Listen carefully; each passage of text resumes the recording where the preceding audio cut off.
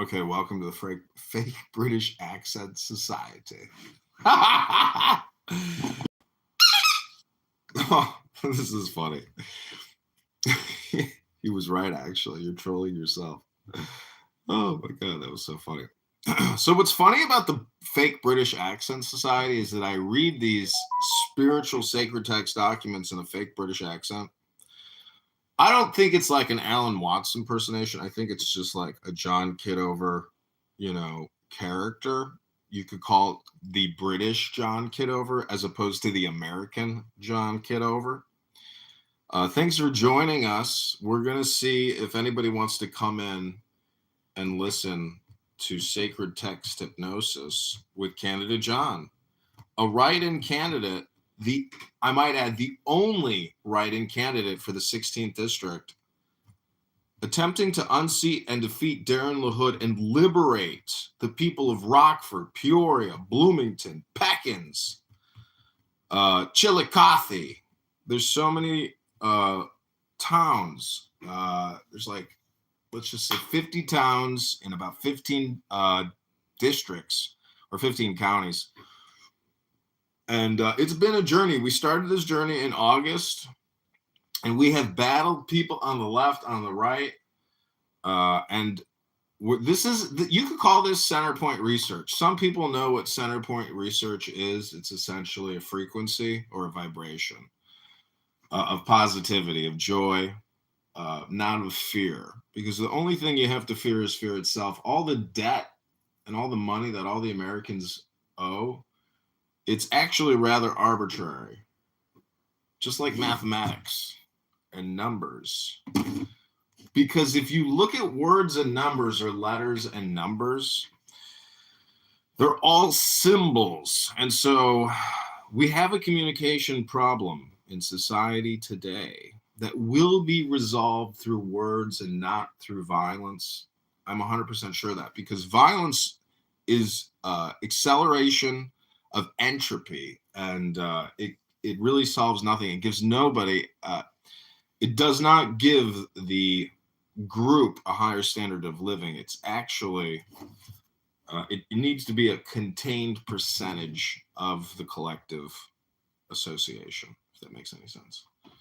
It has to be within bounds. You could say that, $2 trillion is too much a year, but I think if they strip it of all the inefficiencies and political wokeness that exists, and remove certain people from that part of the group, it would be for the betterment. Obviously, it would be for the betterment of the group, but this is life. It's all political. So this is the John Kitover Candidate Congressman podcast. Go to johnforcongress.com. It's now 11:35 a.m. CST 124:26. Thank you for coming to the Fake British Accent Society and John Kitover Congressman, Illinois 16 House here on Clown House. We're also live streaming this onto multiple X accounts, and we are praying and playing that you have the best weekend of your life. May today and this reading, this evocation and invocation help illuminate you, elucidate you, and heal you and protect you.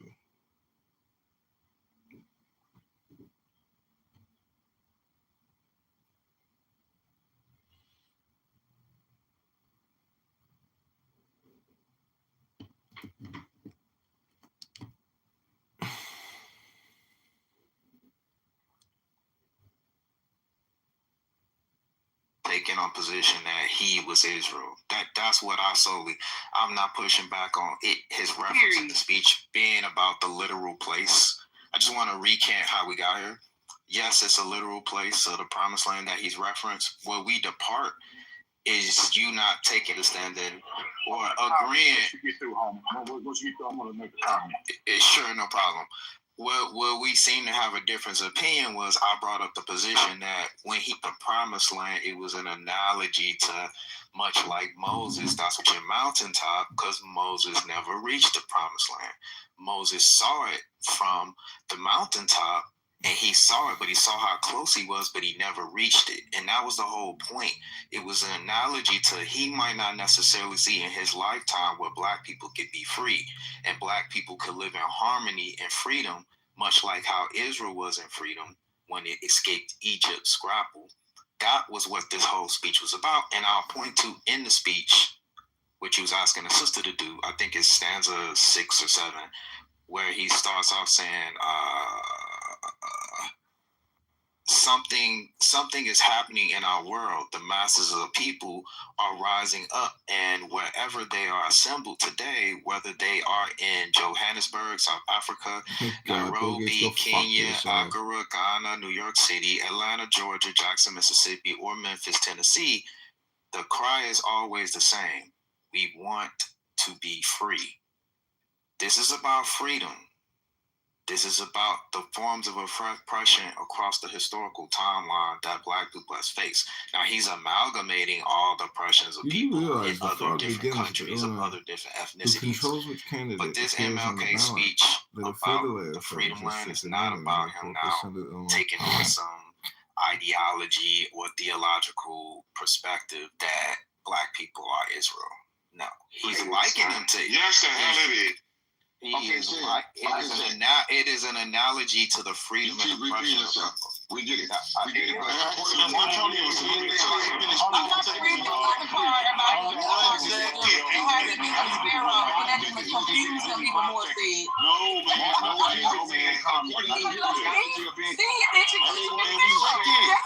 us. Jillian Santonio, supervillain. 1 second, please. I want to let Sis, man. Yeah, that was my land. That was my go land. ahead. You just came I just wanted to say that though. I'm about to read that other poem. Supervillain wanted to go actually. It was supervillain next. You all come. So look, yeah, thank you, Ezra. Don't forget supervillain next, Antonio. I was wrong for saying you. My bad. Supervillain says he wants to go immediately after said. Okay. Yeah, I'm not the supervillain. Yeah, I just want to comment on, to me from that speech there, I don't see that MLK talk about realizing Israel. I see more Malcolm X speech when he was mentioning Atlanta, dry bones, more than leaning towards us talking about Israel, even he's a Muslim, than MLK in that speech. That's all I want to comment, man. If you look at his Malcolm X speech, he mentioned dry bones. I'm in Atlanta, dry bones. So I'm paraphrasing. So, if some people know what I'm talking about, the ones that know, you can pull it up and listen to it. And then to me, him being a Muslim, he realized he's usually like me, and then more in this speech here in McKay's kid. He talked about the freedom, the things that he's not going to, he hope he will see this lifetime, but he's not. So really, like he did once in the morning, I see little black boys, little black girls, which we do see that today's time in the racial marriage and stuff like that. So, to me, this is more professor, more poetic. For as I wish I see my lifetime, and you want to say some future. Straight down the middle. Here we go. That's sliding. 2.5 centuries ago, men and women on this soil made a choice that could not be undone. They chose to stand apart from the British Empire to be free. John, you're launching as a write-in candidate. That's an uphill run. Why take it? And I'm not happy to choose the Israel. That's the my issue deserves someone to fight for every single day. Yoga is the foundation for me. It opens my hips and shoulders, teaches balance, and keeps the joints happy. Big breath in. And you will see how the children of Israel fought through these dark times in Egypt, like we are fighting through under slavery. How they crossed over to the Red Sea and went into the numbers got me shaking my head. It's 34 trillion. That's where the national debt sits right now. I'm about to read the last stanza so y'all can hear that. It's not what that man talking about. Yep, right in John Kitover. He's getting you the idea. I'm talking about his analogy. And she talked about John, meet me out here. You stood up for soybean folks, John. We're glad to stand up. John Kitover, and I'm running as a write-in for Congress this Tuesday, March 17th. On Election Day, find the write-in box and go to vote, ask for a Republican ballot. San Antonio, but I just wanted to say this. Hey, y'all, just look at the whole.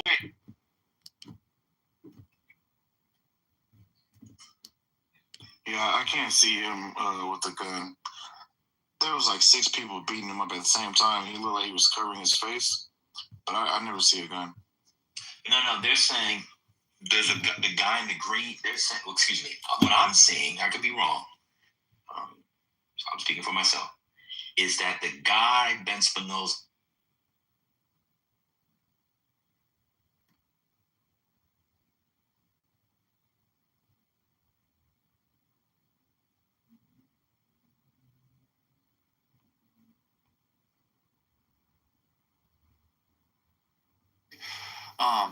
I'll say rolling out into one app for my Skype. Hey, Tom Rabbit! I hope you got this. Absolutely, categorically false. Okay? Everybody has a.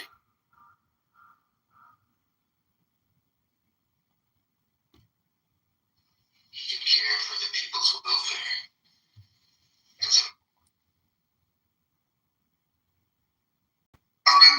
Snipe. Interrupt, Jack. No, I understand. I interrupt, Jack. No,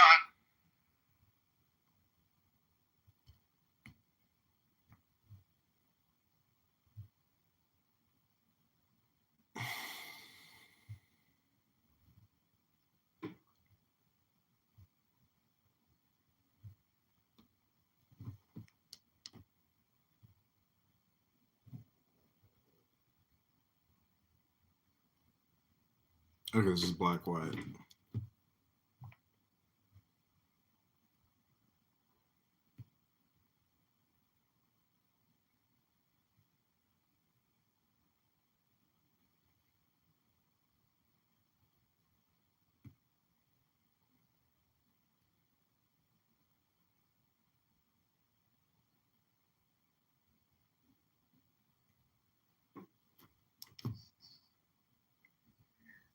you know, they're not very straightforward when it comes to the law. Assalamu alaikum. Specifically says, you know, don't leave with other men, you know. Hey, I said assalamu alaikum. Can I get a alaikum assalam? Hello? What, my chopped liver over here? Sodom and Gomorrah were destroyed for that specific reason, because they okayed homosexuality and they practiced en masse. Hey, Rabono Shalom, point of order, moderator, point of order. Put me in your queue. I'd like to read a 60-second poem. Thank you very much. Music. Wait. Yeah, well, that was my intent of the Sodom and Gomorrah thing, was because a lot of immorality was happening at that time. Yeah, exactly. Yeah. But a lot of people say, oh no, it was about the rape. They're trying to move away from the true reason why God destroyed it. They're trying to play it LGBTQ friendly, you know, this version of Christianity, which is... Rabono Shalom, could it maybe be a metaphor if everybody in your village or city is a homosexual? I mean, the whole thing will just fucking collapse, right? What do you think of homosexuality music? No, look, they'll have enough babies to get going, but at the same time, they practice open relationship with other men, bisexuals, running rampant, you know, everybody just... The thing is, the moment you okay it, when you okay that, forget fornication and forget adultery at that point. It's just open. Do whatever, act upon whatever. I just want to quote Tony Soprano when he said, fuck it. Do whatever you want. Fuck it. Fuck it. You get fucked in the end. Fuck it. Do whatever you want. Fuck it. Do whatever you want to do. Fuck it. Anyway, just give me fucking 60 seconds. Go on, music. Yeah, tell us. Okay, this is from Lao Tzu's Tao Te Ching. Pick a number 1 through 20. What the fuck is this magic trick, dude? I'm going to read from a book. Number 9. You want number 9? Okay. This is the 9th. This is a very short one. And somebody put in the cliff notes, overachieving sucks. This is the 9th verse from Lao Tzu. It says, as for holding to fullness, far better were it to stop in time. Keep on beating and sharpening a sword, and the edge cannot be preserved for long. Fill your house with gold and jade, and it can no longer be guarded. Set store by your riches and honor, and you will only reap a crop of calamities. Here is the way of heaven. When you have done your work, retire.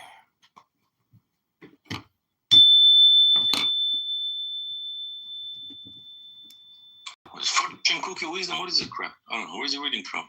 It's Lao Tzu Dao De Jing. I'm sure it doesn't sound to me like you're a native English speaker, so you might want to try to read more books, increase your intelligence, like Barth, who spends a lot of time reading very intelligent books.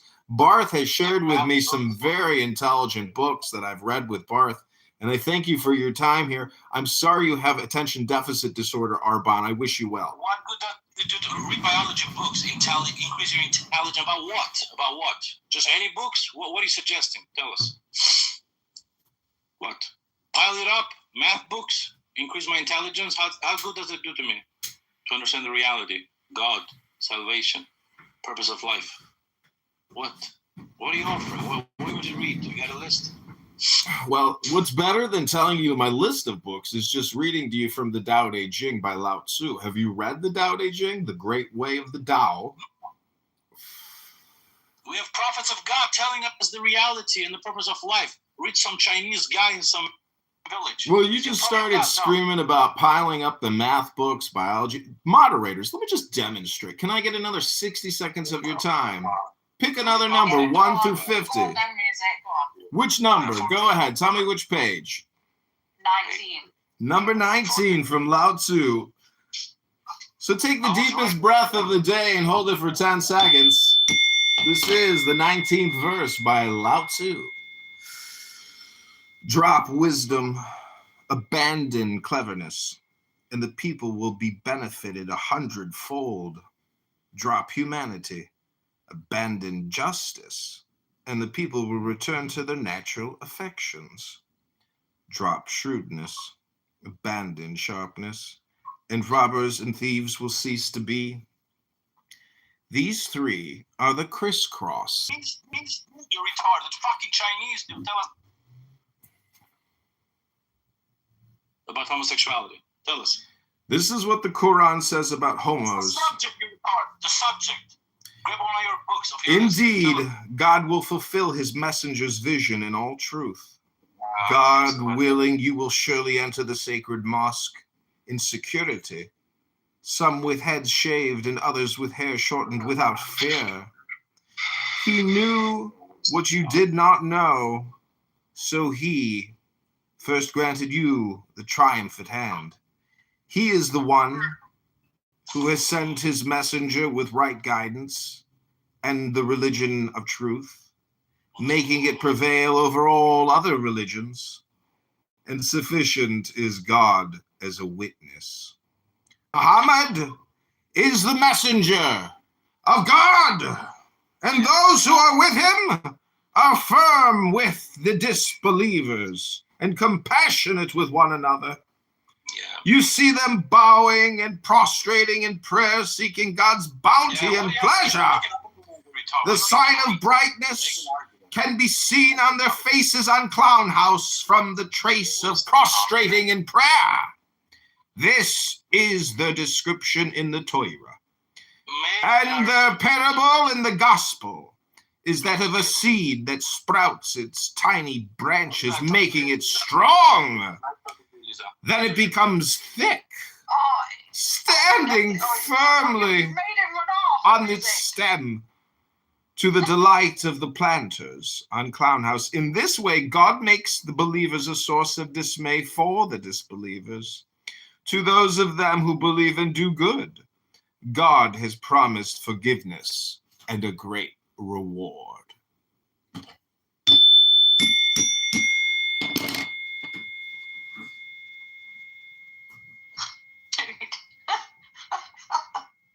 If you read the glorious Quran to a disbelieving Muslim, well, look what happens. They run away. They're afraid. That's what Barth is trying to get across. That's what Barth has been doing. I finally realize what Barth's purpose is here, because for months and years, I'm like, this poor bastard's wasting all his time. And then today it finally clicked. Thank you, Barth, for permitting this moment of clarity.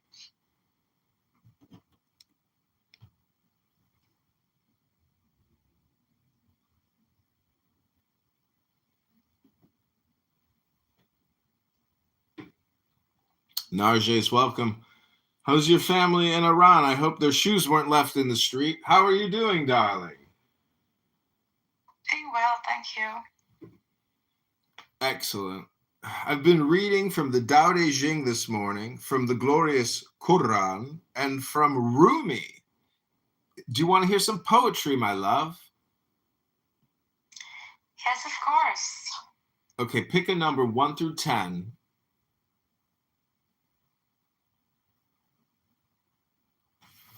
I'll read from the sayings of the Buddha, because you got a great booty.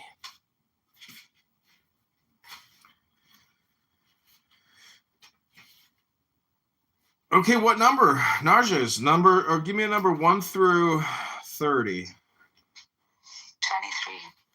23. Okay, this is the 23rd chapter from the sayings of the Buddha. Many people on Clownhouse have never heard the sayings of the Buddha, but I love a great booty. This is called the elephant. So take the deepest breath of your day.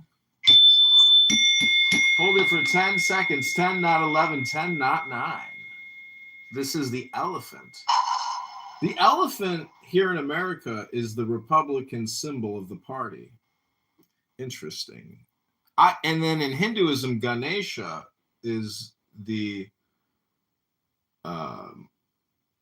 maximization, or the universal. Of providence, yes. The micro versus the macro. The macro being the all. So really, like, anyways, this is the Buddha. This is the sayings of the Buddha. It's called the elephant. Now, this is my information transfer to you. I hope you like this update. This is what I would call intelligence. I shall bear harsh words as the elephant in battle endures arrows, for I know that most people behave poorly. It is the tamed elephant that men lead into a crowd. A king mounts only a tamed elephant. The man who has tamed himself and patiently bears harsh words is also the best among men. The tamed mules are good. The well-bred horses of Sind are good. The mighty elephants are good. Best of all is the man who has tamed himself. One does not ride tamed animals to nirvana. Only the tamed person goes there, on his well-tamed self. The elephant, Dhanapalaka, in rut, his temples steaming, restless, bound, does not eat his food at all, longing for the elephant forest.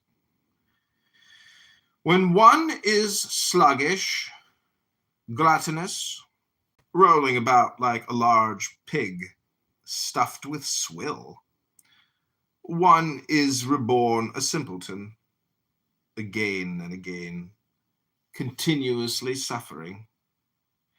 This mind once wandered restlessly, wherever it chose, but now I hold it in check. As a trainer restrains the rutting elephant with the hook.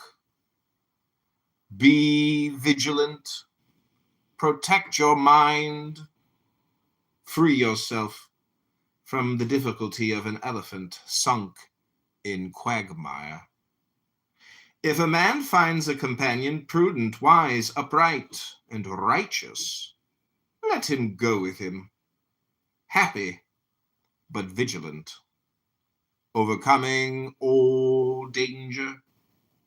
If a man cannot find a companion prudent, wise, upright, and righteous, let him walk alone, like the king leaving the conquered land, or an elephant roaming by himself in the forest. It is better to live alone than to have a fool for a companion. Living alone, avoid evil ways of life. Be harmless, at ease, like the elephant in the forest. It is pleasant to have companions when you need them. It is pleasant to be satisfied with whatever comes your way. It is pleasant to know virtue at the moment of death. It is pleasant to be beyond all suffering. It is pleasant to be a loving child toward your mother. It is pleasant to be a loving child toward your father. It is pleasant to show proper respect to the recluse. It is pleasant to behave respectfully to holy beings. It is pleasant to reach old age as a morally good being. It is pleasant to be of unshakable faith. It is pleasant to achieve insight. It is pleasant to abstain from evil.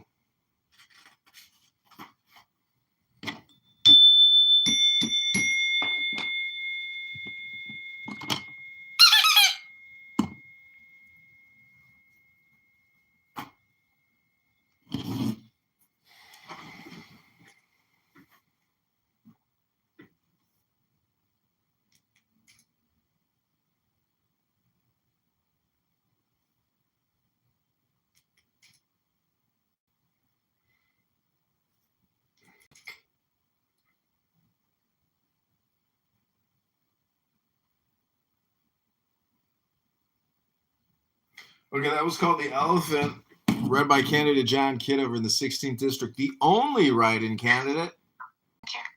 You're welcome. That's called The Elephant. Just, this is all about being safe, protecting your mind. I used to be a surfer in California. I used to surf in Redondo Beach, Hermosa Beach, Manhattan Beach. And when you get past the breakers, which can be very difficult sometimes, exhausting, but when you're past the breakers, it's peaceful. And then you look back and you see the horizon of all the houses, these mega fucking $20-30 million houses, as far as the eye can see. And it's a different perspective. You're out there with the sharks, and it's a little scary, and there's whales out there, and there's dolphins out there. And then you gotta, anyways, my point is, it's peaceful, and it's a totally different feeling. The sound is different. It's almost like the pressure is different out there once you're past the breaking point. And so if you read Bible and Quran, it's basically education, and it's going to rise. Your intelligence will rise in the same way that, the tide comes in and it lifts all the boats. The boats are like houses or churches within your mind. Most people have forgotten this journey, this way of living life. Everyone is so hyper addicted and attention deficit disordered. It's terrifying. I'm not really worried about any of the categorical categories of what people are talking about. I'm more worried about people, because no one's really reading books. I just read to you from the sayings of the Buddha. You will never hear another person on this app read from the sayings of the Buddha ever, ever, ever again. You'll probably never hear anybody read from the Bible or the Quran on this app again, because people just aren't doing it. And I'm not talking about reading for 15 seconds. Read for 3 minutes to 10 minutes. Give people a good information transfer. That's what we're doing. We're exchanging scripts. And most people are wasting their time not exchanging valuable scripts. I'm a script collector. I like the good stuff because I got style and taste. Je ne sais quoi. Woo! King Prose finally arrived. What is it called? Oh gosh, it's in French. I'll think of it. Touché, bouger. Bouger, touché. Narje, do you know what that means? Touché, bouger, bouger, touché? Yeah, let your touche be bougie, like something like that. the more bougie, the more touche. And it's just a joke. It's just touche bouche. It's just a fun word to say. Because aren't we really just making sounds? But can't you mix sounds with intelligence?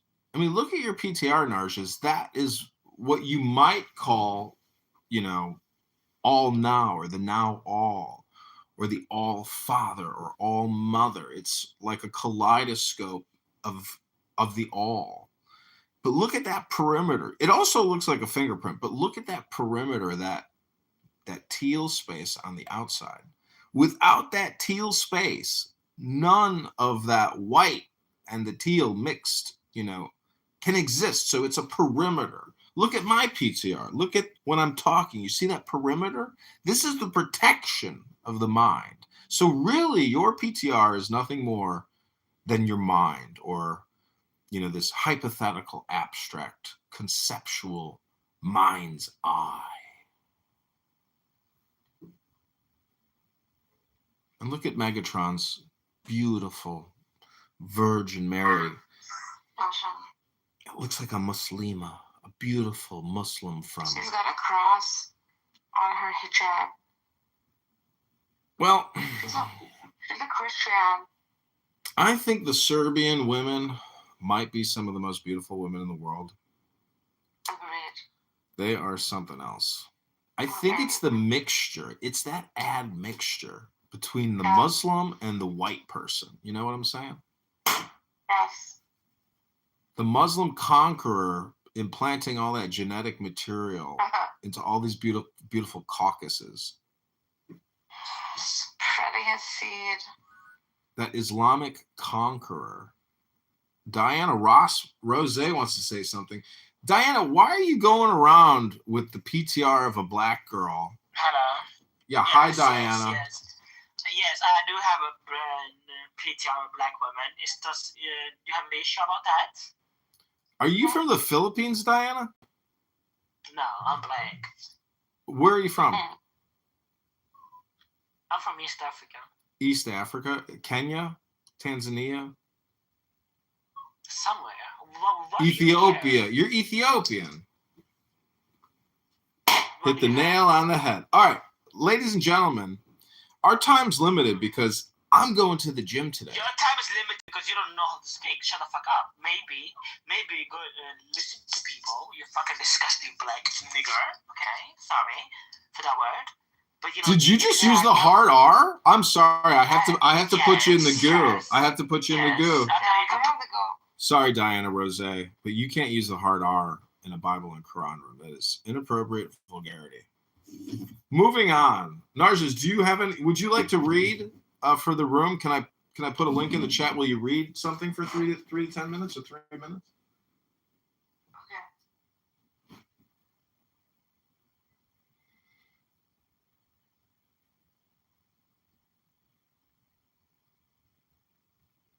I just love that Barth is away from the phone.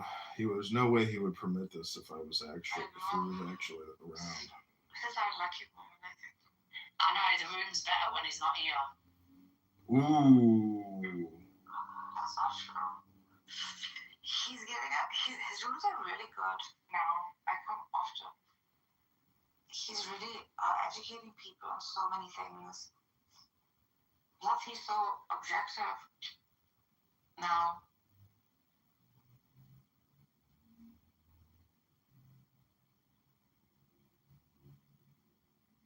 I have so much work to do today. Mate, what you're about, Narjas, is always simping for the fucking outdoors. Okay, Narjas, here you go. Link is in the chat.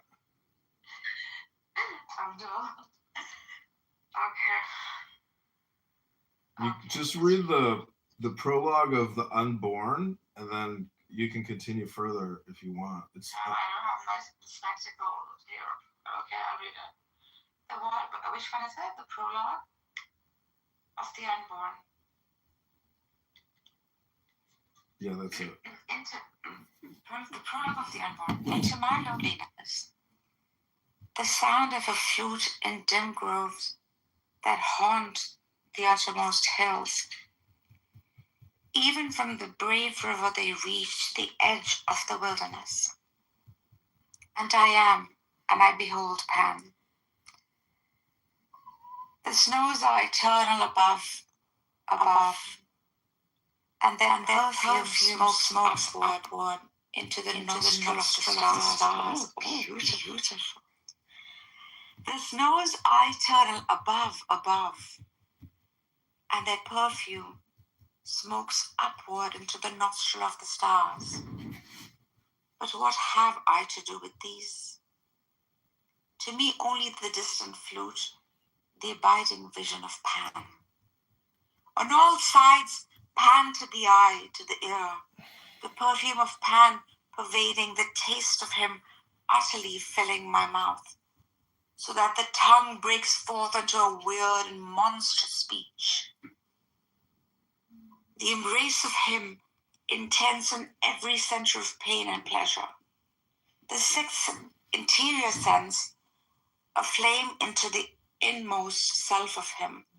Myself flung down the precipice of being, even to the abyss annihilation, an end to loneliness as to all. Pan, Pan, I, Pan, I, Pan. Oh my God, this was so beautiful. Oh, so well written. Thou art my lover. I see thee as a nymph, with her white limbs stretched to the spring. She lies upon the moss. There is none other. Oh my God, I'm on my glass. There is none other, but she stretched. I'm on my glass. Let's go get them. What's up, Lisa? Sorry, but I'm eating. But listen, I want to ask you something. Yeah. I've been arguing with Megatron. Okay. And I want you to. So, do you know being in same-sex relationship? Yeah. Do I know it? No, I don't. No, I'm asking you in the Bible. Yeah, go ahead. Being in a relationship, so man lying with man or woman lying with woman, is it considered sinful, or acting upon the desire? Could you potentially go to hell for it? Does it automatically? I mean, it's not. So it's a sin. Will it automatically send you to hell? It's not. So it's not an unforgivable sin, I would say. Yeah, I mean, I don't believe it's an unforgivable sin, but let's say, for instance, I don't know, a gay couple, they're married, they're together, they say they're Christians, but they're constantly giving into that desire of sexual intercourse, and they constantly live in that life of sin. Do they have salvation? Okay, so if they know it's sin and they're struggling with it, right? They're practicing it, but they know it's sin. It's hard because I would say that they're recognizing it as sin and they're having a hard time repenting from it. It's hard to say. It's hard to. I don't like putting judgment on people because I have sins that are hard to, like, I'm still trying to shake, right? And so it's by God's grace, right? That every day that I don't commit those sins, it's God's grace in my life. But sometimes I'm tempted to do it, and then sometimes I may fall in. And so I don't know to what extent, like, Christians that are homosexual. And they understand that it is against God's will, and maybe they don't want to practice it, but it's tough. I couldn't imagine. Point of order, moderator. Moderator, point of order. Just wait a minute. Is there Same-sex marriage is forbidden. Same-sex marriage? Mm-hmm. It just tells men not to lie with men and women to lie with women. That's abomination to God.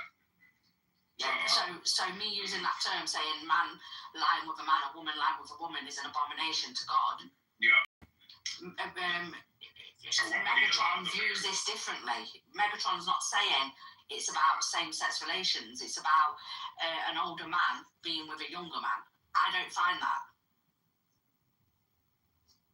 I mean, that'll just be Megatron's interpretation, because I don't even think that the Catholic Church actually holds that position. So that'd be just kind of his personal position that he believes. Okay, that's what I wanted to ask you for. Yeah, so it might be just Art's personal conviction on how he understands the passage. Like if somebody's acting me, I would say, yeah, no, it's just man, woman. And that's how I would understand. Sorry to interrupt. I just wanted to ask Narges if she could continue reading the Thelema document, maybe in another room. Doesn't have to be here. I don't want to interrupt your fascinating conversation about homosexuality. Well, I just I have to finish up some paperwork. I've applied for something, so I wanted to ask you, Jason, how do you interpret the Sodom and Gomorrah? I will read for you. The immorality of Sodom and Gomorrah. How would you interpret that, mate? If you don't mind yeah. So Sodom and Gomorrah, I would say it's a multitude of sins they were doing. It wasn't just man laying with man. I would kind of agree with Bart on this one, where it's the hospitality of because the angels go there to see who's righteous, and they're treating the angels like dirt, right? And so Lot is the only one that takes them in and serves them, right? And so that is a demonstration of righteousness, that he is showing hospitality to these angels. So I would agree that it has to do with hospitality more so, but it's because the people are sinful, right? They're practicing all kinds of sin. It ain't just sodomy. God says they're just practicing all kinds of sins, right? He's going. Yeah, I mean that's the interpretation I got. That it was a lot of sinful things going on at that time. Mm-hmm. So Megatron's interpretation is different to mine. Mm-hmm. His interpretation was something. We know it was something. I don't know what his interpretation was. Maybe I can't remember verbatim what he said. Well, he owes the hospitality, right? They are practicing unhospitality, right, against people that weren't from Sodom. So if you weren't from Sodom and you entered into the city, they were treating you like trash, right? And so they weren't demonstrating, hospitality to foreigners that were coming into the land. They were just, stealing, whether they were stealing from them or abusing them in some.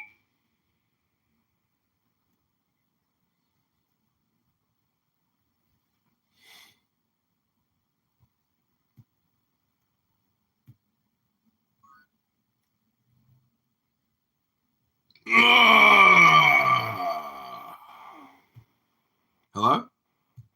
Hello?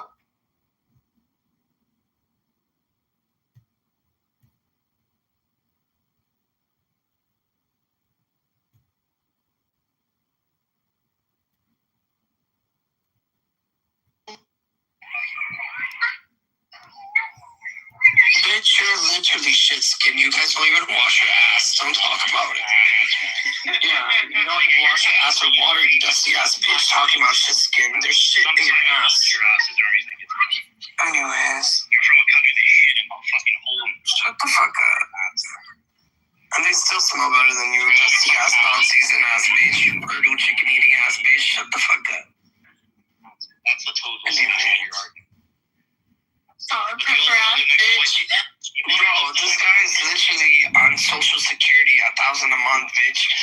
On that Section 8, talking about shit skin over here. Shut up. That's right. As by the other shit skin. Amazing. What else? Actually, well, let's take it to the equivalent. Like, you're like our disabled vets over here, and then you're just walking up a fucking drug. Like, literally. Where's my passion at, you know? I wish. That's right. That's right. For example, I'm holding a prize-winning champion pup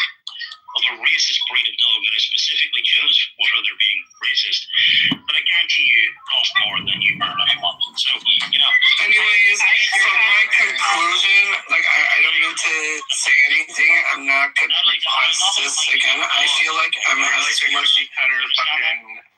No, I feel like M has too much holdover on this Diego person. Poor baby.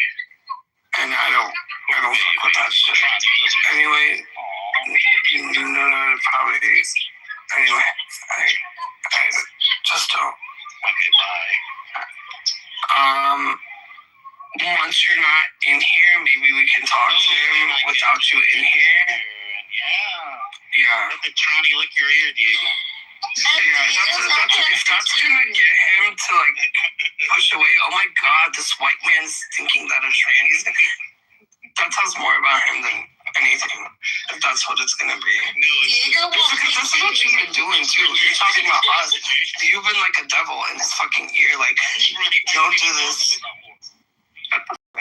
You want to pick so bad. You're fucking gay. You want Diego so bad. Bitch, wipe your ass. Why wouldn't you want your guy to like be with a girl? Like, why do you want to keep him? This fucking high Like school that. bitches. I don't understand. Fucking third world Bitch, you go for high school bitches. You go for underage guys, okay? You fucking pedo, you little white pedo. Shut the fuck Yeah, Jeffrey Epstein Island. Bitch, you were the fucking co-founder of that. Fucking girl. Yeah. We're like fucking children. You're like fucking killed. This is literally like elementary school. Elementary school. We're 30 years younger than you. Of course we'll be Nigga, are you 19? compared to your old Are ass. you 19? You're not old or wise, bitch. That's why you're 19. You know, when they say with age comes wisdom, bitch, where's yours? Nigger. With age comes wrinkles. That's all I got. Are you gonna feel that you're old?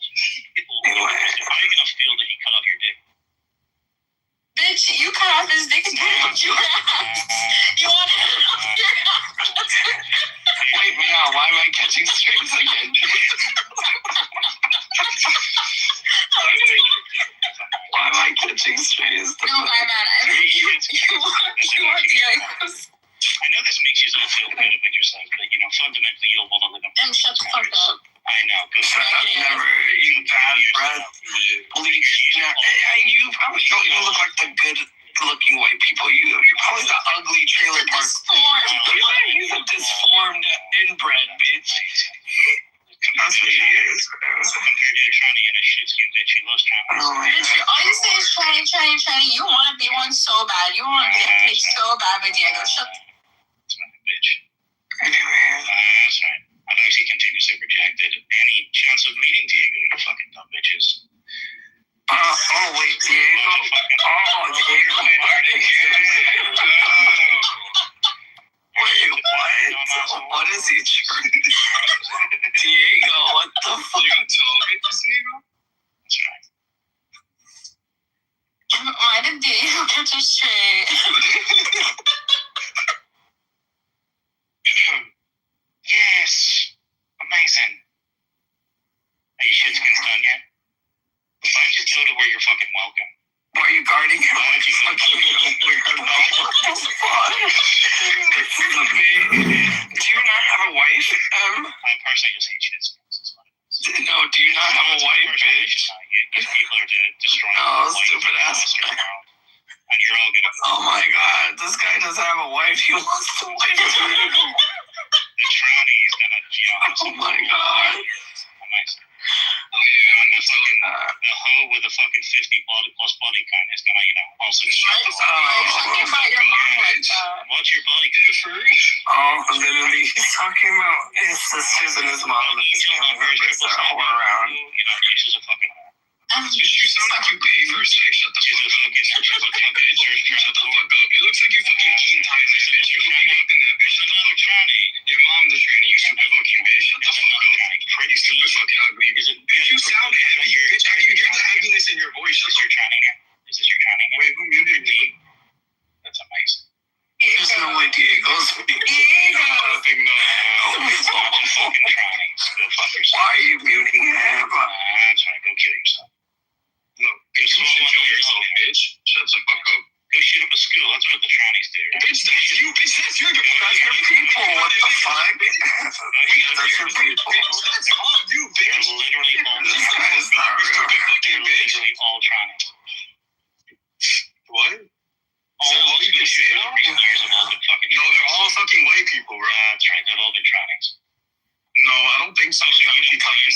trannies is your own? What? You don't think white trannies is your own? Bro, that's not funny. I'm not having fun. This is not entertaining. Yeah, we'll leave then, nigga. No, bitch, make me. Okay.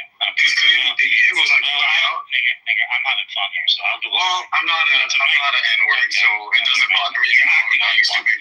Act like one. I think you're acting like one. That's okay. Trannies and niggers. I tried to tell him now, but he does not listen. That's amazing. So, what's it next gonna be? Which shitskin's gonna mic up?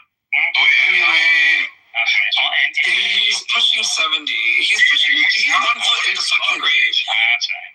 He's pushing 70. Looks like he's fucking 90. Old milk. Rotting ass milk, bitch. That's what you are. That's how you age, bitch. Remember that. They're obsessed.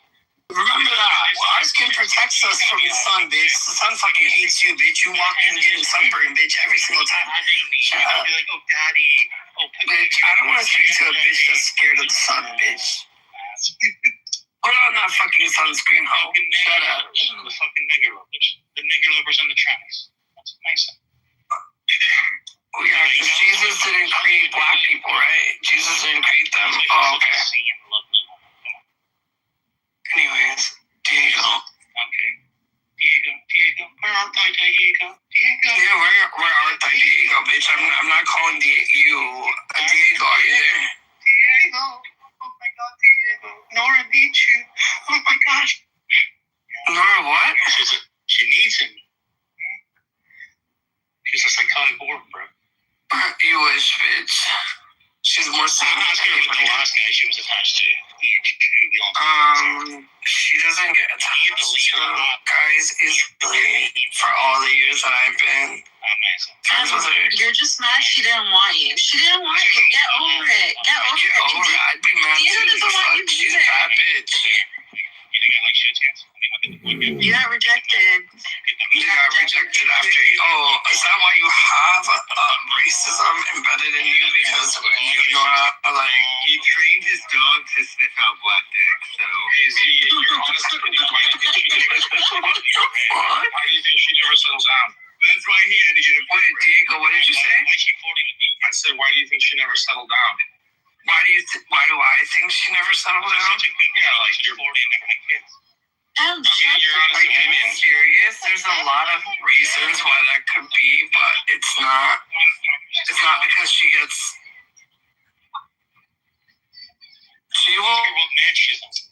was married before. So what are you talking about? She didn't settle down. She was married for years. What are you on?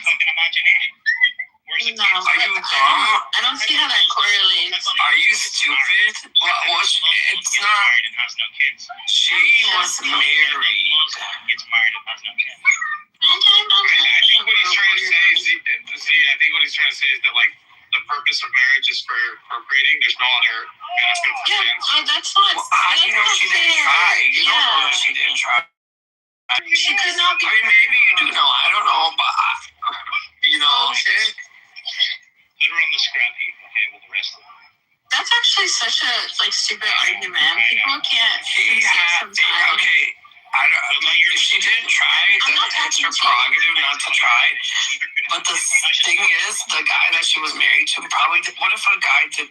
What if she was the second wife of somebody and she could put up with her? No. What if he was a second? What if he was? She was a second wife. So what if he didn't want kids? What if it was his decision? Then what? Then what, Diego? That makes sense. Diego, what if it's? Well, I mean, at the end of the day, it's a man's decision. Everybody knows that she was a second wife. That's not. You're not breaking any news here. Well, if she was a second, that's what I'm saying. What if it was not? The decision wasn't in her hands. Or the Hebrew, unfortunately. That's good. No, of course. So you can explain it to us, you don't. Go open your ass to someone else. Shut the fuck up before I put my foot in this fucking face and make your arms up all over. Shut up, bitch. I'll stomp on your throat in 2 seconds.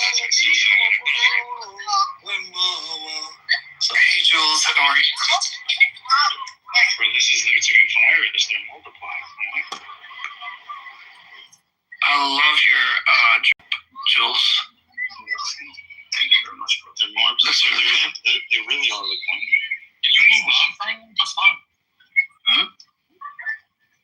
So,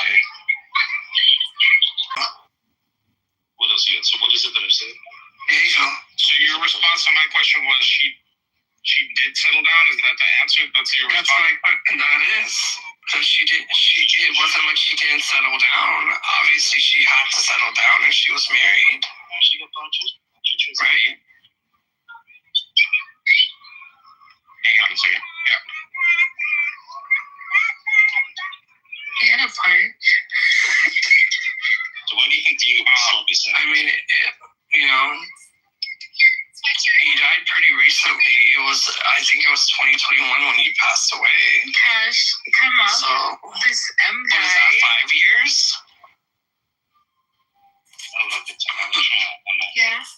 Okay, this M guy, he's white, right? He won't let us talk. Wait, Z, what is M's deal? M is white, bro. He wants to gatekeep Diego for himself or something. Like, he doesn't want it.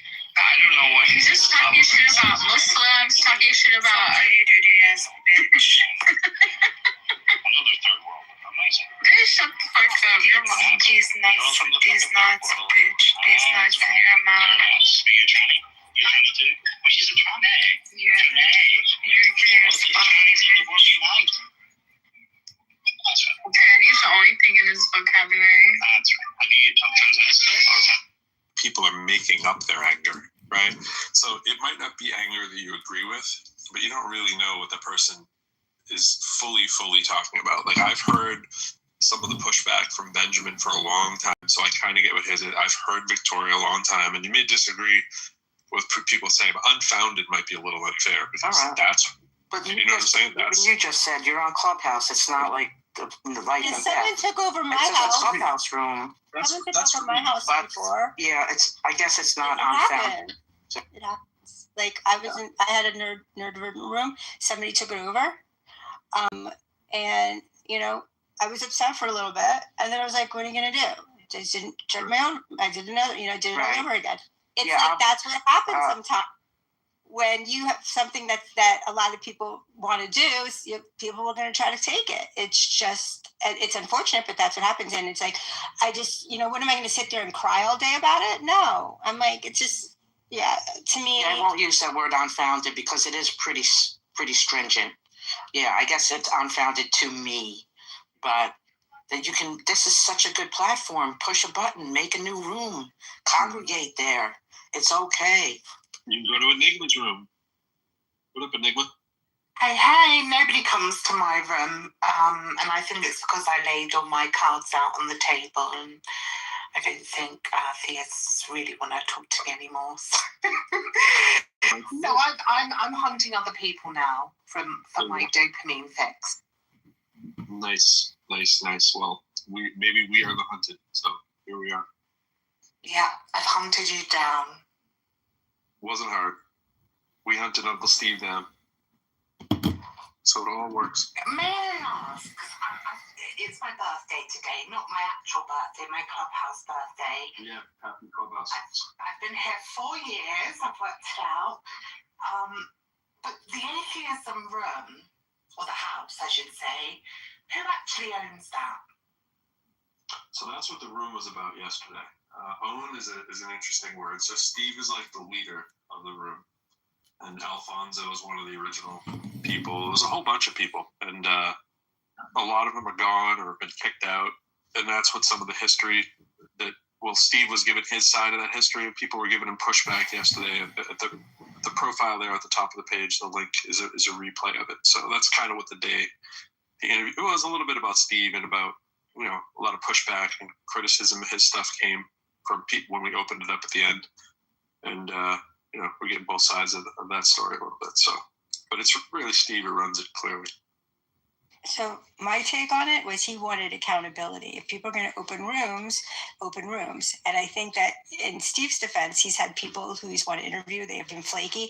To have a room and to run a room, you have to be consistent. You really do. You have to, you can't be somebody that is just like, oh, well, just willy-nilly and just have people file in. I mean, you can, but not to have a room be, fully full of people all the time. You really need to, like, when I come on to Clubhouse, I know at least once a day, perhaps, sometimes you take days off, you're going to have a room. If it's for an hour, for, 10 hours, it's still, it's kind of like, I know that it's going to be here. And that's the kind of thing I think that he was looking for when he was like, you want a room, just make sure it's consistent and not just like, flat and and have accountability to the room as well. So that was my take. I may be different than how someone else read it, but that's how I read it. Yeah. Someone put there in the chat, Joanna, to what we were talking about, criticism of Steve is not unfounded. That wasn't the point. Criticism of Steve is definitely founded. But when we say people's emotions are unfounded is what I was talking about. So it's kind of readjusting the point there.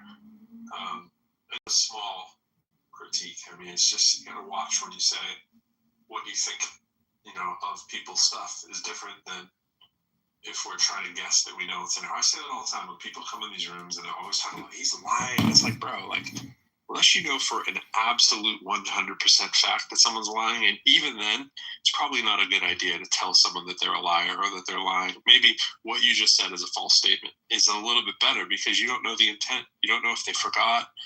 I don't get why people, well, I do get why people do it, but I just don't think it's the brightest thing to do all the time. It's just straight out accuse somebody of knowing what they were thinking of. Yeah, I think, and this goes all the way back to communication, like nonverbal communication. Book is really great.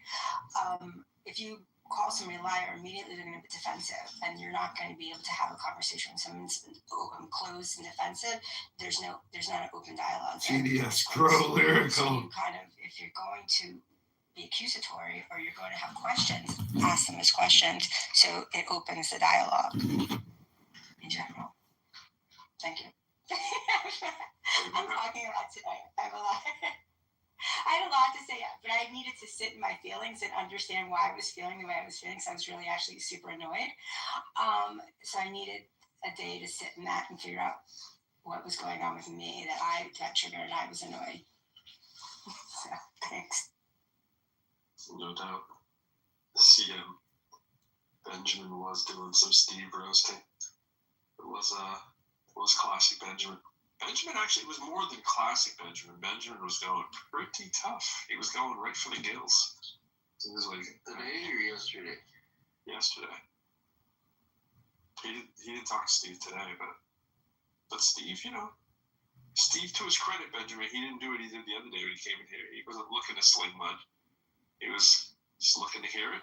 Just kind of be like, I don't know if it changes anything, but I think maybe it changes something because he opened a room right up and started talking about some of those things after. It was talking about who has the keys to the city, who doesn't, blah, blah, blah. So, yeah, we talked to Steve yesterday in the after party room, and he came in right at the end, right before me and Benjamin left. And we talked about it. I mean, I did tell him that, that maybe a week or so ago, we had a room where we talked about if Benjamin had gone too far, and he asked regarding what mainly, and I was like, probably I think you said about the knee pads joke was pretty far, or just a little bit of distasteful or something. I don't know, I forgot what he said, but then I said, at least in the profile interview,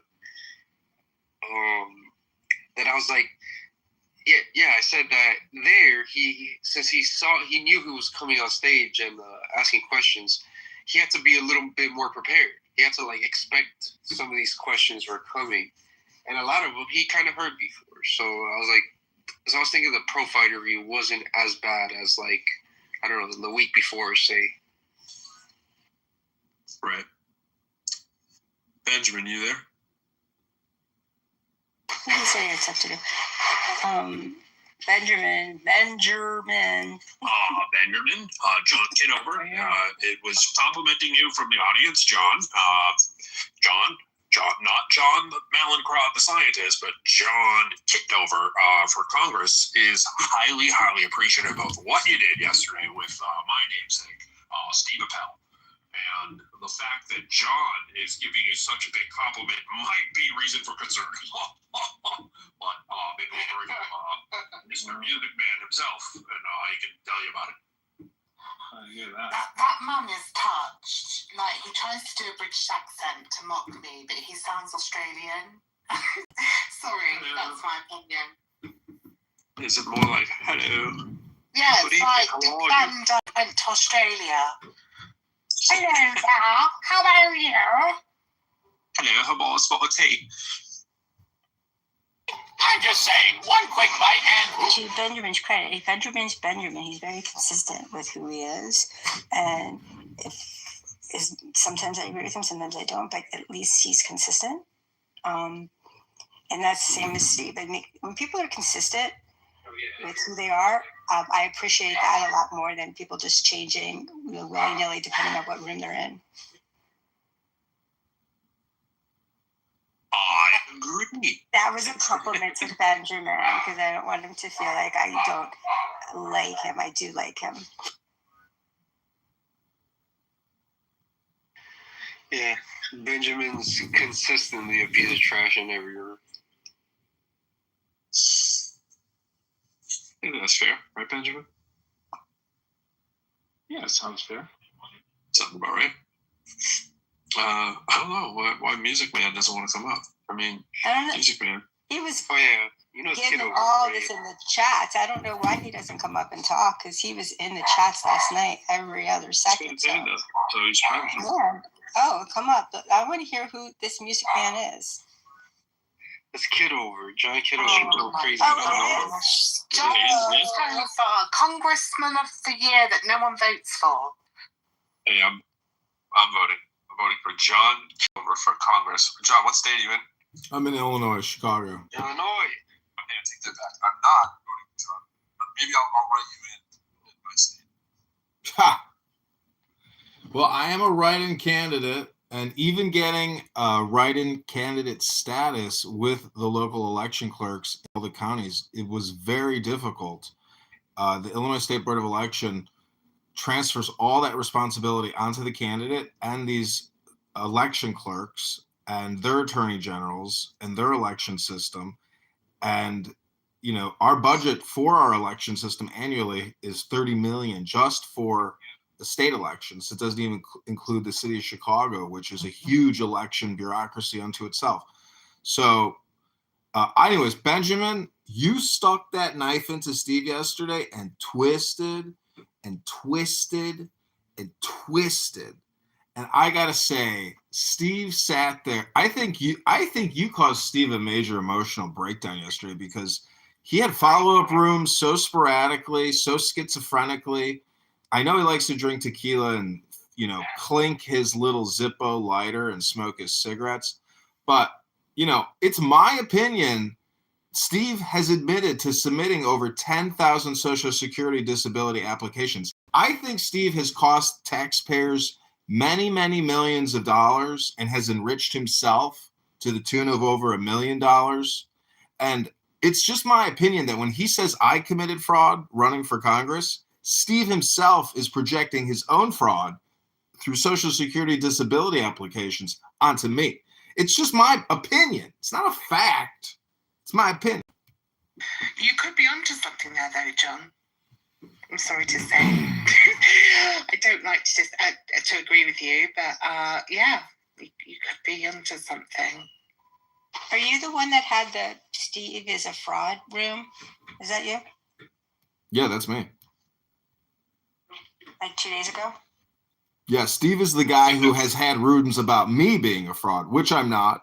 I didn't forge any signatures. I paid people to go out there and work for my campaign. And some of the signatures that probably some of those people put on my sheet, they're ripping me off. So, to claim that I committed fraud is so ridiculous and obnoxious to me that I fight back when people throw shit at me, because I think I'm a talking monkey. And I've seen monkeys in cages pick up their shit and throw it at people at the car wash, unprovoked. And so if you're going to come on here in a public forum and defend and libel you, that's the way politics works. Don't attack if you can't, defend yourself. And having run for politics, people will say the worst things ever imaginable about you. The worst. They will just make them up. This is the world we're living in. It is unbelievable what you can get away with. If you don't have the money to sue somebody, you know, anyways, Benjamin, I salute you gentlemen and your atheist movement. I heard somebody recently say they were trying to leave atheism, and I thought that was very funny. Can I just say hi to Honey Badger in the audience and Royvis? Absolutely. And Violet. We're going to bring them up in a second. Yeah, like I said, John, I always feel on shaky ground if I'm getting a compliment from you, but I appreciate it. And I'm sure Benjamin feels the same. The campaign for you, when's the big election? It's March 17th, and I am spamming Facebook pages like you can't believe, telling everybody not to vote for Darren LaHood. I do a lot of work for this campaign. I should be getting paid by the campaign just for running. The point is, don't pay that out. Well, the point is, I have $100 in my checking account for this campaign. I'm running against a guy that has $10 million, and the thing is, I've accused him of fraud, and he's accused me of fraud. So the point is, this guy is the real fraud. He has created $25 trillion in debt. This guy is funded by every major pharmaceutical corporation. This guy is funded by APEC. I got people on Clown House who hate me to give me their money. So I'm pretty good at what I do on Clown House. But in the real world, I can't, you know, it's like going against a mountain. I mean, you're just ramming your head against a mountain. But this is just my first attempt at Congress. I ran for committee person, and it was the exact same process. You're attacked in the same way, and these lawyers and judges control the whole thing. And that's just the way it is. We live in a judicial, legal, industrial complex where lawyers really do control the world. Nothing happens unless a lawyer signs off and stamps it. And the judicial system is a farce. There's no due process. It's just it's a scheme, it's a scam, it's a racket, and that's the way America is. But it's peaceful. There's no violence. I'm not a violent person. I prefer the legal system as opposed to political violence. I think anybody that engages in political violence is low IQ, because if you live by the sword, you will die by the sword. There you go. So what's one of your platform? Are you just like kind of run in the shadow of, let's say, Trump policies, or do you have something unique that you're running on? Yeah, I am a Ron Paul supporter. Vote for Kitover or it's over, or fork it over for Kitover. The point is, I am a libertarian who believes in small government, small problems. We got big government and big problems, and that's what I'm fighting against, trying to liberate and wake the voters up. Most people are not politically engaged at all. They don't know who the representative is. They don't care who they want to watch Netflix. So we have to get more people. We need information warriors. That's really what I'm trying to do, is organize information warriors who are willing to be politically involved in the internet, a platform ecosphere. This is, this is the way everything is going. Bill Gates at WEF said if politicians were using AI, they're going to easily win their campaigns. Go to John Kitover on Instagram and look at my AI videos from Sora. You're like, holy shit, this is amazing. So I'm creating content. I'm creating content right now as we're talking on Sora. Sora AI video is incredibly powerful.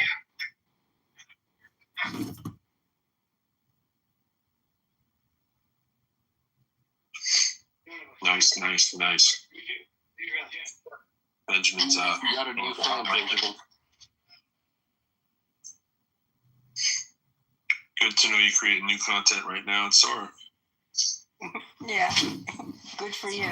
It's probably, do you know what? I'm gonna celebrate this every day at this time next year.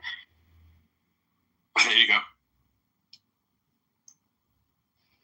Oh, look at who Hero said those from. Hero said this dude is content free. Yeah, man.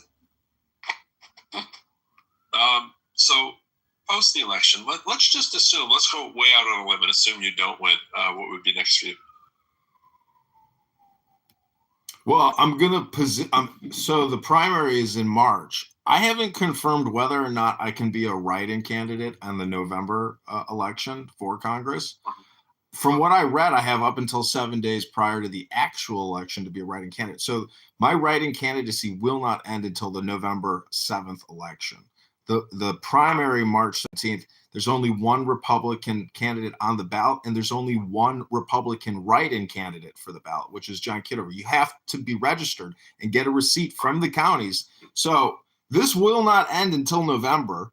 But up until November, I'm going to be creating content, and I'm also going to file with the Chicago Election Commission to run for mayor of Chicago. There's 4 candidates that have filed. I will probably be the 5th candidate. Can I ask a question? Because I'm a bit stupid when it comes to American politics. But did you say that you were a liberal running for Libertarian Republicans? No, there's a third party that appears on our ballots called Libertarians. It's the only third party. Everything else is considered independent. So there's only 3 parties you can vote for. One of them is a lib, which is a libertarian. It actually says it on the ballot, vote for the lib. But everybody chooses Democrat because the Democrats are the most organized out of all the political parties. They're the biggest. They control they control everything. The Democrats in Chicago run everything.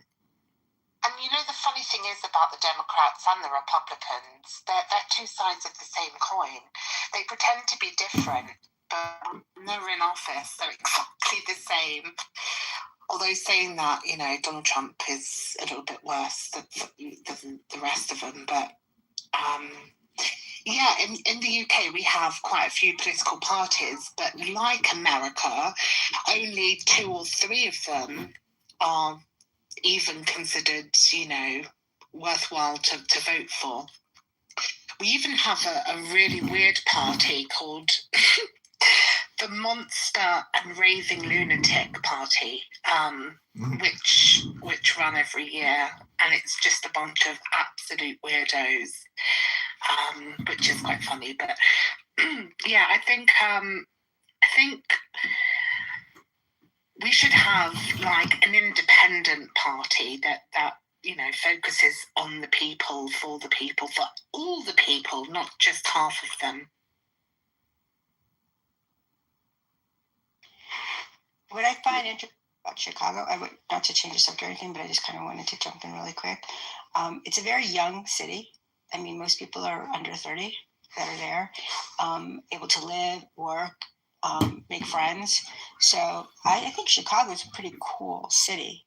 And if it's run by Democrats, good for them, because it's a pretty neat city. It's also very windy there, I hear.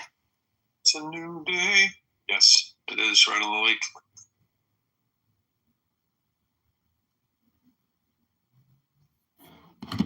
Yeah, there was a Black Mirror enigma. I don't know if you ever saw that Black Mirror show. Oh, I love Black Mirror. Go on. Yeah, so they had, I guess they had a couple political ones, and one of them was, I guess the guy with the puppet was running for something, and it was a really good one. And I guess the guy is from the UK because a lot of it is yeah, he's from the UK. Yeah, so it's super cool to see. He's a comedian. Oh, is that? Yeah, so he's a comedian, but that is the most incredible show. Do you like the one with the guys riding bikes? They all have to ride bicycles, the stationary bicycles. Oh yeah, and then the girl. It's a part of the 50. Yeah, 15 minutes. That is a good one. I've watched them over and over again because there's always something new I can find in it, which is interesting. Did you see the one where the princess was kidnapped and the prime minister had to have sex with a pig on TV? Yes, that was awful. But I think John could probably do that. To get candidacy. I don't know. Would you have sex with a pig, John, to get voters? So, my criticism of Steve Appel when he says he doesn't care if people fuck their farm animals to me, that's vulgarity and profanity. I don't really take him seriously. I think he's a joke. You know, Benjamin was saying that, why do you run it like a show? You know, you have Judaized, you know, what this is all about, which is, I mean, in my opinion, I'm the most censored and abused person on this app. I'm kicked from every room. No one has any attention. You know, we have an attention deficit disorder. But the thing is, you choose where you want to go. If Steve has his consistency and his format, as Benjamin said, with his knee pad mod squad, I was dying laughing. See, yesterday was actually the roast of Steve Appel. That's what this app is great at, which is putting together roast shows. To me, it's the best entertainment this app can produce. And if you do watch the actual roasts, if you watch the Rob Reiner roast, where he says you could come over and fuck my son, who ended up murdering him, you might get a tickle in your feather. That was a little bit of a curveball ending there, John. Okay. Thanks for sharing. Sometimes sharing is not caring. Exactly. Should we have to say everything that's on our mind? Yeah, so I think like when he was talking about farm animals, I don't think he was in the sense saying like it's okay. And that's what I'm saying. Like people take things so seriously. It's like he was just using that as an analogy, like to be like, you know, it's not going to affect me if you're going to do it. Not that he condones it. So yeah, I don't know what to say about it. Like I saved my mouse yesterday at my house. I don't think anybody cares if I would have had to kill the mouse or save the mouse. Like the mouse was in my trash. My dog discovered it. It was on the floor. I moved the trash. It has one of these, you know, you step on the bottom and it props the top open, and there's like a recycle and a trash half. So it's kind of a rectangular long one, but it doesn't look like there's a way to get to the bottom. But sure enough, because that step mechanism, you flip the thing upside down, there's a little hideout that the mouse did. So I flipped the thing upside down. I'm like, what? The mouse isn't here. Sure enough, the mouse was hiding in that. And then I put a big bag around it so that I could get it out of the house, take it outside. And you can't just leave a mouse outside your house. It'll find its way right back in. So then I had to drive the mouse, right? Like down the street, like pretty far. I mean, I'm trying to let the mouse out, but then the mouse is stuck in the thing and it won't come out. It's hiding. We can't get the damn thing out. So I'm outside in the freezing cold trying to shake this trash to get the mouse out. I'm like, what can I do? Spray it with water? You know, like, so I'm sitting in my car watching, and finally the mouse sticks its head out. I'm like, God damn it, it's still in there. I thought it might have got out because there was a hole in the bag, and I'm like, what if it got in my trunk? So I'm having this freaking conniption fit over this little tiny mouse, and I'm thinking maybe I could just like light a match and like put it in there, smoke it out, or whatever. All these dumb ideas come into my head. Finally, I just shook the thing at an angle really rapidly after I just got fed up with it. It bounced out and it ran away. I was like, oh, save the mouse. This is a bonus. Does anyone really care if the mouse got killed? Like, it's a mammal. Is anyone really losing their mind if the mouse got killed? Like, nah, I think people fall on both sides, right? Some people just kill the damn mouse, get it out of my house, whatever. But it is a mammal. And does anyone really, really, by extension, care what's happening to a farm animal when people eat hamburgers like 24/7 around the clock? But in a room, yeah, if somebody said something like, oh my God, the cow's going to die. Like, granted, I don't think anybody should be bestiality with animals. I mean, I love animals. I'm vegetarian. I wanted to be a vet. I'm not trying to kill the animals if I don't have to either. But am I really running over to somebody's house to, like, you know, call the EPA or whatever it is? Like, at the end of the day, no. And I kind of think that if people want to have a ridiculous reaction to somebody saying something, that's probably not the fight. When someone's kind of had work gloves, and my wife is like, why are you doing all this effort to save the mouse? I'm like, if I don't have to kill the mouse, I'm good with it. You know, she's like, yeah, not me. I'm putting that thing in the bag, and it's a wrap. It's like she beat it over the head with a broom. I was like, man. Point of order, moderator, point of order. I got a question about the atheist movement. If I were to say there's a Yiddish expression, Benjamin may know it, it's Alles ist Gott, which is everything is God. Is the statement everything is God the opposite of atheism? I think that's a wonderful point. I did intend with the ish ending to give a little nod to the ish movement started by Steve Appel, you know, which rhymes with Steve Carell, and, you know, both funny, intellectual stalwarts, I think, of of the movement, of the comedy, of so yes, a little bit of that there, and also just not quite atheist. It's just kind of atheist-ish. You know what I mean? A little ish humor there. Thanks for the comment. That was very good. I thank you, Enigma. You have a fresh 5 if you'd like to take it. Well, seeing as though that I'm in a room with pro-ish, I'd like to take this time just to put my head inside his asshole and keep it there for the rest of the show. Thank you. I don't know how to respond to that, but I think based on my interview last night, you heard that that might be right up my alley. And I stress alley really hard on that one, if you know what I mean.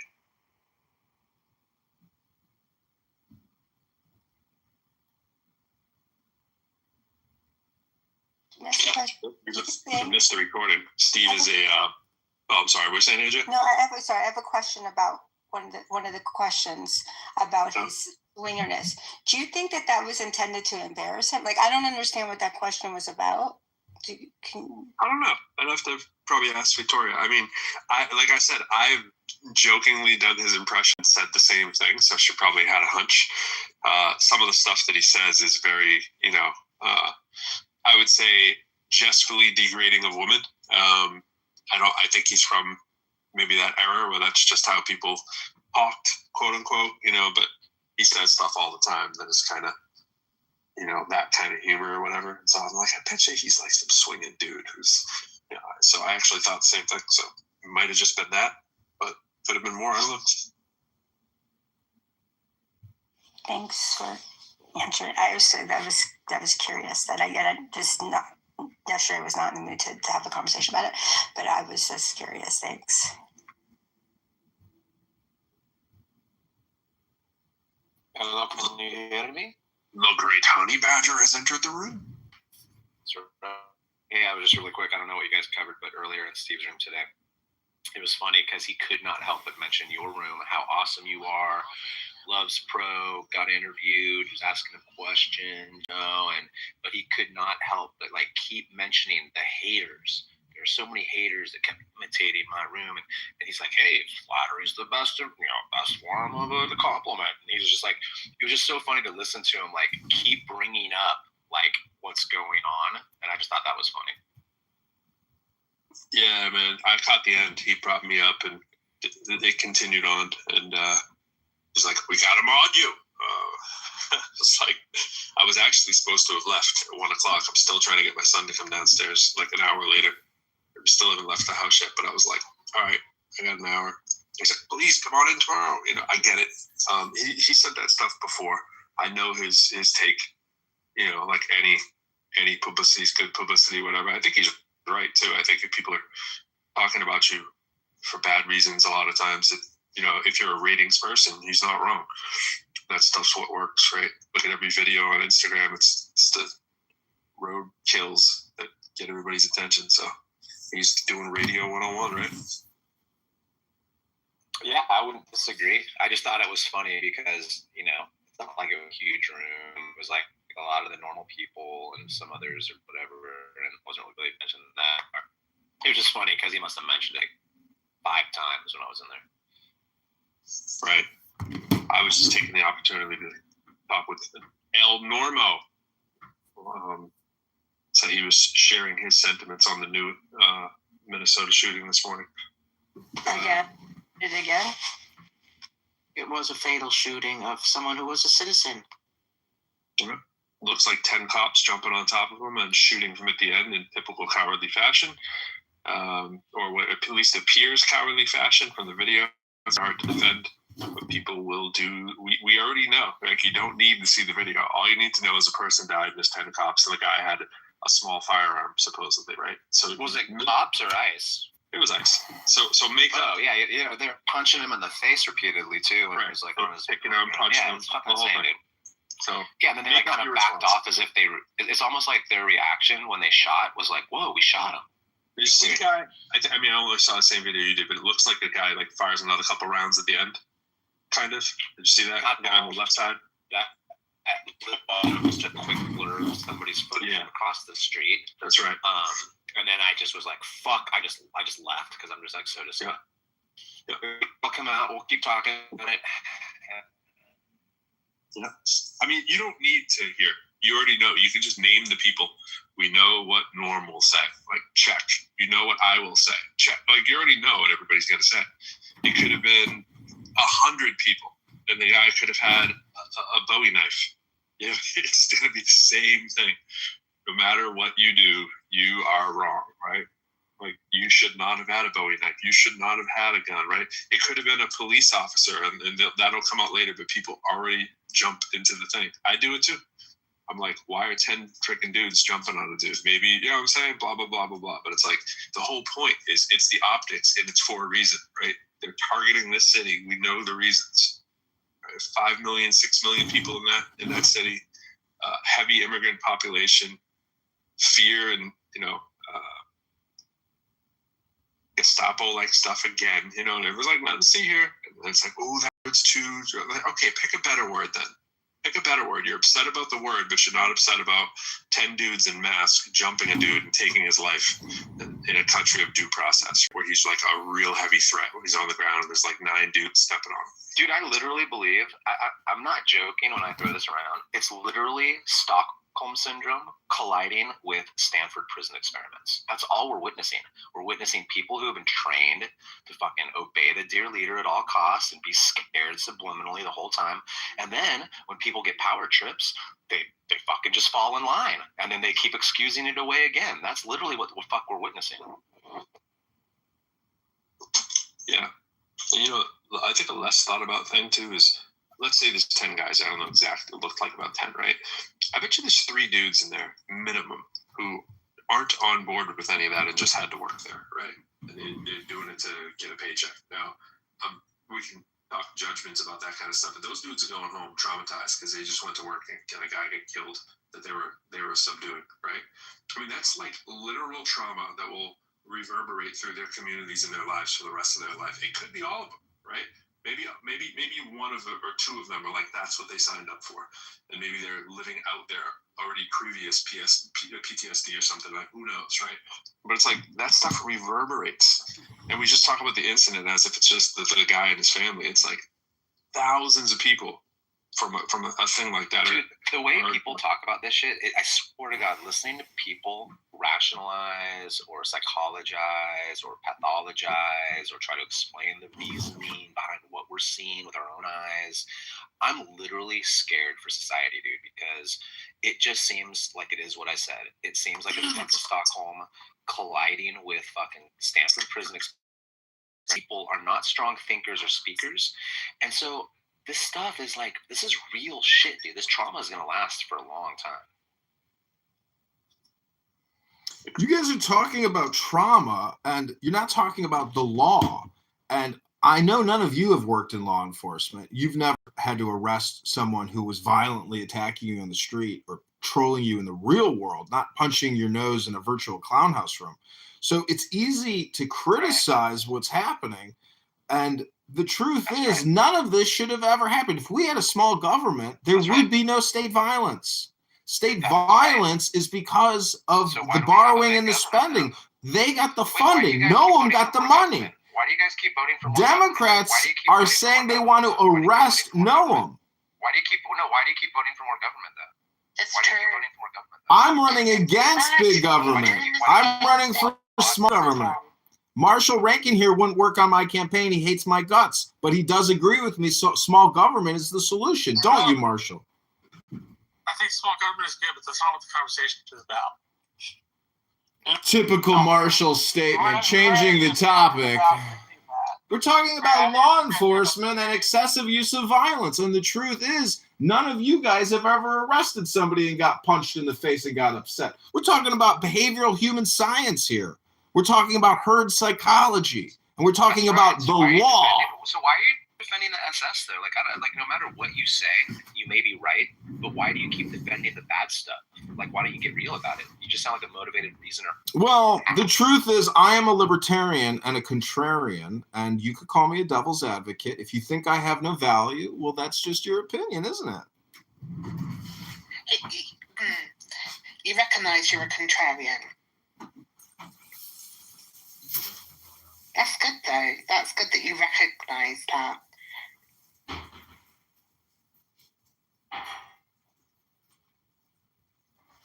What's up, Marshall?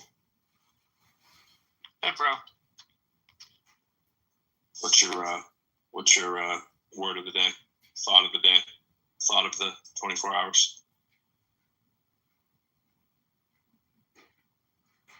My big thought is I'm finally going to get all these signs put up and get paid.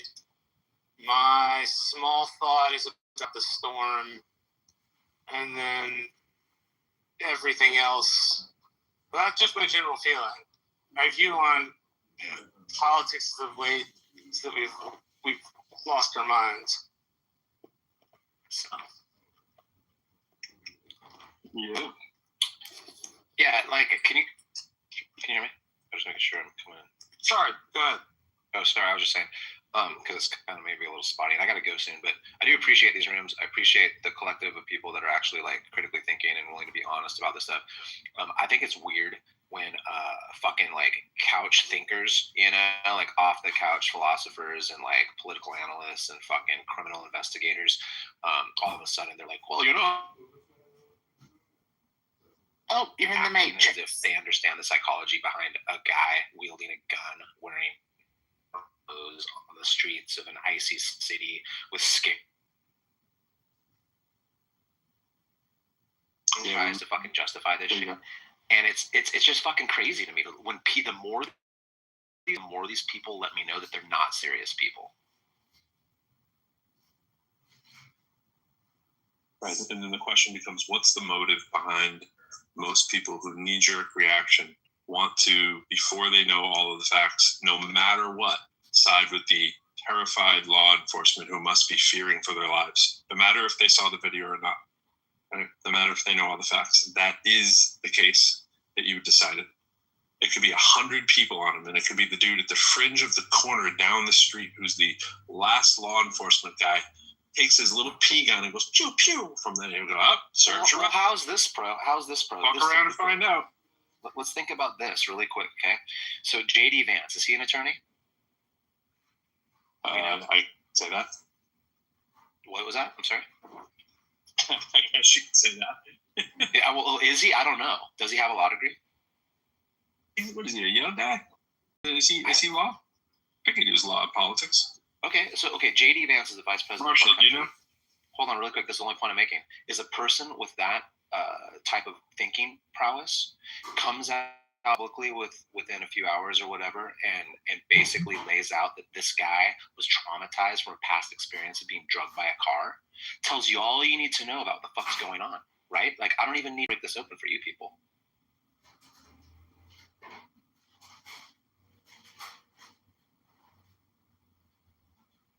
I just double checked. Yeah, there's we're going to Matrix. He's a Yale JD in law. So yeah. Okay, yeah. So basically, if someone like that educated with critical thinking skills and that much of a podium or a lectern speak to the general public and his constituency, says that shit out loud as if you're supposed to accept that as logical, what the fuck? Who the fuck is he talking to?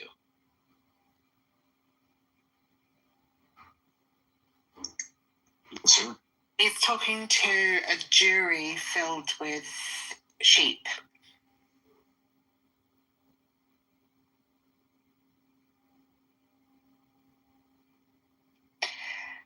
Our Prime Minister, Keir Starmer, was a lawyer as well and defended some of the most prolific child abuse cases, defended them. People like Jimmy Savile. It's crazy to me that he's actually in power. My mind is blown.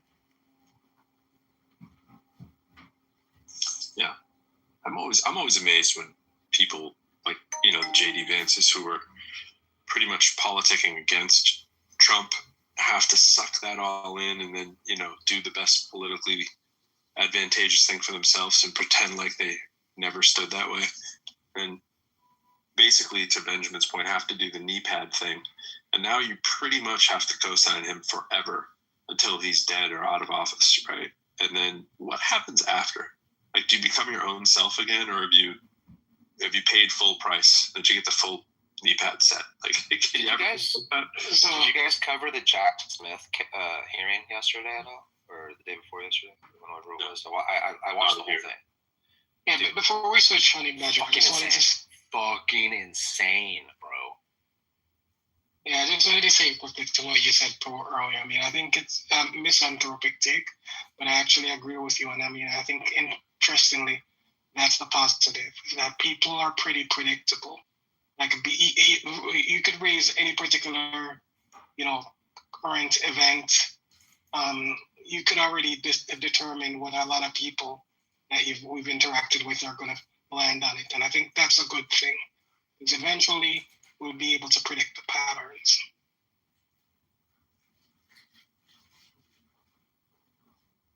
And actually point to the decision matrix, the particular value or belief that they had that led them to those particular conclusions, and address it.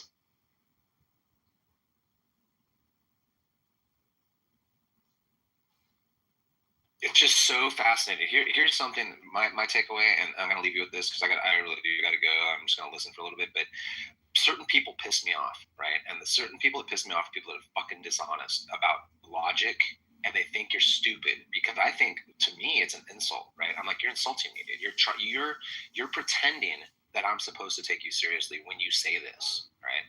So when I'm watching this, guys that pissed me off, Baumgartner. Because he's one of those good old, he's a family guy. He mentions how him and his 5 children, they just want to be watching a movie or hopefully reading a good book.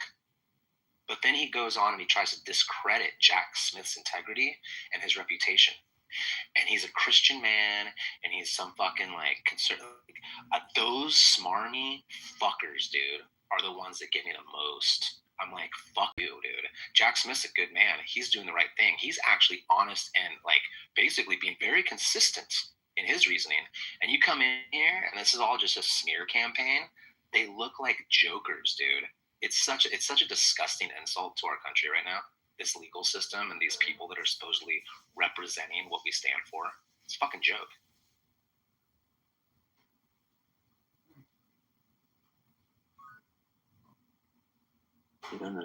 Do not charge Trump is the message, right? Or you shall face the wrath.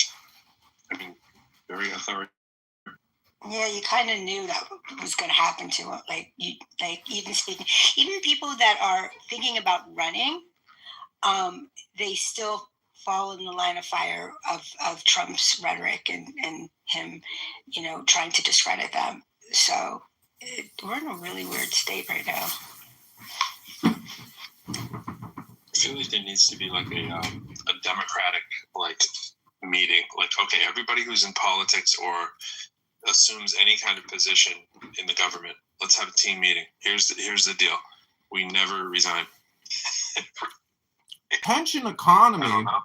This is the attention economy, what you guys are doing right now. I probably wouldn't like that because maybe it's not, it's off topic, but in the atheist movement, yeah, I mean, I would ask politely for 60 seconds of your time to change the topic from negativity to positivity. Let's do it, man. Sounds fun. Okay, I consider this a meditation. Pick a number 1 through 20. I'll go to that page. This is the sayings of the Buddha. I like 11. Let's do 11. Yeah, let's go to Buddha. Let's go. Yeah, because Buddha was very positive the whole time, wasn't he? Okay, this is old age. Collective consciousness work. If you add to the ether, the situation will resolve. Okay, this is called old age. Can there be joy and laughter when always the world is ablaze? Enshrouded in darkness, should you not seek a light?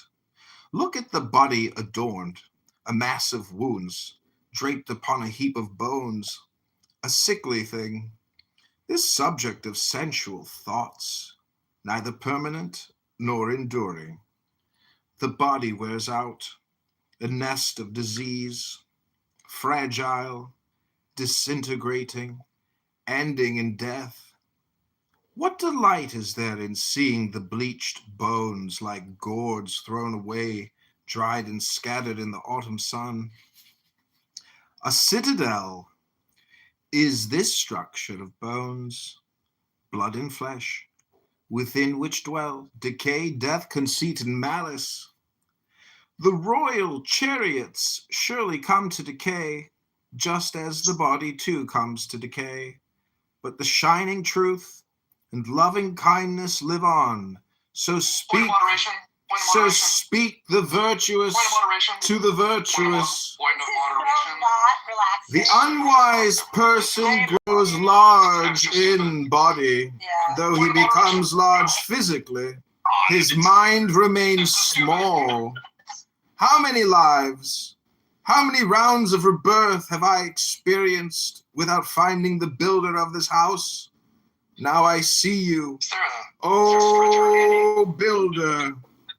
All of your rafters are broken. Your ridgepole is shattered.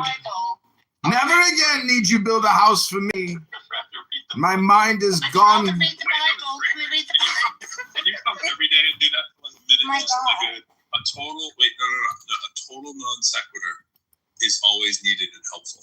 I just think one that doesn't connect to anything like that, just put it right in there and let it rip.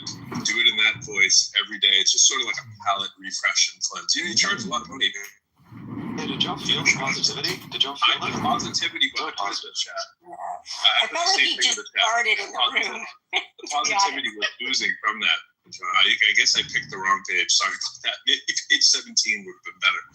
That's someone was calling them. That didn't sparkle. 11. So for farting on the dance floor. Anyways. Well, the tragedy is you guys will never get, you guys just got the potatoes. You didn't even get to the meat. I guess that's what atheist vegans do. They never taste the meat of wisdom. That's all I'm trying to say. They have the meat at the beginning and then the nonsense at the end. I mean, Well, I thank you for your 60 seconds of your undivided attention. I know attention deficit disorder is an epidemic. Well, that's too bad you don't like the sayings of the Buddha, but that's not a me problem. That's a you problem. You don't like my information transfer through this conference call. Hello? Hello? You're not calm. You're not relaxed. Your voice is irritating. So for you to say it, that's not calming. Had you kept it to 60 seconds, but I think counting is not one of your skills. yeah, but he's a contrarian, you know. He's a nice guy who's horrible. A contrarian libertarian. How many more? How far can I go? Authoritarian? I can't think of any more shit. That Gross is also librarian. There you go. But we love you, John Kitover. No, we don't. We're thankful. Listen, all I can say is when you guys have, if there's ever a funeral party for me, there are going to be people that fucking are so happy that I've kicked rocks. But there are going to be other people who have a big smile because I gave them big smiles with my content of contentment. Was it just recently or something? Like, what? That's the ending of The Stranger. I mean, are you retarded? Have you ever considered the £100 that was donated to your bank account was shut up money? Have you ever considered that some people are betting on my success and I have bet on other people's success in life and I have come out on top? I voted for Trump 3 times, and look what's happening. We are deporting the largest illegal alien invasion of a country in human history. It's going to take a lot of money and manpower to get this job done. It's not even true. They're not even doing a good job at it. It's going to take a lot of money if he keeps exporting immigrants to fill all the jobs that he's leaving vacant. You see, I would vote for a government where Roivas was president and Honey was vice president. And they could pick their cabinet. This enigma would be the czar of only in America of sex, the sex czar. Yeah. Well, many of you know. Many of you know that I believe all communication is hypnosis, but does anyone here believe in suggestion or Pavlovian psychology, meaning that if I just keep conditioning you, eventually I'll win you over? John, could you do your bit? Say the words you usually say. Could you start doing that, like as of now, like right now? Do the thing, the hypnosis bit. That's really funny. Yeah. I haven't heard it in about 5 minutes. Yeah, we're all awake. It'd be good to put us to sleep. Yeah, I need to get in a hypnagogic state. The voice, you gotta take some voice lessons or something, man. That voice, it's a lot. Okay, John, could you really modulate your voice really high? Everyone loves how annoying that is. That's really great. Could you do that? My name is John Kitover. It's very special. I love that. That was spot on. Because I was being an internet celebrity working out for you, John. Start roasting John, having rooms like we love John. Fitting him. We love John, but we don't like green eggs and ham. I should start do my own clown rooms, starring John Kitover, and like just mock him and like him.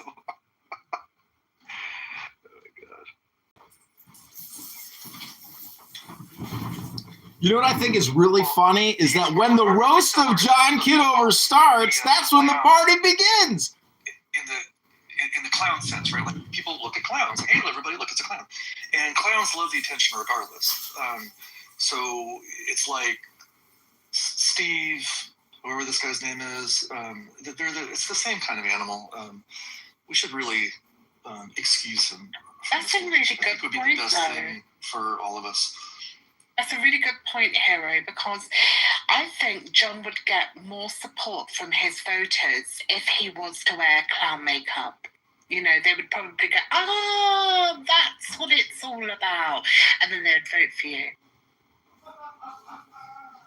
Is it fraud? If you're not really trying to win, but you're like, soliciting funds from people, I mean, is that the whole game? Just like, there's always going to be enough stupid people that give me some money. I'm never going to win anything. I might not even be able to be a write-in. You can't possibly win anything. But what, you get some old ladies to give you a few bucks here and there? Well, if you want to commit fraud the legal way, the best thing to do is to start up a church and become a televangelist. I think that's the best way. The atheist movement. Do you know, we might do, let's do that. See, I have listened to so much Richard Dawkins and Charles Hitchens, and I agree with everything they say, but when I pick up the Quran or I pick up the Bhagavad Gita, Christopher Hitchens, the point is I agree with them in the moment. I agree with their opinions in the moment, but when I read other books, I like it. I just consider myself in the book club. That's my atheist. That's my contribution today to the atheist movement. I still like books, everybody. I'm in the book club. I'm in the book club, baby. You're an idiot who lives in the suburbs of Chicago. You're an idiot. Okay? You're illiterate. So why you read? See, I believe in projection, and that's your projection. My projection is books. I read to you from the sayings of the Buddha. That was my contribution to the room. I am now complete. Esoteric trash, and you think it's profound. It's not. It's dumb shit I was into when I was like 16 years old, dude. It's just like your opinion, sir. Korean? Okay. I just wanted to thank John for his contributions, per se. You know, I did enjoy it a little bit. You know, there was some really funny bits in there. Small doses, like micro doses. So how'd you get for like this enigma? Just the tediousness of it. I mean, aren't you tired of hearing about the polytheists and the unbelievers for the 3 billionth time? The repetition is problematic, but they did have some very good stuff in there, like if you want to find out who murdered someone, cut up a yellow cow and whack them with the appendages. You go to the butcher, get a cow leg, and then he goes, hell, he would murder me. Oh, and he dies again. That's it, yeah. It's real creative shit there. Now, I've read Dostoevsky, Nabokov, all sorts of stuff, but the Quran, so creative, so genius, yeah. I don't know. Yeah. How would a human being ever come up with that Miss Enigma? Do you know what? It wasn't though, was it? It was the angel Jibril. We have to recognize the angel Jibril. He was a thing, right? Yeah, no, yeah. I mean, he's out here instead of like handing out like power weight belts. He's just changing your name. You get your name changed, and you start a whole nation. It's fucking that powerful angel. Maybe you know. Okay, Yaakov to Israel. Anybody? No. All right. Also, for the record, in case anyone else heard my Keurig in the background, that was coffee. It wasn't BPA. Just saying. I lost track there. Were we talking about Islam or Mormonism? Okay, hold on. Book of Mormon or the Quran? Can we vote? Which is more terribly written? I think the Quran beats the Book of Mormon, to be honest. Oh, I don't know. No, they're both equally xenophobic. Yeah. No, they are. They're both. Yeah, but the Mormon Book of Mormon is like straight up racist against black people. It's bonkers. But it's mostly a book about these two. Book of Mormon. Well, the Book of Mormon is mostly about these two, the what are they again, Mr. Enigma? The fucking Firmalim and the two, they fight, and one's good and one's bad. And then Jesus shows up at the end and does nothing. It's the most uninteresting appearance of a Messiah. It's stupid. It's like, what is going on? Yeah, the seraphim, the cherubim. It's quite funny, to be honest with you. We must remember that black people were created from the darkness and white people were created from the light. That's right. Wait, Jesus shows up and everybody's like, right, and had a better philosophy. This is why, Miss Enigma, that white people invented all the greatest music, especially in the United States. I mean, blues, jazz, and rock and roll. I mean, have you ever seen Back to the Future? Did you see that scene where Michael J. Fox invented rock and roll, and Chuck Berry's cousin overheard it, and then Chuck Berry was like, "Oh, isn't that the most offensive scene in a movie you've ever seen in your life?" Yeah. What do you think about that? And I was watching that. I was like, "Wow, that's rough right there." The whitewashing has been going on from the beginning. You know this. And they're doing it now with textbooks. And so I think I started my Taylor Branch Civil Rights Movement trilogy. Like each book's 1,000 pages. I'm like, you know what? I think I need to read this now. The best time. So, but basically, Mormonism and Islam are pretty much the same. Both prophets were visited by an angel, the angel Jibril, and then in Mormonism, the word that proceeds out of the mouth of Yah. Okay, Rabbanu Shalom, we've done it again. Get cracking. This is your Shabbos goy for this Shabbos. Rabbanu Shalom.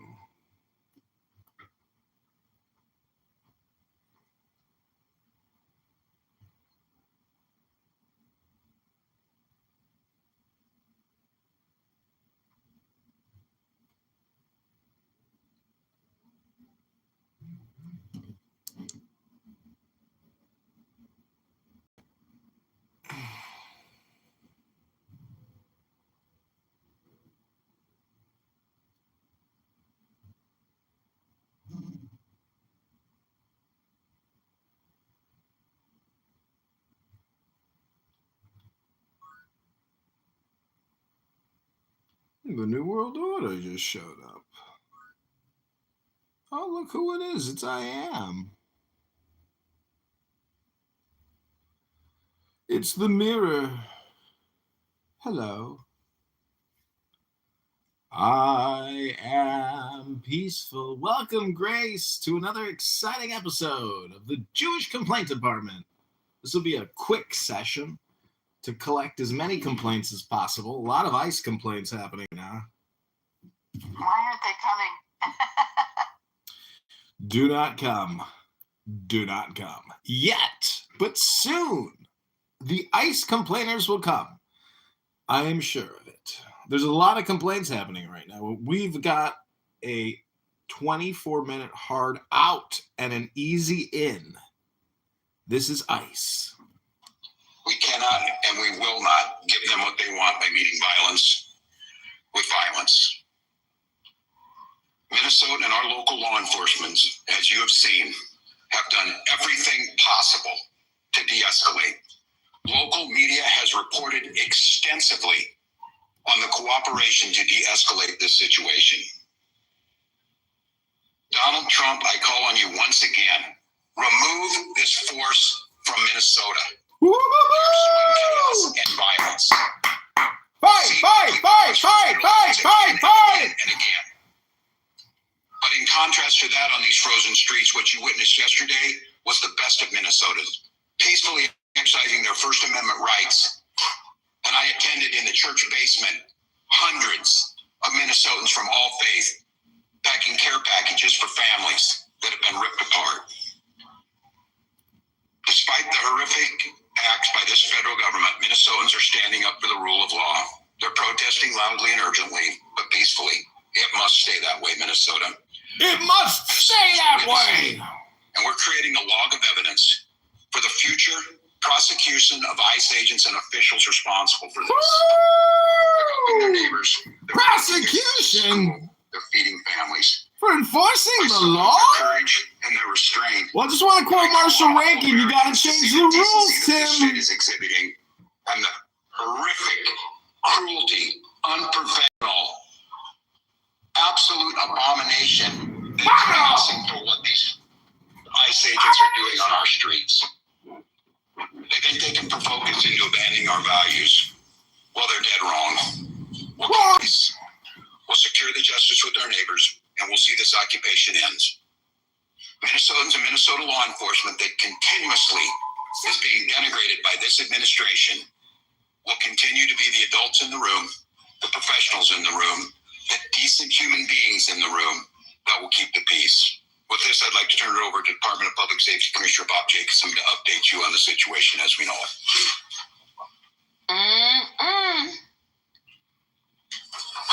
Yes, thank you, Governor. Bob Jacobson, Commissioner of Public Safety for the Department of Public Safety.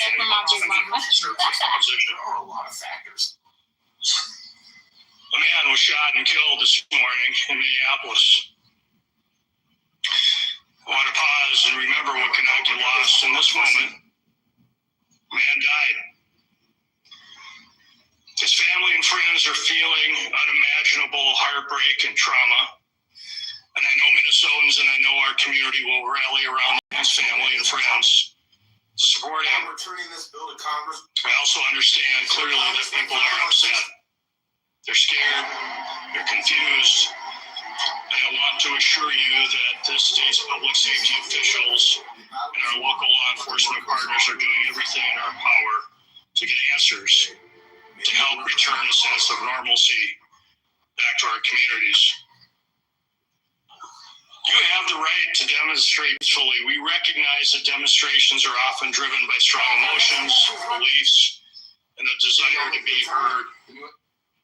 But please remain peaceful. I want to say it again because it is important and it is critical. Peacefully demonstrate. By doing so, you help local parties to get answers. You help us to do our investigations. By remaining peaceful, you help ensure nobody else may be killed or injured. The thousands and thousands of people who gathered yesterday in Minneapolis prove that Minnesotans can make their voices heard peacefully, and they can do so without violence, and they can do so without destruction. State resources are available and ready to support our local law enforcement partners as requested. And those resources include the Minnesota State Patrol, the Bureau of Criminal Apprehension, and the Minnesota National Guard. With that, we'll stand for questions. Governor, you made this request before. Is there any reason to believe that you will be answered if we haven't had any conversations with the president, with the federal government? Is there any indication that they are going to pull out of that? Well, I spoke twice this morning shortly after I received received the call of this shooting. I spoke with the president's chief of staff, and the first request was to get her people out of there, to get these federal agents out of there. They were going to cause more chaos.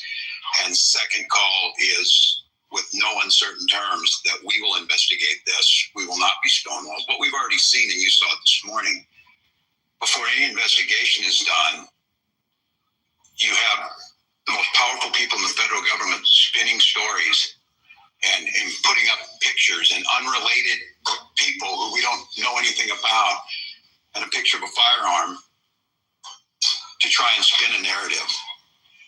And I ask Americans, this will end when enough Americans say this will end. Do I have any confidence Donald Trump will do the right thing? No, I don't have a lot of confidence Donald Trump will do the right thing. I do have a lot of confidence that the majority of the American people will do the right thing. And I think there cannot be very many people across this country looking right now, after all the reporting that's been done, after everything that's been said under the pretense that they are here about immigration reform, and quit referring to these people as law enforcement. They're not law enforcement. We have law enforcement who do an incredible job. And to listen to Greg Bovino denigrate the work of our people who are out there cleaning up their mess, no, I don't have a lot of confidence that he himself will do it. But here's what I do have confidence in. There's a whole lot of Republicans, for whatever reason, cannot find their spine. But they might find the ability to know that they're not going to win another election as long as they live, unless they stand up for what's right and stand up for the rule of law and stand up for human decency. And that's the moment. Because if that is not the case, what are the people in Minnesota supposed to do who are in the middle of Frank County? If Stonewall, and you're trying to investigate, is that worse? Yeah, no, it's a good question. And look, I speaking to the people of Minnesota right now, I hear that scream from you, and I'll continue to plead and ask you for peace. And I know the answer is, you ask us for peace and we give it, and we get shot in the face on the streets coming out of a donut shop. We cannot give them what they want. I don't know how to say this in so many terms, to watch the madness that we've witnessed over this last week coming out of the White House and what it's doing here. My confidence is, and I say it to Minnesotans, as I've said, exercise your First Amendment rights, speak out, bear witness and document legally. But I understand the risk in that. And I understand the courage that it takes to have people out there doing this. Thank God we have video. Because according to DHS, these 7 heroic guys took an onslaught of a battalion against them or something. It's nonsense, people. It is nonsense, and it's lies. So my confidence is this, Minnesotans. You know who you are, and you demonstrate it every single day, and we damn sure know who these people are. The American public knows, and this needs to be the event that says enough. Go ahead, Tom, up front.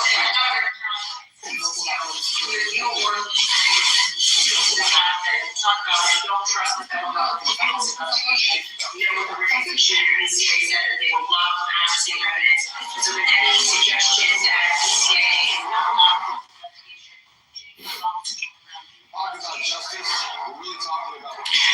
the question was related to whether or not BCA is on the ground currently with the investigation, and a reference to previous investigations that BCA have attempted to be a part of.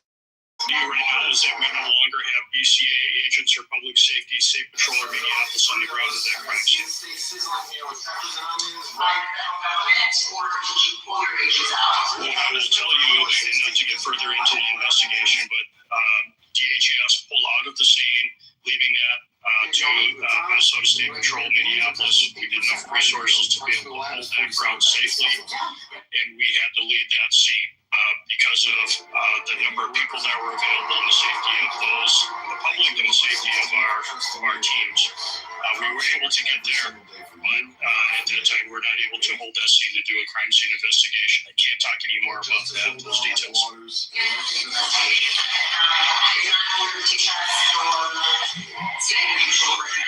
We'll have more on that, but the BCA is engaged and involved, and we are working at the request of the Minneapolis Police Department on the scene and in this investigation. So we are there. We're we're available. We want to make sure that we continue to work on this and engage with our federal law enforcement. But at this point, we don't have anything more to share about the crime scene. Again, we were not able to hold it. We wanted to make sure and keep people safe.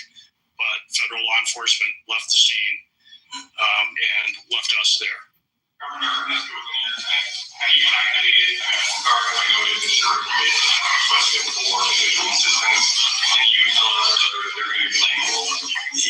Yes, the answer is yes, we have, as we said last week, and we staged those troops. I'll have General Menke talk about where they're at, and again, use this as an opportunity to stress to Minnesotans the frustration you have. And as you saw this, they killed a man, created chaos, pushed down protesters, threw gas indiscriminately, and then left the scene, and then we're left to clean on the scene. When you got there after a man was killed, it's difficult for folks who are out there. But I can't stress enough, our goal, and I'll have General Menke talk about what the role of these Guard troops are in conjunction with incredible work from the Hennepin County Sheriff's Office, from mutual aid across, and of course the State Patrol, and get these people out of here. And so, John, if you want to talk a little bit, but the answer is yes, there's activated. He can talk to you about numbers. Yeah.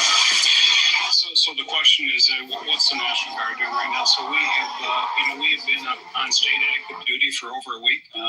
So we've had soldiers prepared in the metro area to respond in a much rapid manner than if they were not mobilized. So we have a request from the Hennepin County Sheriff to support them, and that is to help them free up additional resources for other work that they need to do. And we have started coordinating with them this morning on that, and that first will be assisting them with their requirement to provide security to the Whipple building. So we'll be helping them there. And then we are in parallel planning with other organizations within the state of Minnesota, to include the State Patrol, the Minnesota DNR, and other local agencies to render assistance if requested. I would say that the number that we have is apt for the requests that we have right now. And I will also tell you that we are bringing more resources that will be able to respond in a timely manner that are not fully mobilized yet, but we are mobilizing just as we took at this time. I'd like not to get into specific numbers for an operational security standpoint, but right now we have all the resources to meet the requests that we have. I would note on this one, too, that we'll be billing the federal government for the cost of the National Guard because they are incurring the costs that are falling on us by their reckless actions. Yes, sir. You alluded to this earlier. Are you projecting the narrative that they presented by federal officials that this man, this 37-year-old woman, you were there and yet he played some role with that? I'm rejecting the rush to judgment with 15 minutes of this, which they did last time. That's why you need to have a fair investigation. And that's why a video can show one thing, but what happened beforehand. But they already will slander this individual. They've already made this the case. And I will just say, you will all start to see it, and some of you probably have. There's multiple angles of this. And I'll go back to what we talked about before. They're telling you not to trust your eyes and ear, not to trust the facts that are saying in front of them. And at some point in time, your reporting, and I think the reporting this week has been spectacular across Minnesota, that there's not two sides to every story. But in this situation, what I'm saying is we need to have a fair investigation, understanding what's happening, and held accountable. We continue to hear, and we heard it from the vice president, that these folks can do whatever they want. They can have full immunity. And what I'm telling you is they will not. There will be justice to Minnesotans. Continue to gather the information. So I won't say where it is because I think it's irresponsible to make that judgment. But what I see with my eyes and which. All right. We just recorded Tim Walz's complaint about ICE. Get them the heck out of our city. That was a really long complaint. He also stated that he will be billing the federal government. I didn't know federal government.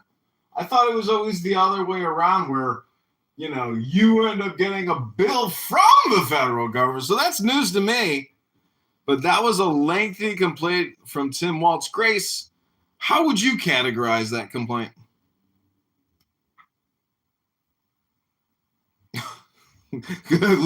Tim Waltz put Grace to sleep. Yeah, really. You're telling me. I just, you know what? It's a clown car, and he's one of the clowns. It's a big clown tent. Let him start working on the 4 and 5 letter words, and I'll be happy. What are the 4 and 5 letter words, Yave? 4 and 5 letters. He speaks monosyllabically. Monosyllabically. I want him to increase his vocabulary. Oh, I see. Ooh, Randy Randissimo is here. I don't see anybody here except us. I know, I got other rooms open. Welcome, Ugly Face. I got the volume turned down. What was that, Ugly Face? Hello? Yeah, of course, bro. Bro, how are you? Hello? Hello, can you hear me? I can hear you. What's cracking on? Oh, ask him what his complaint is. I'm sorry, I forgot. Do we have 7 minutes till our heart out? Ugly Face, welcome to the Jewish Complaint Department. We are a nonprofit dedicating to categorizing complaints. How can we categorize your complaint today? Well, I'm not complaining right now. Oh, you don't have a complaint. Well, sorry, we can't help you then. I hope you have a great day. Unfortunately, we're busy here taking complaints. So let's go to another clubhouse room where we can quickly capture a complaint. Yes, and we do not ignore that. We are ready and able, and we do that. All of you, as part of the media, hear us saying violent offenders all the time. We have not stood down. That is our mission. The federal government is not alone in arresting violent offenders. State and local law enforcement does that every day at great risk to their life, at great risk to the community. We do it because we want to save Minnesota, and the federal government is not the only one to do that.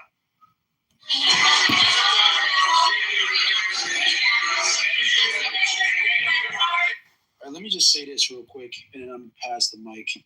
I think it's important to note that conservatives like myself, particularly somebody that looks at the shit for what it is, can see two things at the same time.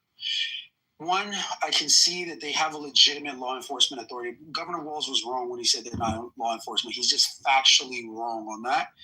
These are federal law enforcement agents. They have the right to detain people. They have the right to arrest people. They have the right to investigate. They are law enforcement. They can be acting under the color of law and having all of the rights and privileges that are afforded them under the law to engage in law enforcement duties in any state in America. That's the supremacy clause of the Constitution. The states have rights. They are enumerated in the 9th and 10th Amendments, specifically the 10th Amendment to the Constitution. But one of the rights of the states is not to impede and stop federal law enforcement. That's true. But it can also be true, from a conservative perspective like myself, that the way that ICE agents are conducting themselves is unprofessional. Not only is it unprofessional, but it's starting to create problems with the very agencies, local and state agencies, that you rely on to effectuate your duties. This isn't something that the federal government just comes in and they go wild, wild west in the fucking state. No, they typically work with state and local law enforcement to help allow for them to do what they need to do. But this shit that ICE is engaging in, particularly under the leadership of Chrissy Noem, going out there and saying, basically announcing a determinative, conclusive investigative findings before the investigation has even happened, stopping the DOJ from investigating, and the Department of Justice not investigating an unarmed citizen getting shot by federal agents. Federal agents going into the streets, and I saw the video from a different angle, and I'm going to tell you right now, that shit looks skeptical. And that makes me look bad when I'm trying to hold up the bloodstained banner of the United States Constitution, and our rights that are protected the same way Dr. King did, the same way Malcolm X did. And I'm not Dr. King, I'm no Malcolm X, but goddamn it, we have rights and we have law in this country. And I can look at this shit and say, nah, this doesn't smell right. Something's fishy here. And it's fucked up that we have to come out and criticize the conservative administration that's supposed to be applying the rules of order and law. And they're the ones that's fucking this shit up and not complying with the very rules and law they're trying to enforce. That's problematic. That looks like tyranny of the state. That looks like tyranny of the powerful. And I don't stand for that shit. With that being said, let's go to Michael. Wait. You gotta stand with what you stand with. Hold on. Don't back up now. Real quick. Hold on. Truth been waiting for you. Let Truth go. Yeah, I just wanted to say, I think this is kind of ridiculous to even be like arguing about for so long, especially since we are Black Americans. It was inside the law. You do have to realize that this isn't, again, ICE, although these are federal law enforcement officers as well. This was not ICE. I keep hearing people saying ICE. That just kind of gives me the mindset that you guys really didn't do your research on this specific matters. It was Border Patrol that this happened with. And I don't think that people really searched it up. I had to make sure I was correct. It's not smart. Matter of fact, it's highly sad that you should not approach Border Patrol officer or any law enforcement officer at that note armed. This man who got shot in Minnesota recently, he was armed. Even if he was a person using his actual which I want to say American rights to be armed, it's not something that you do with it's not something that you do with law enforcement officers. You're supposed to take the necessary precautions to make sure certain situations does not occur. These people are inside a high stress job, and they do have orders themselves. So he did not take the necessary precautions, just like that lady. She did not take the necessary precautions. They tried to go outside of the law while calling themselves law-abiding citizens. Get it done. No strange. side effects. And then they kind of got what they, asked for. I mean, it happens. They don't even really break the law. So it's kind of strange. Yeah, it's kind of strange that I know as a Black American man that another Black American man could have just had this happen to him and it did not make news broadcastings. It's kind of strange to me. And nobody cares. Nobody gives a because if you go to any major city, you go to LA, you go to these major cities, Oakland, you go to Chicago, you go to Philly, Detroit, and then you go to the low income areas where a lot of Black Americans are. These communities are over policed. They literally run this shit like a colony. These people get their rights violated every day. There's no news. So this shit. That was a murder, man. Right? I told you, bro. Finally. Hold on. I got a question though. So when he was tussling with somebody else, he wasn't tussling with an ICE agent. Remember, when he got pepper spray, who was the person he was tussling with? No, so they were slipping on ice, Lou. It was a female protester, and it was him. So they both. She got pushed into. I'm explaining. She got pushed into the. And they were both being pepper sprayed. When they're both being pepper sprayed, you see him grab onto her as an ICE or Border Patrol agent grabs him. Yeah. Oh, okay. Because it looked like, from my vantage point, I thought he was fighting with the girl, and then ICE. No, he came. He can't even see. He came over, okay, but so he was slipping on ice. Hold on, TC. Based off the video, because I didn't see the angle that I just seen. That was a murder. And then if you look, God damn, that sound like Uncle. So they got so they got a slow motion view, right? So the officer who shot him, right, or is an officer that took the gun away from the person that got shot, Yeah, that's what I'm trying to say. See that video? Yeah, that's what I was trying to kind of land. But that's what I'm trying to say. This dude was like, he was carrying. He called himself carrying within the laws, but he still brought himself into a situation where there were actual law enforcement officers. That got the right doesn't kid. matter, bro. No. So you just saw the gun, right? True. No, You saw that gun, right? He You didn't seen point it. the gun at the No. You can, but I don't know how much people actually own the firearm legally. Yes. There are certain wait. Yeah, that's what I'm about. But then that means that you guys should know there are certain places. First, you do not carry your firearm. And there's certain things that you do not put yourself in as a firearm holder legally. Where's the place where you can't? I'm saying there's a lot of You places can't that you carry can't carry a gun in the bank. I knew you can't carry a gun in the. Hold on. Wait, I didn't ask the question fully. I said, where can't you have a firearm in the context of this shooting specifically? Because he had his firearm outside in the public. So I'm trying to figure out. So in my state, he cannot approach law. The guy that I'm talking the truth. Yeah. Okay. So it's not like prohibited to be inside the presence of a border patrol with a legal firearm, but it's highly discouraged that you should not. But it's again, legal, it can lead. It don't matter about discouraged. It's legal. You can have a gun outside. Probability next to law enforcement. It's legal. Yeah. It is. Yes, that's lawful, but there's also the act of they're in the mid. There is the license to carrying your weapon. So you're arguing that, but you can't carry your weapon in a school, right? You're arguing that, but you can't go in the bank with your weapon. So on the street, let me explain again. As a licensed holder, I'm explaining again. You cannot walk into any situation that's already going to special law enforcement. I cannot go in any art. I'm letting you, I cannot go into, and they're already engaged. That's the 90% part of what's going on. The officers are already in.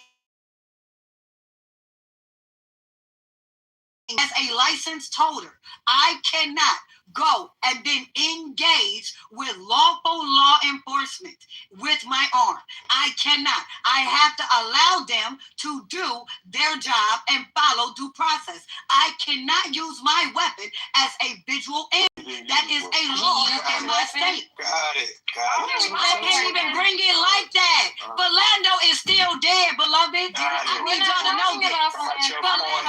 Again, same state. Here's my issue.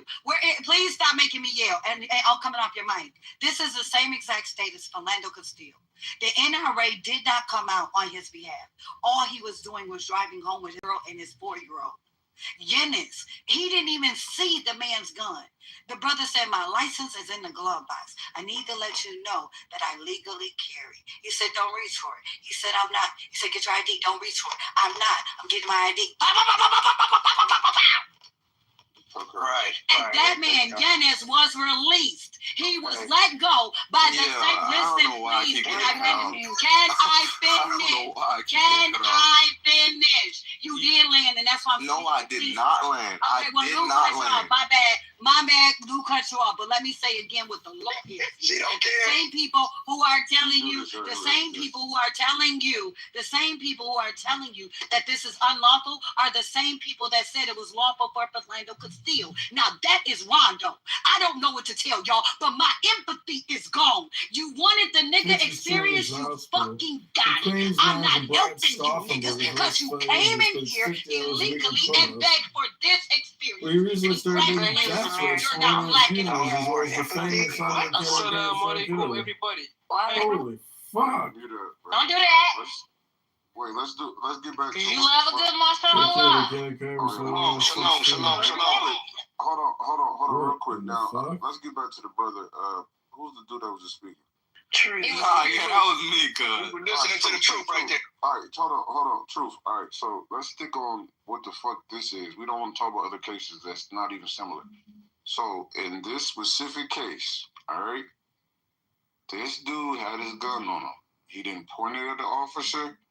He didn't pull it out when they tried to jump on him. He had his gun on him. When he had his gun on him, it was legal. He had the legal right to carry his gun on him. It's not about whether it's frowned upon. It's not about well. In this specific situation, this is not. They're not at a bank. They're not at a school. They're outside. He didn't the law. So then these people pepper sprayed him. Right? They gained on top of him. He still didn't pull no gun out. And then they found a way to justify shooting him. And it's like 5 officers that shot him. So, in my opinion, bro, I get what you're saying, but them officers dead ass in the wrong. Nah, what do you think, bro? Nah. That's what I'm trying to say. Like, if I'm gonna be 100% like honest with this, like, again, this is something that I would not do, and this is something again that I would not advise anybody else to do, because again, it is highly discouraged. But the dude really wasn't in a wrong, but that still does not take away from the fact that, again, this is America and these people have a badge and, you know, we don't. So I know that this can happen to any one of us if a sort of badge come to us. You feel me? Like, and in fact, it does happen to us a lot. You feel me? The niggas die all from the police. Matter of fact, more so do not get. Yeah, I was about to say more so do not get fucking publicized and put on TVs and everybody get to see it and put their input. You feel me? So it's like, nah. I mean, I get it. It was wrong. Clearly, it was wrong. But like, come on, bro. How much other wrong situations did I have, my nigga? Yeah. See, I agree with you now. I'm just saying right is right, wrong is wrong. And that's now the Renee Good thing, in my opinion, I think she was wrong. She 100% was wrong. But when it comes to this The specific state situation, disagrees. but when it comes to this specific situation, I think the ICE officers in the wrong. They were looking for a reason to shoot them. And it's Border Patrol, Luke. Please make sure everybody know this is Border Patrol. I'm trying to clarify this, though. See, now this is the dangerous part about Tim Walz, right? So when he publicly make a statement that ICE officers are not law enforcement, when there's literally, ICE is federal law enforcement. He's radicalizing his people. So what this does is it actually puts a battery in the backs of civilians to not look at these people as officers in law enforcement. So I guarantee you, and I'm saying it here, right? This is more niggas getting shot. Somebody will. No, I'm saying somebody will shoot at the ICE officer. Yep. This was finna happen because Tim Walz is playing the dangerous games, like he playing the word games and saying they're not. And people are going to hear this, internalize it, and say, okay, well, since these people are not agents or law enforcement, and that's what's I'm not condoning it. I just want to but this will happen. So what? We can still hear him. Let's let him talk. Can I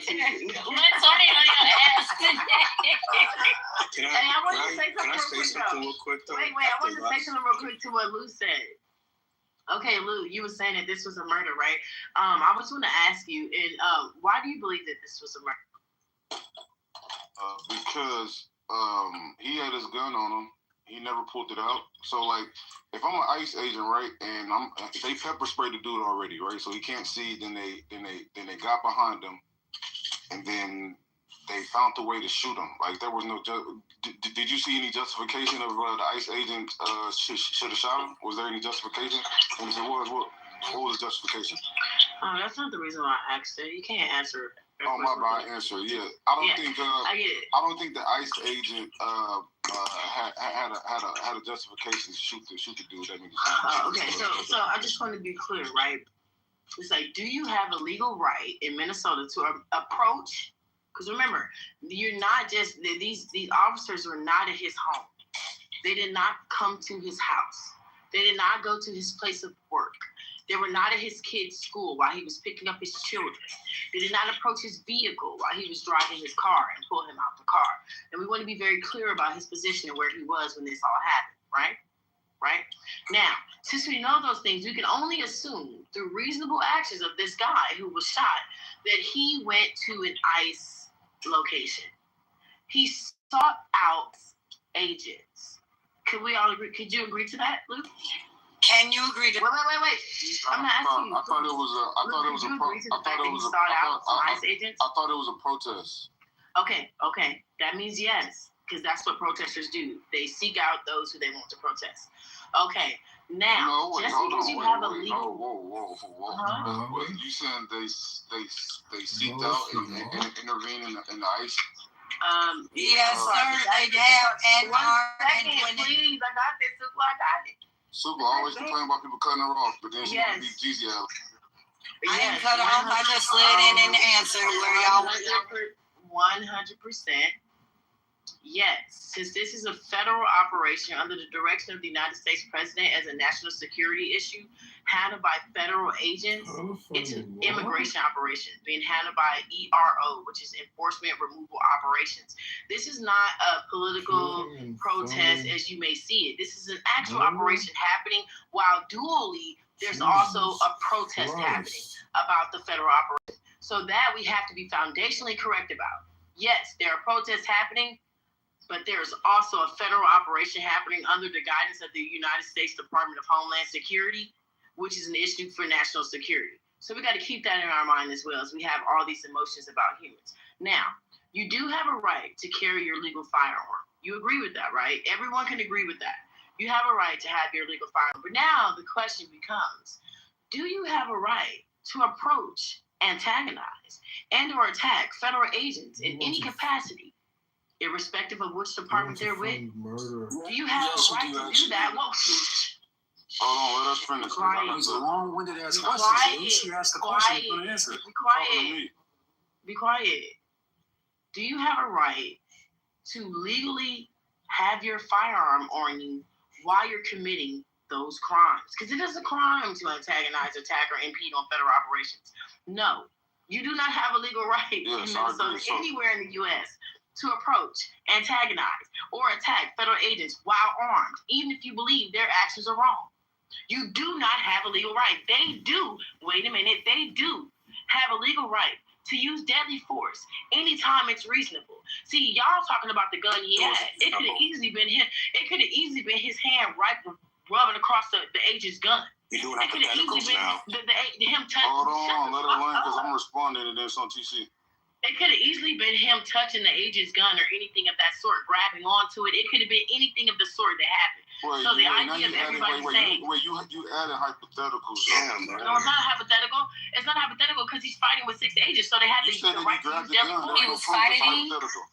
It doesn't matter. He was engaging. Listen, we can use semantics. That's what you're doing. This man actively left his place of living, work, or wherever he was to engage, antagonize, attack, and or address or impede on a federal operation that is being handled in the United States by a federal department on this land. It doesn't matter what you say. It was not a murder. It was an act of federal law, which they have the right to do. If you impede in any way, or attack, touch in any way federal officers, and they feel reasonably to use the use of force to kill you, that is the right to do it. No one forced you to go there. Why are you committing suicide by cop? That's the big question. All right, let me respond. All right, so there's this thing called there's rules of engagement with civilians when governed by ICE. This is use of force policy and constitutional law, right? So when somebody interferes with the ICE officer, right? Whatever they're doing, right? Let's say that they're arresting somebody, right? So interference includes physical blocking agents, right? Standing between agents and the subject, touching officers, vehicles, detainees, warning a target in real time to help them evade arrest, right? So at this point, ICE can either detain somebody that's doing this, arrest, or use reasonable force to gain control, right? So let's focus on the reasonable force part, right? So the use of force rules, right?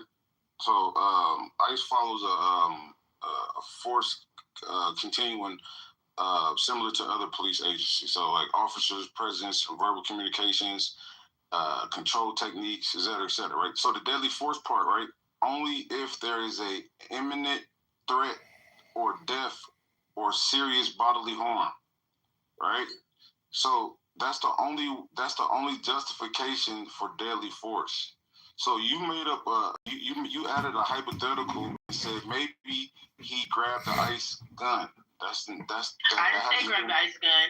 You said I said his mom could have easily rushed past the item. Yes. It could have been anything because he's touching an officer. Reread what you read at first. Didn't you say touching an officer? Didn't you say touching and engaging them in any way while they're doing a federal operation? Hold on. So I'm saying, right? ICE follows Breaking news: the United States is on high alert tonight. Apology, right? So the first one is officer presence and verbal command, right? Control techniques, grab or restraint. Now I'm talking about deadly force because we're talking about a murder here. We're not talking about nothing else. So the deadly force, right? Only if there is an imminent threat of death or serious bodily harm. And I'm saying based off the video that I watched, there wasn't a imminent threat or deadly serious bodily harm. They all they had to do was put his hands behind his back, arrest him, right, and take his ass and detain him. He didn't pull a gun out. There was no justification. You're right. He if he intervened, detain him. But that doesn't justify deadly force. That's what I'm saying. Look, I saw both the videos. You couldn't see if he pulled the gun out or not. All you saw was officers surrounding him. You can't definitively say he didn't pull a gun out, can you? I've seen it. I literally an officer. All right, put the clip in there again so I can zoom in. Post it again. He's in a ball.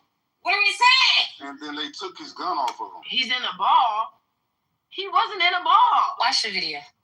I watched the video, Butterfly. I watched it. He was physically not in the ball. Hold on 1 second. We give it to you.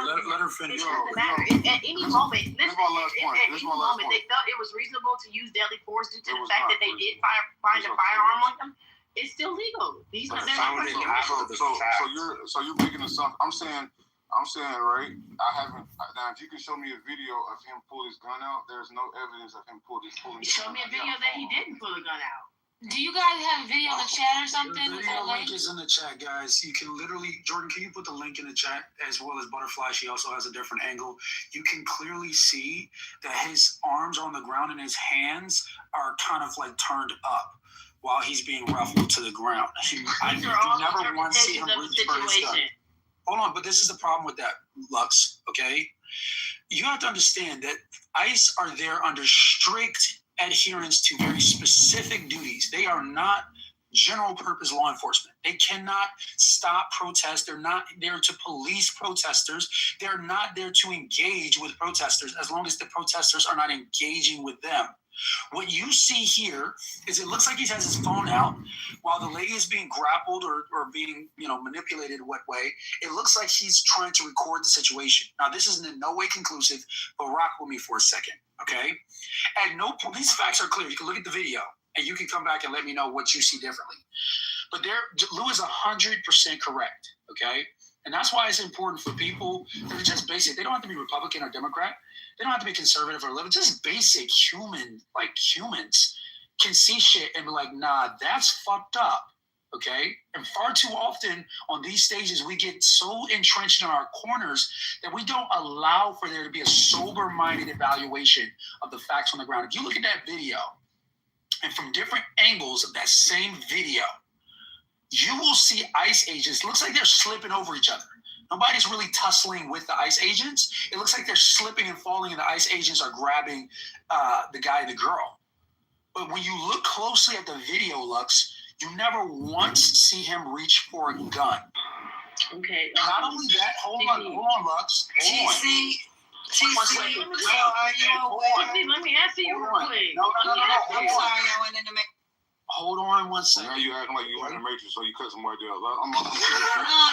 It was quiet on my end. And then I heard TC come in and say, hold on. Wait, I just want to say this last thing and I'm done. And then I heard, this is last thing I'm done and I'm done. TC, go ahead, bro. But wait, this is the last thing I'm going to say. The last thing I'm going to say is, at this point, TC, wait. This is the last thing I'm going to say. And if you can agree with this, and this is why the argument is done. Could you agree that the risk of impeding on a federal operation with federal agents who were actually armed at all times, the risk of interfering with such a situation could be death? Do you agree? With the caveat that just a yes or no. Do you agree that the risk at any moment, doesn't matter who it is or for what reason, do you agree that the risk could be death? Of course, 100%. That's it. You're taking a risk. Hey, big risk, big reward. There's nothing else to be. Why are you going to follow agents? Why are you going out to protest attacking agents? If they say back up and move, back up and move. It's just that fucking simple. But if you feel that you want to engage them in any way, while you are armed and while they are armed, you shall take the risk of losing your life by the hands of a federal agent. It is just that simple. No emotion involved. You have a gun, they have a gun. So you ready to have a shootout? Have a shootout. All this, they had a gun, it was legal. Fine. So if they see a gun, they can have irrespective. They can have a reasonable thought that you may think to use that gun. You've already thought to interfere in the federal operations. I want to go after Dale. I want to go after Dale. Dale is next. I'm just gonna respond briefly. It's Yaya. I want to go after Dale. And then it's Yaya. I want to go after Yaya. It's super. I want to go after Yaya. Let the new people, bro. Let the new people get in there. Yeah. So we got Dale. I think Yaya wanted to speak briefly, Lou, if that's all right with you. Yeah, anybody can talk saying to get the new people in. Dale and all the new people at the bottom. I got you. So we got Deo, we got Yaya, we got 256, and then Gerald, I think, wants to speak. And so it's fuck Sukla. I see y'all again. Sukla, you gotta take that with Lou. He said he wants to be I didn't say who it was. I just said I'm taking notes. TC, I wrote your cue down, man. Go ahead. Appreciate it. And Butterfly's gonna enforce the cue. All right, so let me just say this to Lux, who we often agree, but on certain things, Lux, I just disagree. And this is one principally. There's a key distinction here. Over and above the risk of anything, you run the risk of getting shot by law enforcement if you carry a gun, whether you're impeding, protesting, antagonizing, or not. That risk is always going to be there. The difference is that the government doesn't see risk. The government sees rights. Okay? And when this comes up on evaluation to be where he was, even if he didn't have a right to be where he was the officer reasonable in his right to use lethal force? Law enforcement has a right to use lethal force. No question about it. It's enshrined in law. But it has to be reasonable. It cannot be excessive. It has to be reasonable. And when you engage in conduct, specifically these ICE agents that is very punitive and not following the proper and necessary rules of the escalation of force, you are committing murder or something wrong, depending on what the law is. I'm going to say some things that's going to trigger y'all. Just please stay on mute, and I'm almost done. All right? And then we're going to go to Deo. You're right. Here's the problem with what you set up, okay? You give a contextual societal understanding of the situation. You're giving a situational analysis, which is fair, but your situation analysis falls short at the very moment in which that ICE officer pulls his gun and shoots a guy with his hands up.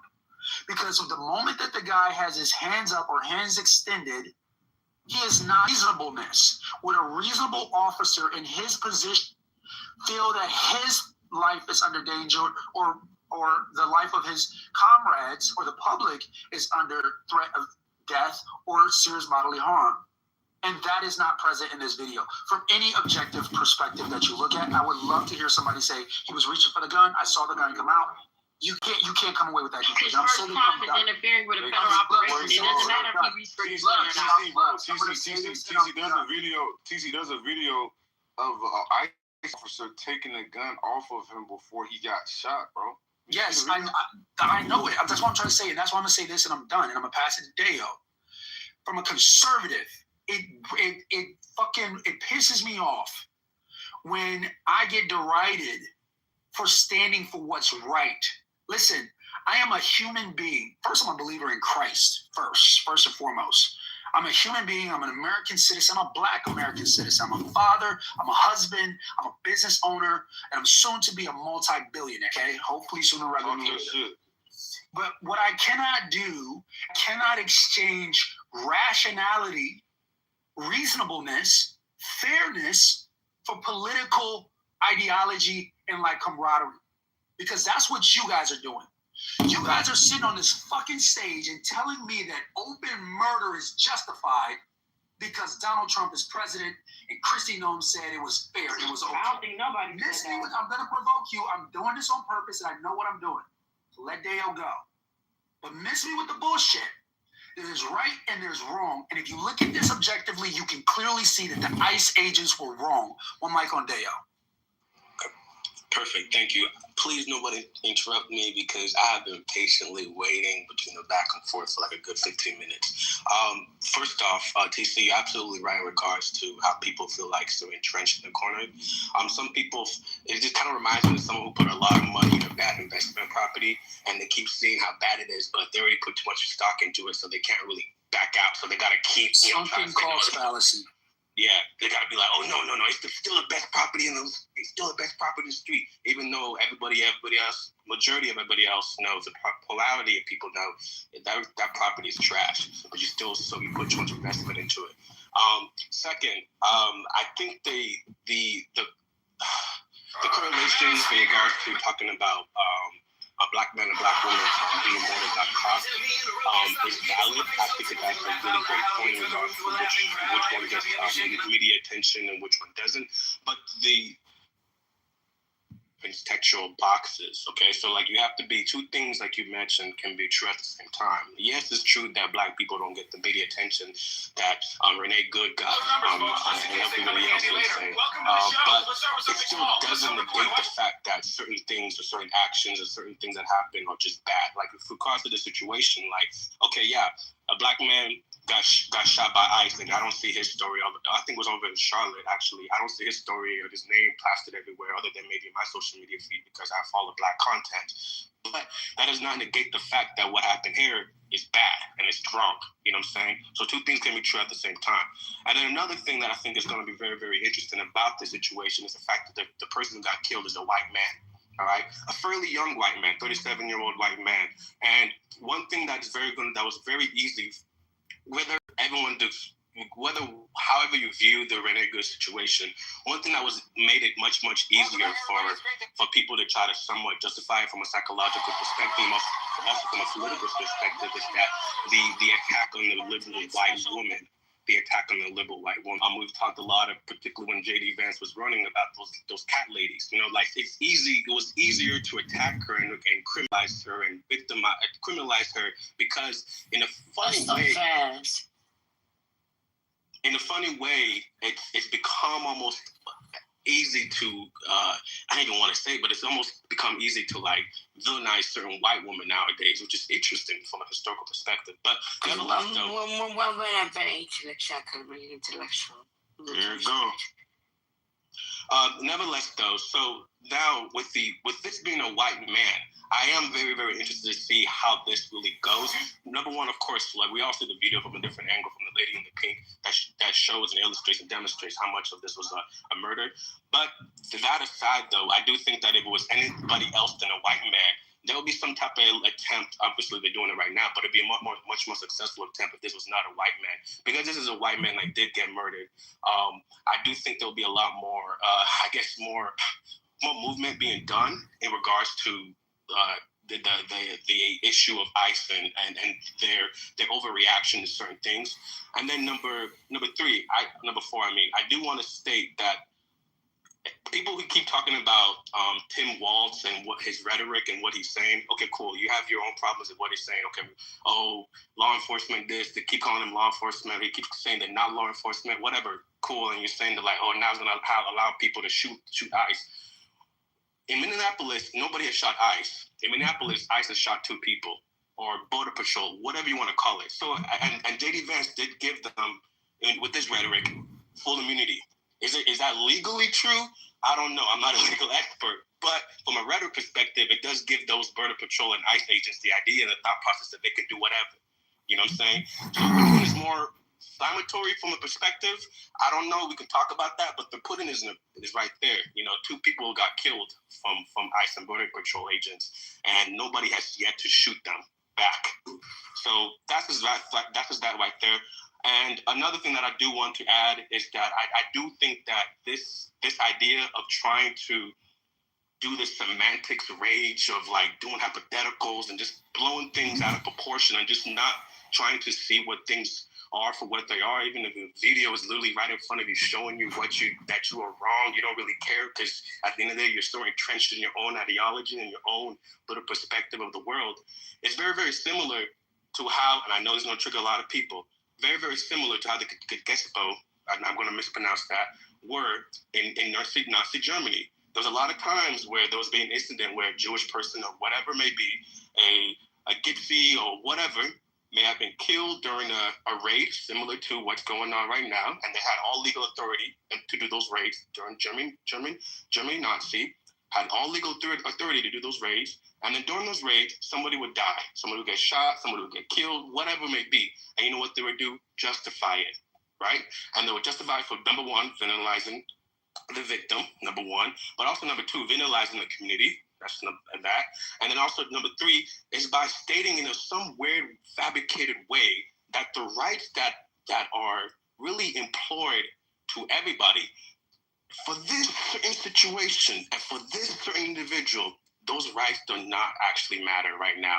And that's just something I just want us to make sure that we're paying attention to. I know that's something that's been going on with Black people for centuries, decades, so I don't really need the lecture about that part. But I do want to say two things can be right at the same time, and I yield my mic.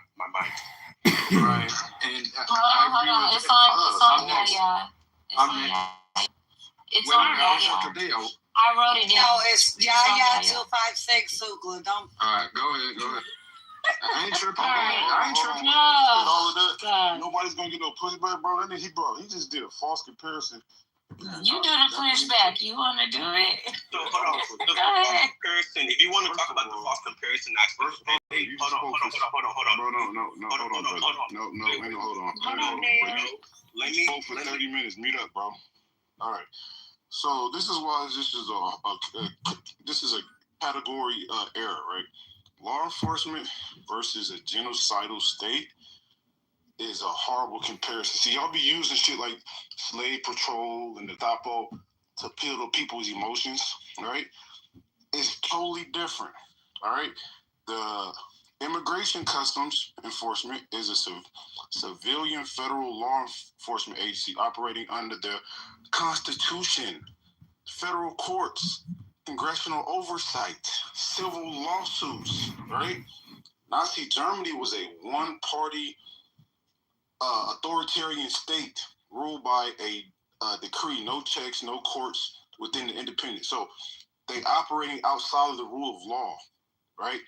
So when people compare ICE, this is literally a whole different universe, brother. So I get it, right? Hold people accountable, but I actually can compare, like there's actually been way more bad interactions between undocumented immigrants, right, who are not citizens to this country. They also have the right to do what they were doing. You know what I'm saying? So fuck our border laws, right? Fuck our immigration laws. So yeah. I don't understand why that is. Let him in. Hold on, let him in, because I'm responding. That is not my takeaway at all in regards to the conversation about what this is. Because again, remember, two things can be right at the same time.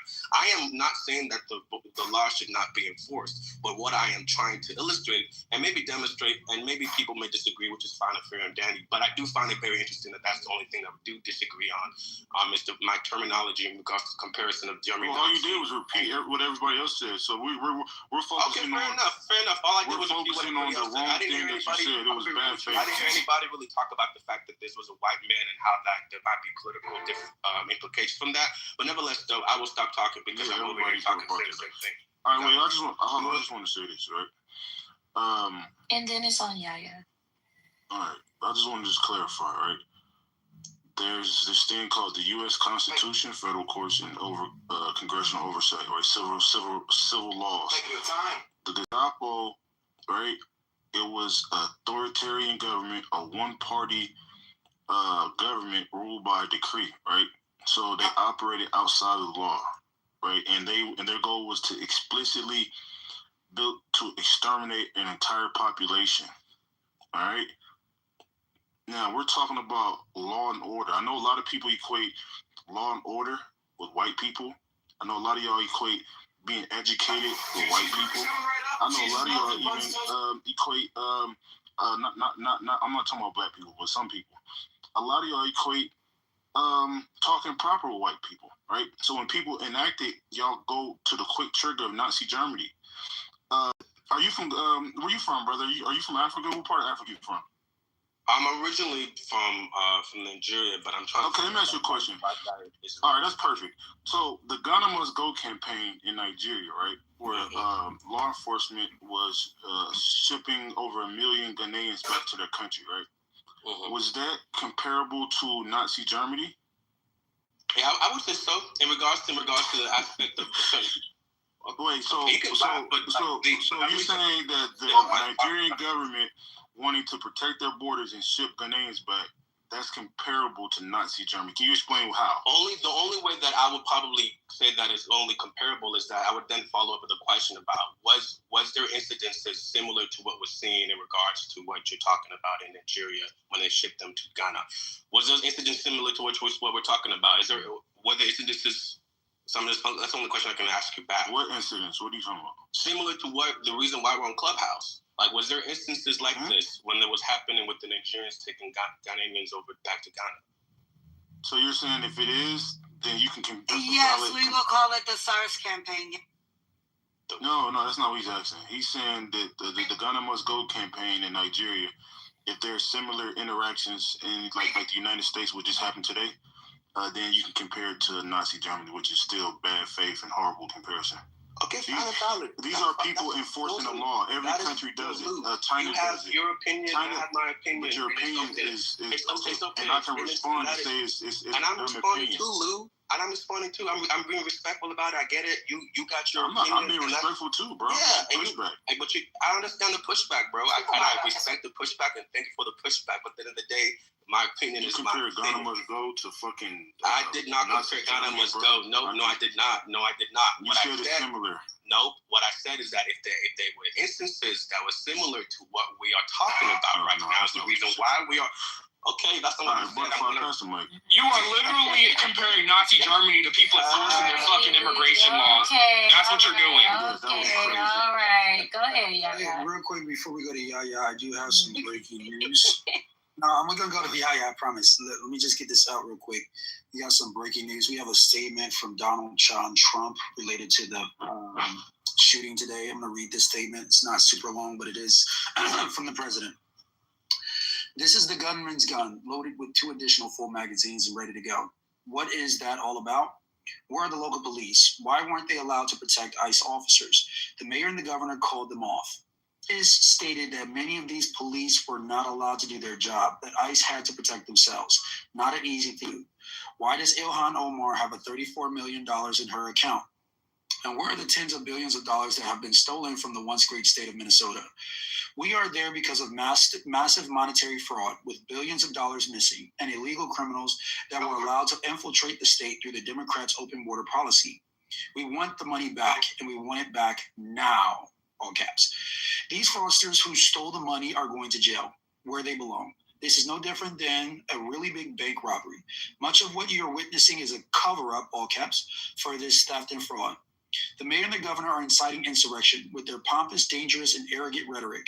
Instead, these sanctimonious political fools should be looking for the billions of dollars that have been stolen from the people of Minnesota and the United States of America.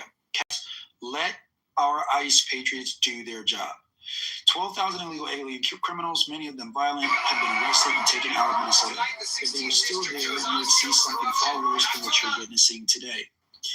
He goes on to say in a separate post, among other things, this is a corrupt cover-up for the billions of dollars that have been stolen from the once great state, but soon to be great again, of Minnesota. President Donald John Trump. It's actually possible that the total amount of money stolen over the years by corrupt politicians and fraudsters from Minnesota will exceed $100 billion.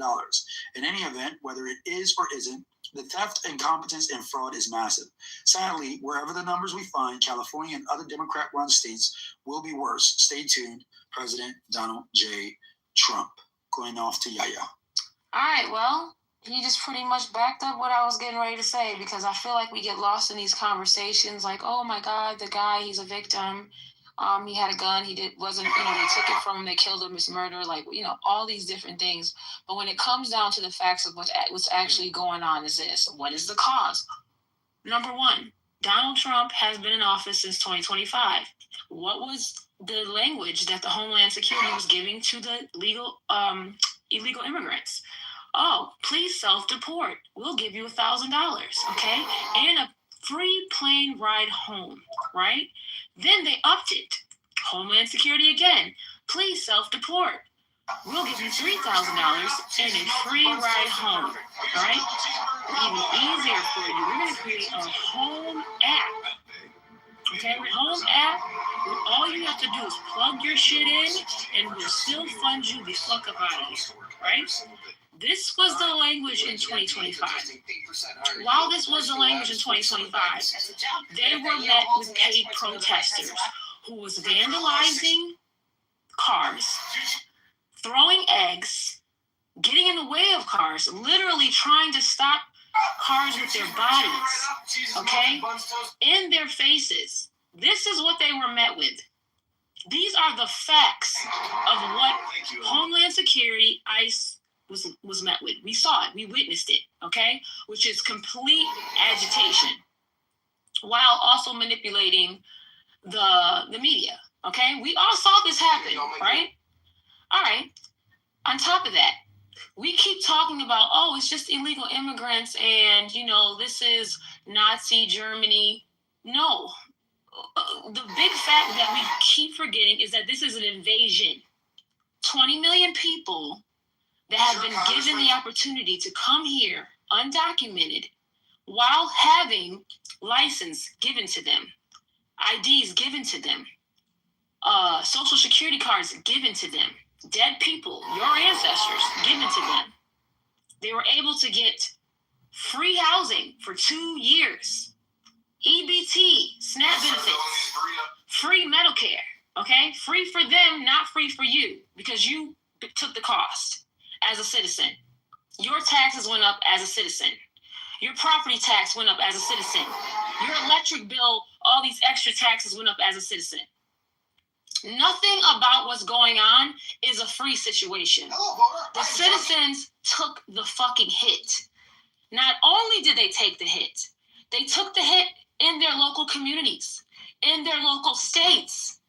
They took the hit with overpopulations of our schools. We took the hit. Look, we're in the middle of a situation right now where we're all preparing for this United States mass storm. You want to know what the grocery stores look like in my motherfucking county? Everything is gone. Every fucking thing is gone. You want to know why? Because I'm in a sanctuary county, which means we have double the population. We're hoarding people, which means when it comes to anybody else, if you waited, our storm's supposed to start tonight at 12 a.m. If you did not go shopping by Wednesday, you are shit out of luck. You ain't getting shit because there's nothing to get. And I just feel like these conversations are pointless because at the end of the day, ICE is doing a job. There's massive fraud. There's massive fraud on all levels across the United States, okay? But specifically in the Democratic states, more and more fraud is being revealed. We already know what's going on in freaking Minnesota, just as TC read the statement from Donald Trump. So just even having these conversations saying, well, they're doing too much. These people have had every opportunity to leave. Every fucking opportunity. On top of that, during the elections, the election was ran on magortation, which means Donald Trump elected to mass deport. That's how he won. So we want to keep acting like the American people don't want this, and they want it. They are tired. They're tired of footing the bill. They're tired of taxes, inflation, $12 eggs, because that's what the fuck was going on when Biden was in office. Okay, eggs were $12 in some places. My point is this. The conversation, it really should have been about a 5-minute conversation. And all these apologists and all these empathetic people saying, oh, this guy's a victim. These people are there to agitate and get in the way. What the public should be doing and saying at this point is protesters, stand the fuck down. We are tired of your bullshit. Protest over there and get the fuck out the way. That's what the American people should be saying to protesters. Also, another point with Minnesota. Just like they said, Tim Walz is telling ICE that they're on their own. And he's telling the police officers not to create orderly conduct for the population. Just some type of order. They'll be out there protesting, but they're not even allowing the police to enter to keep the peace. He's doing the polar opposite. So at the end of the day, I'm not going to get caught up in all this fake shit. I'm going to keep it about the facts. And the facts are they're not supposed. We're tired of funding them. All their benefits are done February 1st. Okay? We're also going to talk about all of the children who have been getting kidnapped. All of the people who have been getting kidnapped. All of the hotels involved kidnapping people. Do you believe that all these people are all law-abiding good citizens? No, they're not. That's why they're getting arrested and getting the fuck up out of here. So our people in harm. That's the bottom line. Any at this point that is still trying to be empathetic to people who have been given incentives while they were here, and they're given incentives to get the fuck out of here. Both ways they've been given. If they still want to wait until someone has to hunt them down like a fucker or a dog, at that point, what do you really want the American people to do? We're at war.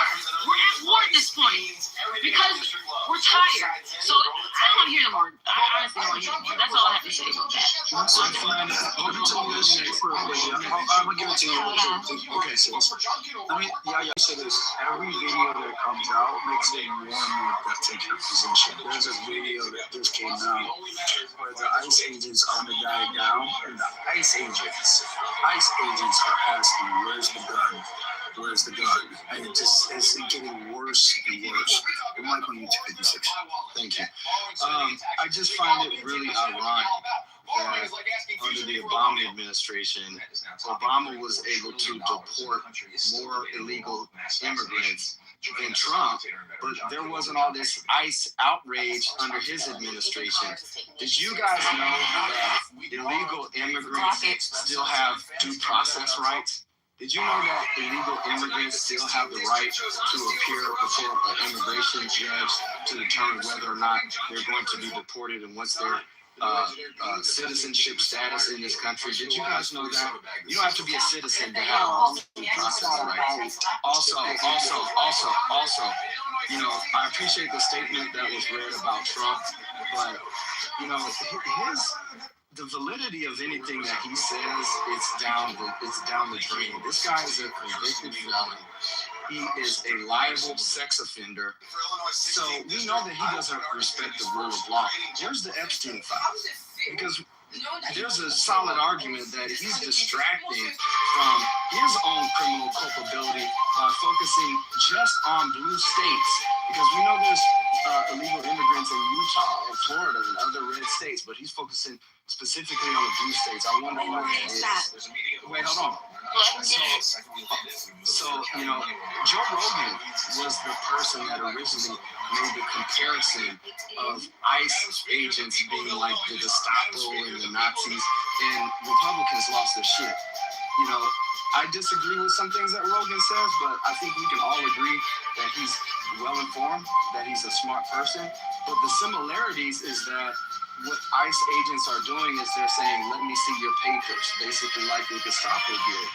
It's based on what you sound like, based on what you look like, they're discriminating against you in order to determine whether or not you're an illegal immigrant, and that's wrong. But the comparison is very valid. The brother made hold on. One of the brothers earlier made a factual submission about 2 people being shot in Minnesota. 2 people have been shot and killed in Minnesota by ICE agents. There's been other people that have been shot, but just not necessarily killed. So the number is rising by the day. It is your legal right to follow, monitor, and even record ICE agents. That's a First Amendment protection that you have. So these people saying, well, that warrants you being shot and killed. No, it doesn't, because these people are exercising their First Amendment right. And I would argue, as someone that's boots on the ground in Minnesota, a lot of these protests, they're peaceful. A lot of these people are saying, look, I'm just not comfortable with these people being in our community because they're not trained with the de-escalation tactics that law enforcement needs to have. Because they're picking these guys up off the street a lot of the time. I think another ironic thing is Alex Preddy. He was a federal worker. This guy worked as a nurse for the Department of Veteran Administration. This guy was a federal worker, and I just think it's ironic how federal ICE agents have treated him. It kind of reminds me of the George Floyd situation. You have all these law enforcement officers on top of one person.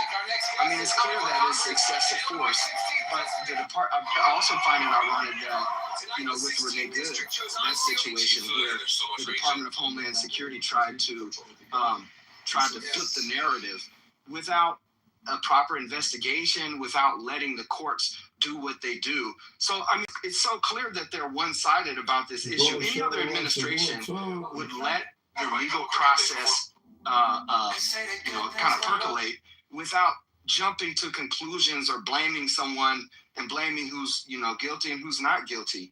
I also think that, Minnesota at some point will eventually drive ICE out.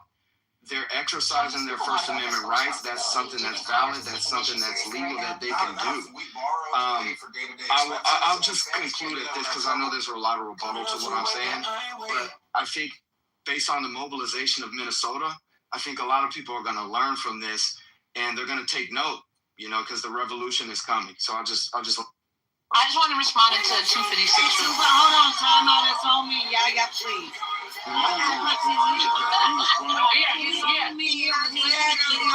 Please. Suka, go ahead. I'm calling this squabble. Anybody who know me know why I came off my mute. And then y'all make it worse when y'all jump off trying to be funny. No, you in a car, so you get a delay. So you No, y'all don't feel. My bad. Well, I'm sorry with that. Go ahead. Go ahead. So hold on. I want to know. Come on, y'all. 256. Where are you from, brother? I'm from the South. South where? Are we getting personal here? Because are we talking about You said you were in Minnesota. Alabama. Yes. You said you're boots on the ground. Time out. You said boots on the ground. I'm a double descendant of Rondo. My name is Danielle Churcher. Now, I looked at your face. You don't look familiar. Who your people know? Who you related to, good brother?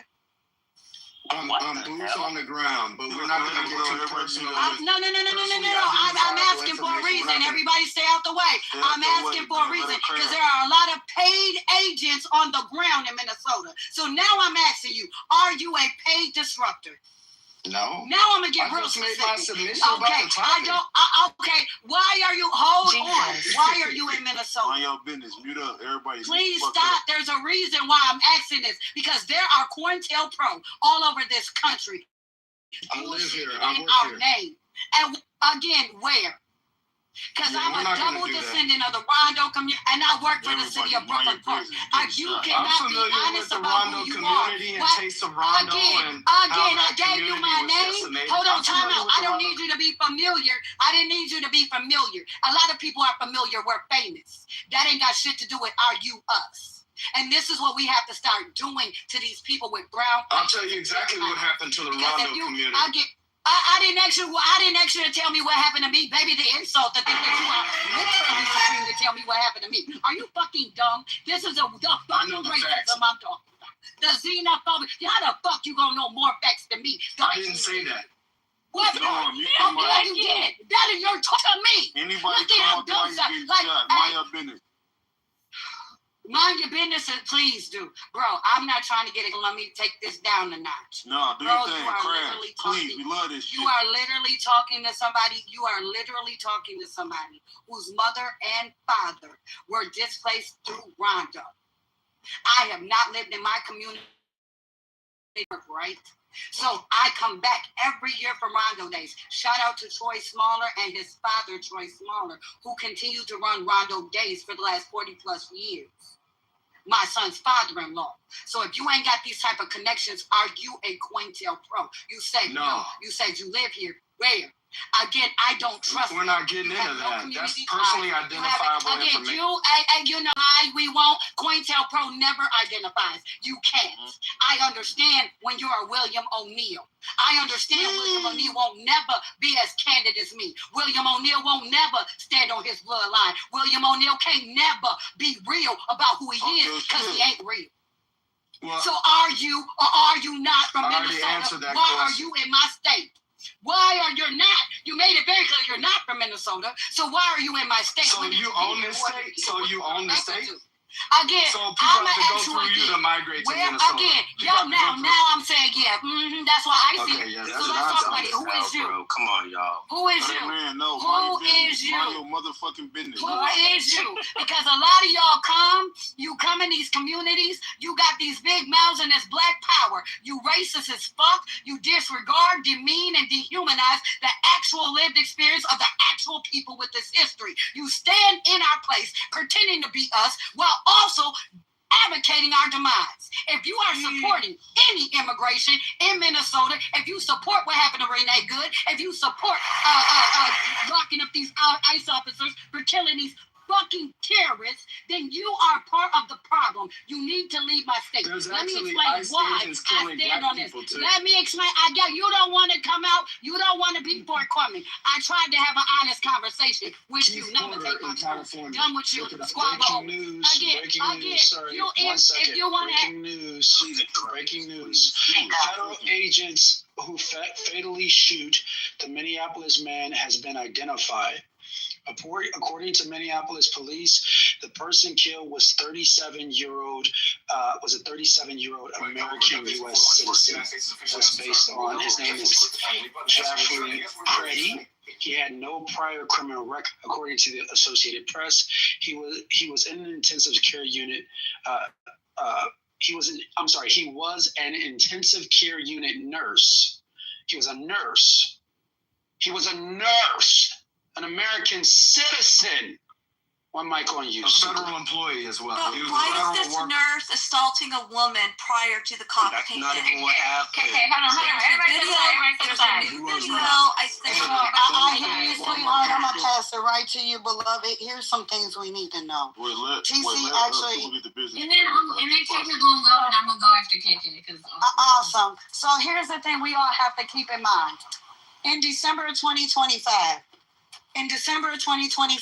Operation Metro Surge was ordered. So think that you had to have a special operation. He was right. We are under it.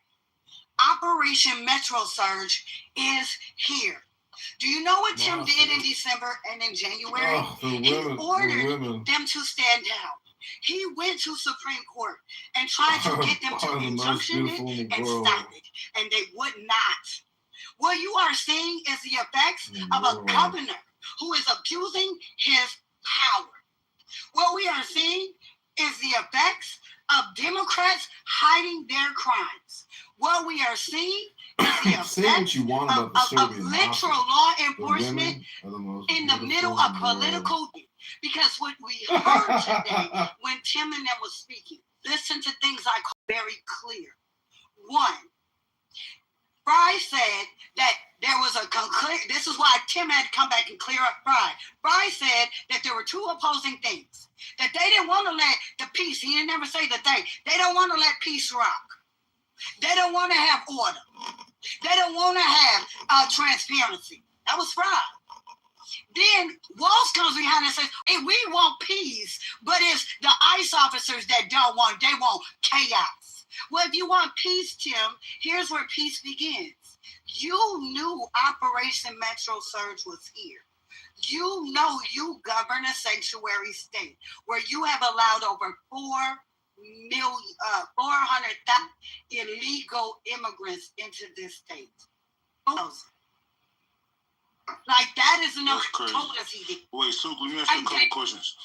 So I've been looking up this Rondo stuff last night, right? And it's a bit, man, it's crazy what happened to that community. So I just my community, stuff. I know it's fucking insane. I know. Let me read it. So it says, just found that there no Republican mayor. They haven't had a Republican mayor since 1952. So St. Paul has been dominated by Democrats for 70 years, right? I just want to put text.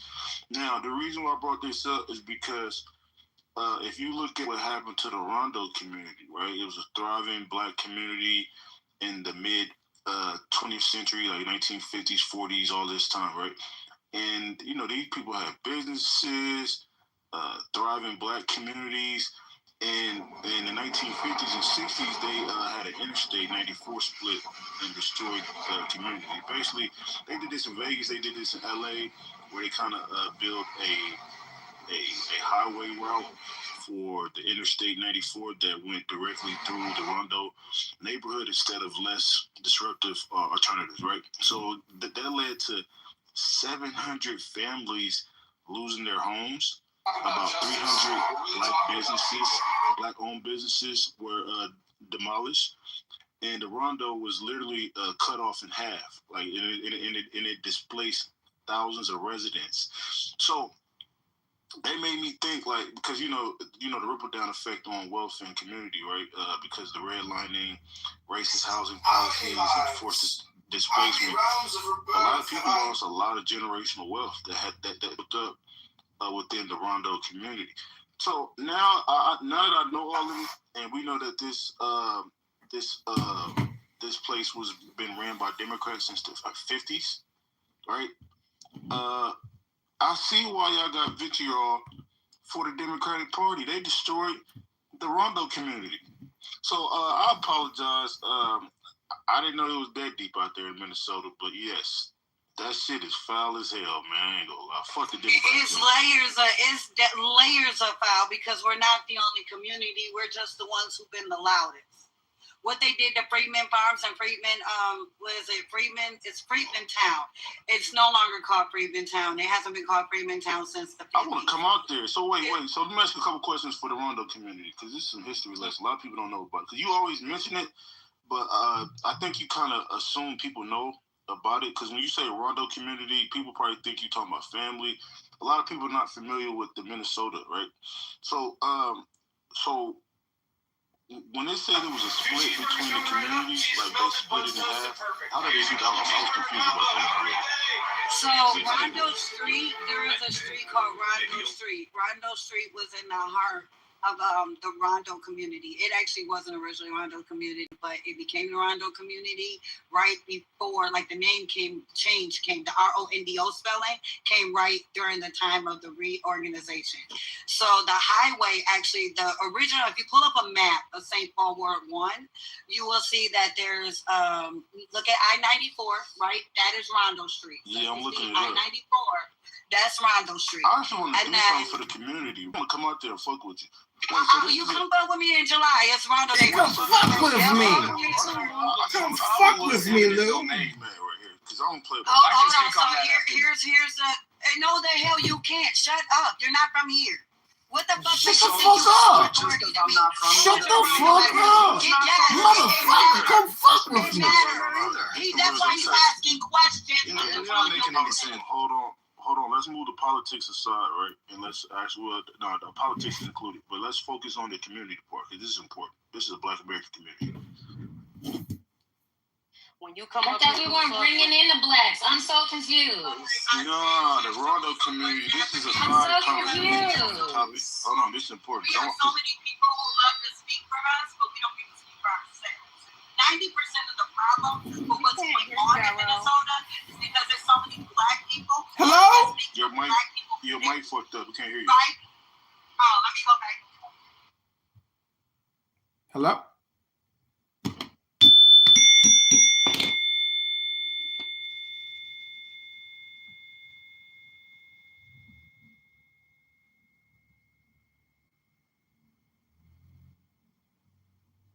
You are here on delivery of Alistair Crowley, leaders of liners, so figured all on.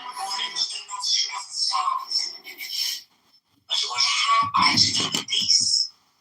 To me, only the distant flute, the abiding vision of Pan. On all sides, Pan to the eye, to the ear, the perfume of Pan pervading the taste of him, utterly filling my mouth, so that the tongue breaks forth into a weird, monstrous speech. The embrace of him intends in every center of pain and pleasure. The sixth interior sense, a flame into the inmost self of him. Myself flung down the presence of being, even to the abyss annihilation, upward into the nostril of the star.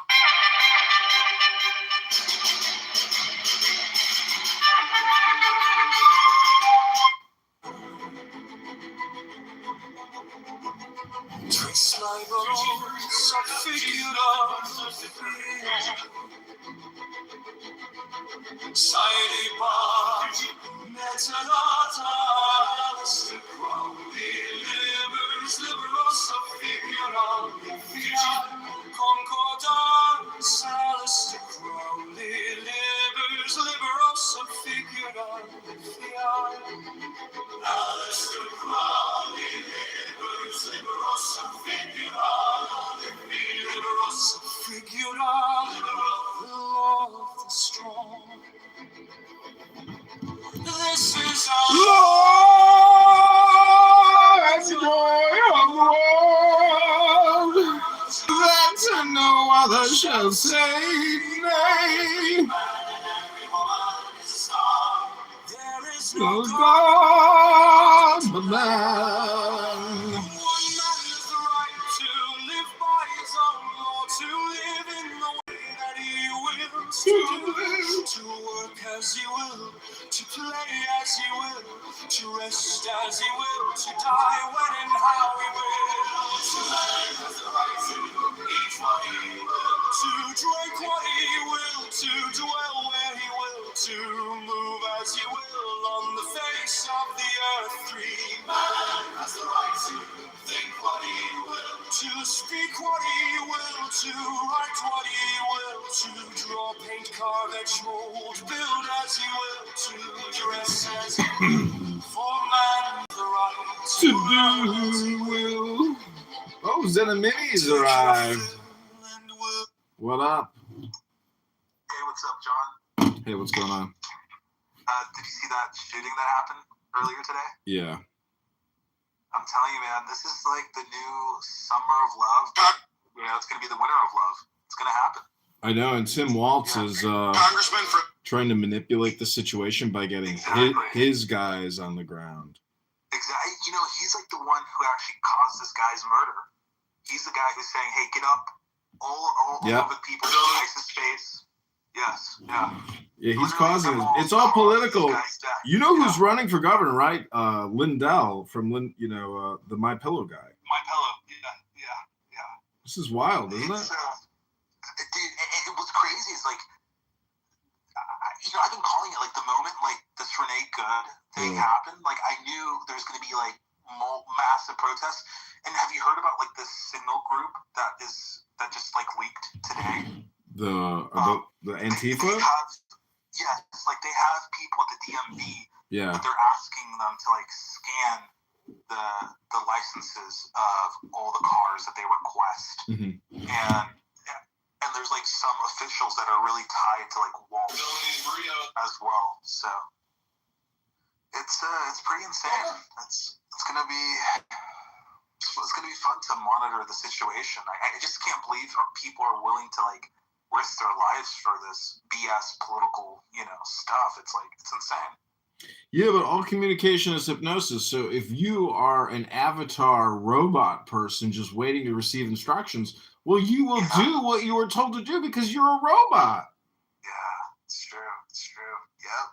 Question authority. Think for yourself. If you support Tim Walz, Tim, you're already fucking brain dead. It's true. It's true. Like, see, you've heard about like the signal chat that's been going on in Minnesota. I just read it, and even Zuckerberg is tied into it. Oh my goodness! And you know, if they're sort of creating a state within a state, and if the federal government doesn't crack down on this hard, other blue states are going to do the same thing. They're going to look at this sort of thing that's happening in Minnesota, and they're going to realize, like, hey, they're not doing anything about this sort of insurrection that's happening. We're going to continue doing the same sort of political things that are happening in Minnesota in our states as well. So, yeah, that's sort of like my analysis. It's that the federal government has to crack down hard on Minnesota to show that, hey, they're not effing around when it comes to, you know, immigration and enforcement. It needs to happen. Do you know what the difference between America and China is? China is for the Chinese. Basically, yeah. Hey, Jacob, up in Lakeview, let's get a beer. Hey. What's up, Joliet Jacob? Joliet Jacob. Good thing we're not in Minneapolis right now, you know. Oh, praise God. It's going to be the winter of love. You know, like George Floyd, the summer of love. I think they get bored, you know, and they just need something to protest about because it's colder than like here most of the time. So it's like, fuck it. And there's like these progressive white people that have like a really good standard of living. They have nothing like to complain about really. And they just stand up for like Somalis or I don't know. Everyone protesting I seen they have like purple hair or some weird color. They're all ugly, men and women. And they just seem like it's like, dude, are you working or what's up? They want to get shot, you know. Look at their mugshots. These aren't like people that it's like they're dying for like 80 IQ third worlders. It's like, come on, where's the empathy? I think that's their 15 minutes of fame. You know, and like that other lady that got shot, and they're like something. They had a kid, and like try to like who would be doing that? I was working when that happened. The first one, you know, and I'm like, I don't care. I'm like, I'm busy. I got bills to pay. This person has like a convenience. They talk about the car. They like a shot. You know, the first one. There's these other ICE watchers. They have diapers in the car with them, so they can, you know, monitor ICE activities while shitting their pants in the car. It's like, come on, good dude. It's like, is that true? Yes. You know what? At this point, I'll believe anything. At this point, I'll believe. So it's like, so you don't have a job then, or you're comfortably retired or something, because otherwise, like, who the hell's paying your bills? You know. But it's like, I don't know. Working people don't do that. Like we're like, dude, like JFK gets killed. You know, or whatever. Yeah, we might cry for like an hour or something. But we're not gonna like burn the whole fucking country down. Yeah, it's like these guys are just looking for an excuse to get mad. I remember when Floyd got killed, and I live near Chicago, but my city's predominantly like Hispanic and Black, and like they destroyed all the Hispanic-owned businesses because they had nothing better to do. Like but it had nothing to do with the matter, you know. It had nothing to do with the issue. It was just like people use an excuse to like. I think, Jacob, it's like a culture of nihilism and a culture of boredom, right? Like there's nothing going on in these people's lives, and they're sort of like Joker-fied in a sense, like, you know, from Batman, Joker. They just want to see the world burn, just to see how like the Dark Knight kind of. Yeah. Like they just want to feel the heat of the destruction that they're causing. That's literally, I think that's the mentality, the psyche. And I think that's the best way anybody's presented that so far.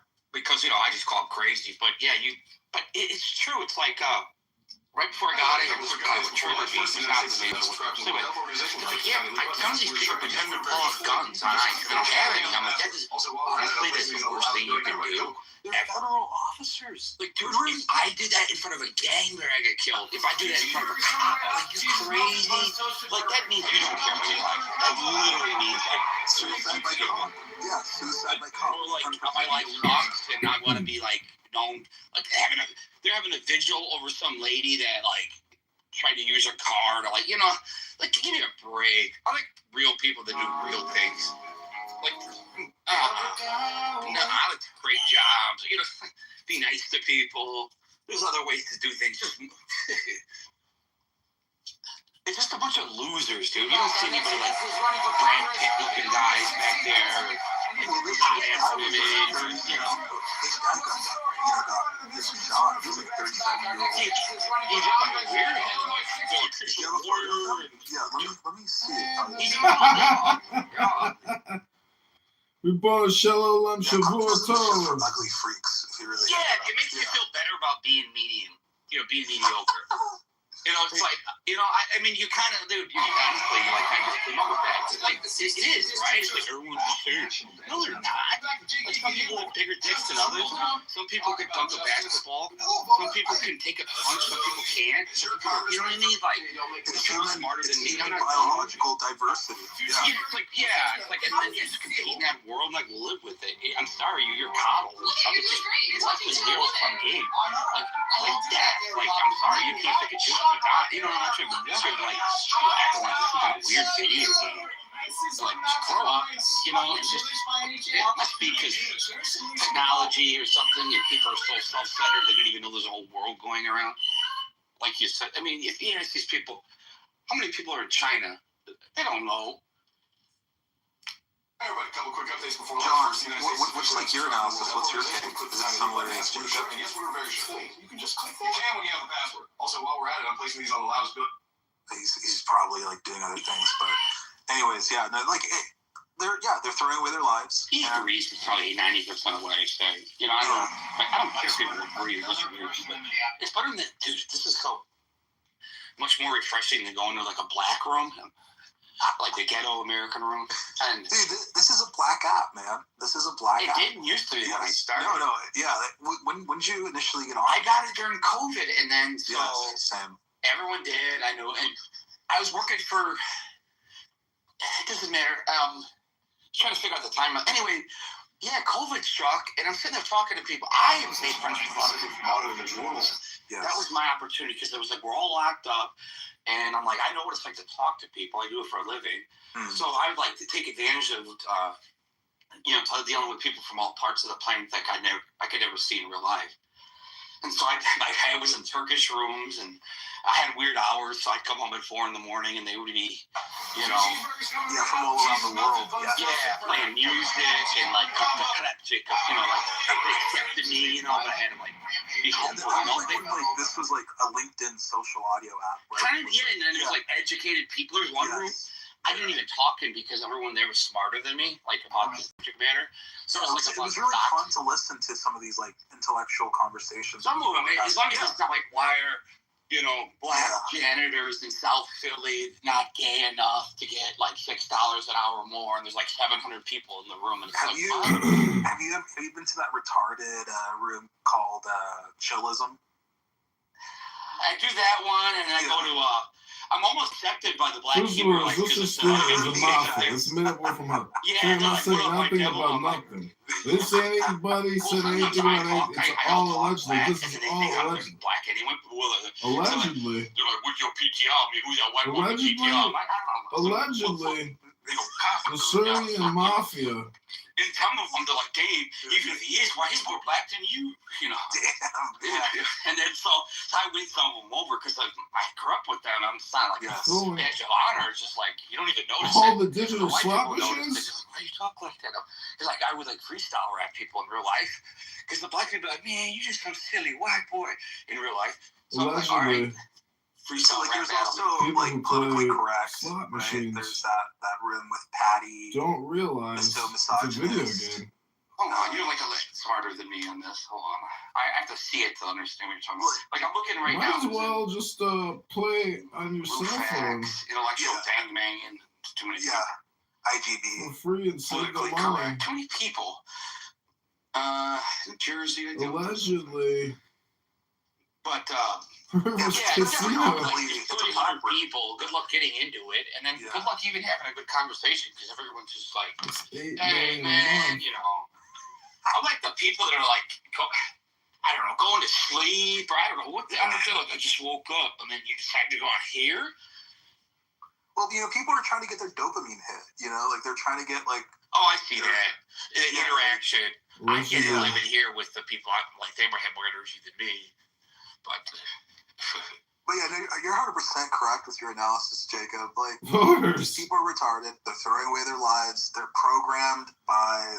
There's nothing going on in their minds, and literally, whatever the governor tells them to do, they're gonna do. Like they're being hypnotized by the words that are flowing out of leadership. Allegedly, Rivers Casino Even gets like, $9 million a month from allegedly intelligent even like the No voters. Kings rally, I was like, I drove by those people. I'm like, you really took time out of your day? I don't even know what you mean. Like, yeah, we don't have any kings. Thanks for checking.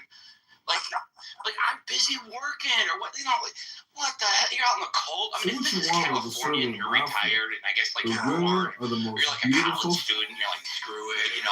Marching against Vietnam is something that's worthwhile. But no, these people are like, or the people that support Palestine. Like, what's going on with you? Like, dude, I'm over like this whole Israel Gaza. Oh, me too. But I'm saying like the whole thing. I did gays for Palestine. I'm like, they throw you off the building. Like, at least know what you're talking about if you're going to support something. Hey, what's up, Drew? Hey, Drew. Hey, how you doing? We're just staring out my window at the snow. Oh yeah, the storm's coming this way, isn't it? Like, I live in Maryland, so it's going to be coming around like 1 in the morning. I think it's like 21 inches. That's what they're. Oh, you guys you're getting you didn't get the snow. We just got the Arctic part, so it's like 8 degrees now. It was like -6, but I got remote start of my car, so I mean, that's all good. What is this, 1820? The only thing I care about is like I don't want to get in an accident, on the speed, interstate. And then I have to make a police report, and it's like, you asshole, just drive slow. It's -4 out. The panic buying is a little crazy where I live. Like, all the grocery stores are empty. Where again, you said? Maryland. Yeah. So it's more of a south of Richmond. Maryland. No, Mason-Dixon line or whatever. It's north of Virginia. Oh, okay. Yeah. No, but in that area it's like fair weather and people aren't used to it. They close down all the schools and stuff. Yeah. There's another Jacob on here. He's from Virginia, near the Pentagon. You probably met him before, but is he the guy who's like in love with like all these different women on the app? Like, no, there's a couple Jakes running around. Yeah, there are. There's this one guy. I think he has like bipolar. I've heard about this guy. Did they got him? Yeah, and he he just like loves every woman that he meets on this app, like irregardless of like anything. It's really funny to listen to him. Like, I don't like endorse what he has to say, but it's fun to listen to him. Oh, there's certain characters. Oh yeah. Like, and that's what's so crazy, like, about this app as well. It's like, if you're kind of like reflective about it, like, everyone is a character on this app. Everyone, like, like in a sense, like how they carry themselves. Well, it's a true reflection of them in a sense that they're showing you in some cases, depending on their motive, who they really are. And because I'm never going to meet you and there's no like consequence. Exactly. So like, it's like kind of like people that are cruel to animals. Like, you could be, doesn't mean you have to, like, so you see people's true colors on here, whether they're good or bad, or whether they're just whatever, sad, even, happy, glad, mad. Remember that doc guy? I don't know if you knew him. He's basically like IQ of Forrest Gump, but the guy, he's like, this cost me $50 a round. He lives in like the middle of nowhere, and he'd shoot guns in his backyard. Oh, I know him. Like, John, the music guy, he introduced me to him. I've talked to him a couple of times. No, like, not in person. I've talked to him like hundreds of times. Yeah, he's a fun guy. He's a fun guy to talk to. he has always something to say. Well, yeah, some people claim he lied about being in the military, though. And I wasn't in the military, so I don't want to be like that guy and be like, well, because then somebody can accuse you of anything. But like, my dad was in the military, and he's like, because my dad was a Marine, and I was like, is that true? He's like, I don't think so. No. But I don't, want to search shit up. But in another part of me, this is the nice part of me. If somebody really wants to lie to people about what they do, that makes them feel better. I don't want to take that away from them. It's almost like, let them live. You know what I mean? Like, well, it's kind of like, fuck it. Like, I feel bad. Like, what? Okay, I don't want to be the man that you commit suicide to or things like that. So I'm very careful of that because I had a couple of friends that did that on here, not because of me. Yeah, but I'm like, so you hear what happened to Martin, the Turkish DJ? I'm like, no, I'm like, he used to fight people all the time. The German Shepherds got taken away. They're like, Gary, he hung himself. I'm like, what? I'm like, that's what I got for like a year. And that's when things got real. I'm like, there's a person behind that mind. Yeah, you know, be careful what you say, you know, but also, you know, like how we are, like cordial. Like there was this person, his name was Lou on this app, and I think I remember it. So what did they act like? He was a white guy, and he hung out with a couple of, like, these Is this recently though? Yeah, recent. Okay. And he found like a bagging of drugs or something. Like he thought it was cocaine. He overdosed. This was like 2 weeks ago now. Yeah, I remember that. What was he like? I mean, because I'm not good with like. What was he like? He was funny at least, or? Yeah, he was really funny. He was like really funny. Where was he from? I'm good with locations. I think Arizona. I don't know. I remember that guy. Yeah. But, yeah, like so it's like I've been on this app for like 5 years, like since 2021 now, and so it's like there's definitely going to be like a lot more clubhouse deaths, you know, like right. It's like when you get older. You know, you're like, damn, I'm 40. And I'm like, damn, I'll live like 5 of my friends already, you know? Yeah. I'm not bragging about it. You know, it's really sad to hear about like those people who they're 40 and they have a heart attack. It's like, wow. Like, how old are you? I don't care, but 28. Okay, so I lost my first friend. I was like 25. So like effectively you get more used to it, but you never get comfortable with it. It just like reminds you of your own mortality. Like you can take it one or two ways.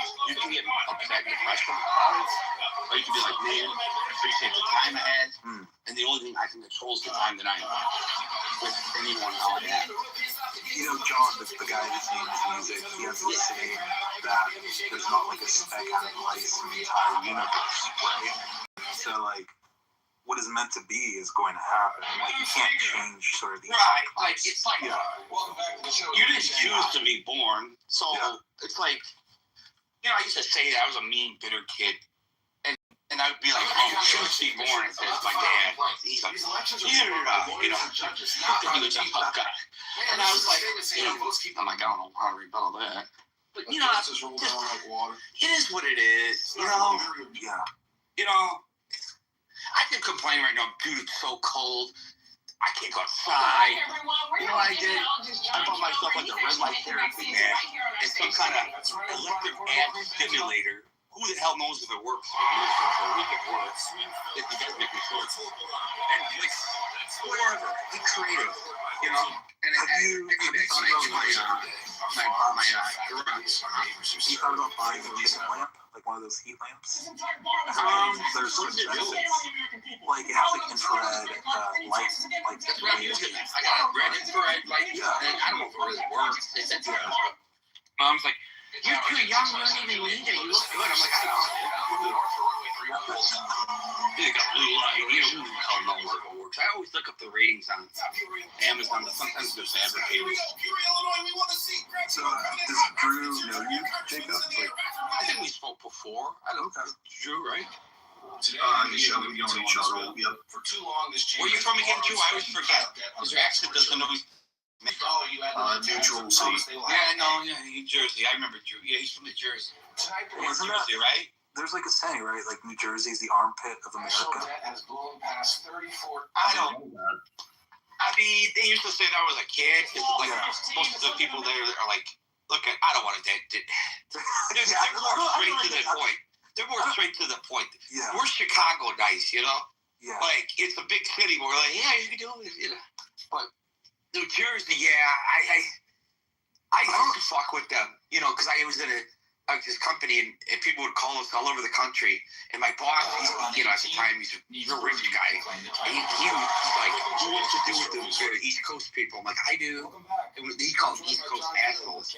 So people from Philly, Jersey, no offense, true. And then like the shittiest parts of like Boston, you know, they're like the toughest people like you know Boston. Because there was who the fuck you guys based out of? Like you know, like every even the educated ones. But they were tough because they deal with like 100 million people. The Jersey has the most people per square mile. Wouldn't you be pissed off if you were like surrounded by people all day? I would. You know, breathe a little bit. But no, I recently watched The Sopranos. I never watched it. Dude, I just got done watching it. Like first time? No, like I literally rewatched like some of the best shit. Like you know, this one where they're negotiating with the Jews and stuff. Yeah, that TV show is so good. Like it's really good. Yeah. Like it's depicting. There's another one too, man. Yeah. I watched this years ago, but The Wire. Fantastic. It's the same genre, same HBO. I'd actually even say it's a notch better if you believe that. Like, it's so realistic. There's so many subplots. There's so much thinking that goes into it. Like, white or black. I mean, like, you'll be rooting for the people. Like, I'll just say that without ruining it. Like, there's the guy that robs drug dealers in, like, Baltimore, because it's based in Baltimore. And it's focused on the cops, the robbers, you know, every aspect, the kids, the users. Anyway, it's like Sopranos, but like just fucking crazy. And this guy robs drug dealers, and I'm like rooting for that guy. You know what I mean? Like, you're like rooting for the kid because he gets his ass kicked every day. And it depicts the school systems to the T. Like, and then like the one kid was like, you know, wearing his. You know, whatever, like used clothes, you know, dirty clothes, and the teacher's like, "Here, man, I'll give you some of my clothes," and you know, like showing like people care, you know, and like it's so realistic. Like people, I got a good life. I mean, I had a good life. I ain't complaining about shit. I'm like, most people grew up like that, and some of them still are more, you know what I mean, like successful than like white kids that just went to Harvard and like didn't have a setback in their life, other than like they didn't like the rain when it was like they're flying in their private jet. Yeah, that's been like my life in a sense where. You know, have you heard of Buddha? Like the story of Buddha. I know of him. I had a statue. I'm not gonna claim, but I know. Like so, like his story was like he was like the king's son, and he knew no suffering for most of his life until he saw like a peasant die, and he was like, that's like when he like finally became like I got to do something with my life, you know, rather than just having a good life in a sense. Like Steve Jobs or something? Yeah, I don't know really much about like the story of Steve Jobs, like his life story. What is it about? Well, you're asking my opinion. Drew, what would you like to say about Steve Jobs? Because other people might give you different answers depending on their viewpoint. Yeah, I mean, he was, interesting. He was flawed like every one of us, but he was interesting. Yeah, I'll keep it at that too. He was very passionate. Like from what I've read, like very passionate about. He was a good salesman. Yeah. So he was like, he's the best salesman. He didn't. I mean, I don't know, man. The guy's 10 times. Listen, if you just take a piece of what the heck I had and get rid of the stuff you don't like about him, and then you take some piece of somebody else that's powerful, or smart, or whatever, innovative, you become better than if you try to emulate that person. You know, nobody's gonna be like Steve Jobs. Just like nobody will ever be like you. And you know, that's like I feel about like Apple. I really do feel like Apple hasn't really innovated like massively ever since Steve Jobs passed away. Like they're just kind of stuck with like $200 billion in the bank, and they're not really doing anything else. And I don't know. I mean, why fix what's not broken though? Like Amazon, I mean, they're not innovating. And I used to work there, and I'm like, holy shit. So I'm like, how does this place even make money? You know, because like they're very inefficient. Well, but most of their money is their margins are shit. It's mostly revenue. Most of their money through Amazon is made through their AWS side, like their data centers. Yeah, they started pushing that when I later left there. I was like, okay.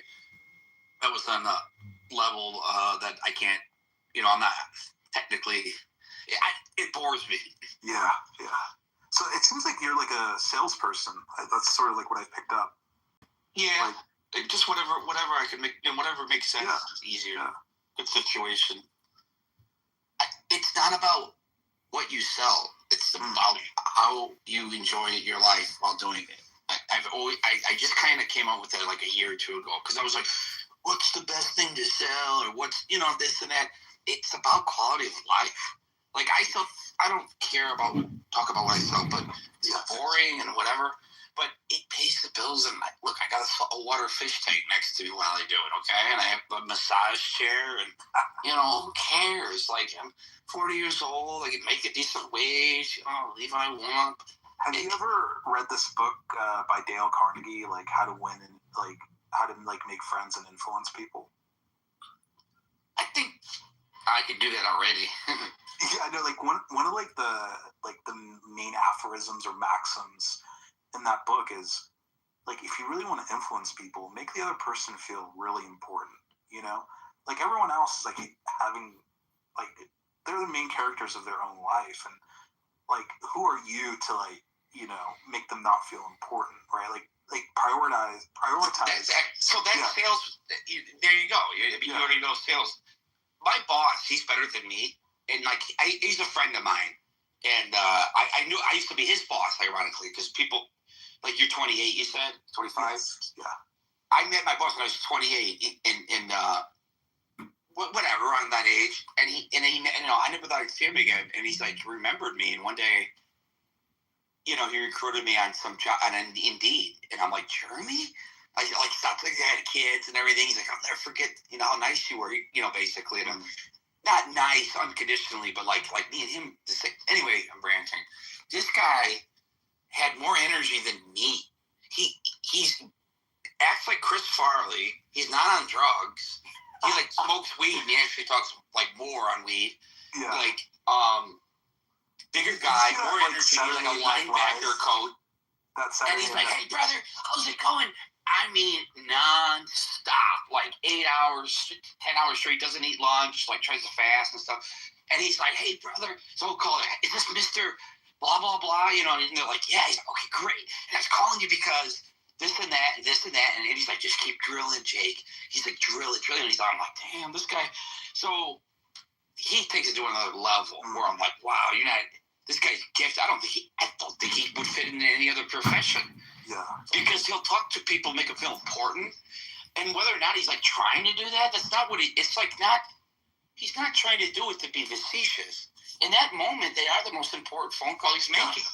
And that's kind of how I'm not at that level yet. I mean, because I'm selling fucking stuff that's not curing cancer over here, but at the same time, they like your enthusiasm, because if you're like, hello, I'm Jake calling you from, they're like, click, Yeah, no, it's a great book. I'm reading it with my wife, and really great stories, and great, and one of the things that it says, pointing, you touching on what you were saying was when you compliment someone, don't do it because you want something from them. Genuinely be interested in the other person, in a sense. Well, people could sense when you're being inauthentic. Yeah. Try to find something about the other person that they'd never realize about themselves that they're really good at. Try to bring that out from the other person. That was one of the things that really stuck with me. Well, yeah, some people are really good at that. Like my boss, again, he's very eccentric. He's got 4 kids, but his son plays football, and I'm like, why do you got a photo of who? I'm like, who's this? It's a photo of him smiling with this kid, chunky looking kid. But the kid, you could, just whatever, special needs. He's like, that kid's autistic, but he loves me. His parents want me to take him out fishing or a baseball game or something. I'm like, really? He's like, yeah, he likes football. He just, no one talks to him in school. And so he's like, I'm like, what?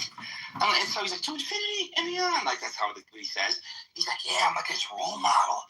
I'm like, that's crazy. It's just funny. I'm like, yeah, people like you, Jeremy. My boss. But, sorry, rambling. Then keep me in check. No, Where are we at here? I'm on the couch right now, and like I'm just walking around. Oh, okay. What about you, Drew? Anything that you want to say, or I don't want to leave out Drew, from the conversation. Yeah. Sorry, Drew. Maybe he's not even on the phone.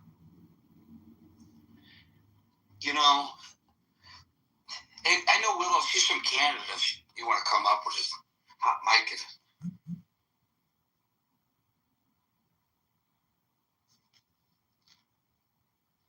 How's the weather up there? It is freezing. Freezing. It's I'm checking mine now. Yesterday it was colder. Okay, it's gonna be -7 today Fahrenheit. Wow. But so Willow, like your new prime minister, his name is Carney or something like that. Yeah, Carney, something or other. Is he better than Trudeau?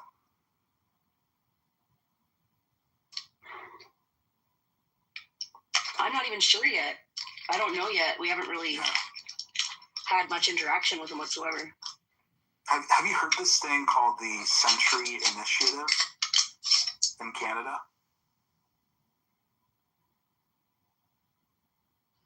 No, what is it? No. So like the Century Initiative, it's this plan by the Canadian government. Hello, Reverend. Hey, what's up, Reverend? Where they want to do not add that guy though. Don't add him. Where they want to add like 100 million Canadians by 2100. So they would like the population. What? Yeah, look it up. Century Initiative. It's 100% a thing. Why don't they just do what the U.S. does and just create a viable country that everyone wants to immigrate to? I don't know. It's kind of crazy. Like the population of Canada is like 30 million, and they want to bring 70 million more people by the end of the century. Well, yeah, because they got to replace their birth rates, but 7 million seems a bit excessive. But they have a large country; it's bigger than U.S., including Alaska. Yeah, that's true. But that's does that mean for 2000? Like 2100. So like 60 more years. Yeah. 2100, like the year 2100? 2100. Yeah. Yeah, so 60 more years. That's only 100,000 a year. I don't really think that far ahead. It's like 74 years ahead, right? 74. Dude, we don't even know we're going to be we're not going to be alive that long. Like asteroid, nuclear war, I do like a 5-10 year plan, 20, 30 maybe. Yeah, so this is what the Wikipedia says. It says the Century Initiative was co-founded by Mark Wiseman and Dominic Barton, who also led the Advisory Council on Economic Growth under three-term Minister Justin Trudeau. The initiative was supported by the former Progressive Conservative Prime Minister Brian Mulroney and by influential Liberal Party advisors, including advisors to former Minister of Finance. It'll never take off. It's already happened. Canada is importing 2 to 3 million people every year. Yeah, I did notice you guys have a huge immigrant population, but when I applied for citizenship, they said they didn't need me back in 2005 because I didn't meet the criteria.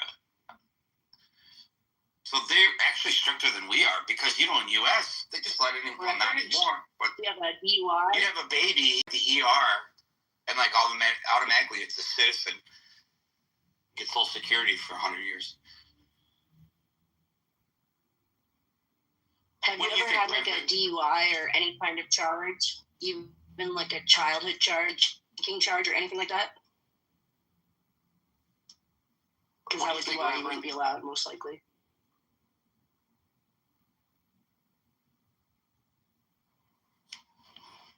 What's up, Reverend? I haven't spoken to him in a while. You haven't spoken to him? Mom, you still ain't speaking to him. Your room's dead. You still think I'm a man? You think it's a dick and balls swinging over here? Come on, you just troll. You just call me a man, and you asking me if I'm trolling? But why do you have a picture of a guy from the 80s? From the 80s. He is not from the 80s. That is my pastor. You know what? Okay, fine. You monitor them, you can keep them.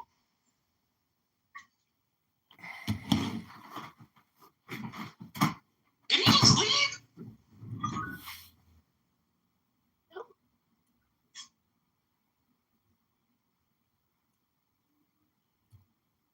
All right, everybody, welcome back to the Lou Fact Show.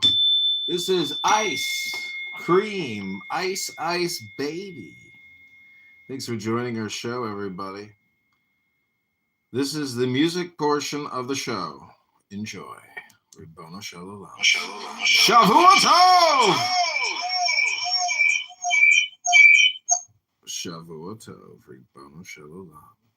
Geh kachen, lichtig in dein Eugen.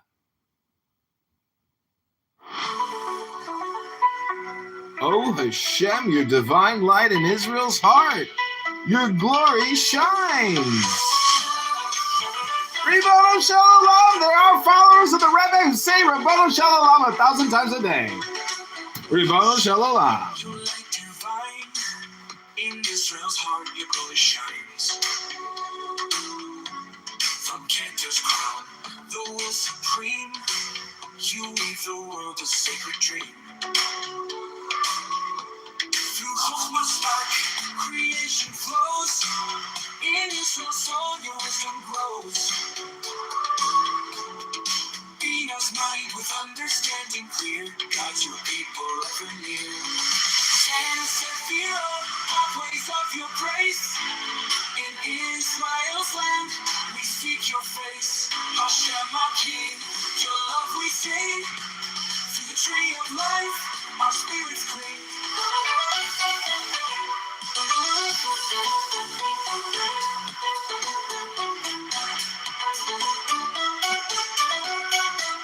Since love, so boundless free. In Israel's dance, your kindness we see. Shavua strength with justice true. Guides our heart in all we do. To third its beauty, harmony's call. In Zion's hills it binds us. It's not a mafia, bro. It's Pritzker.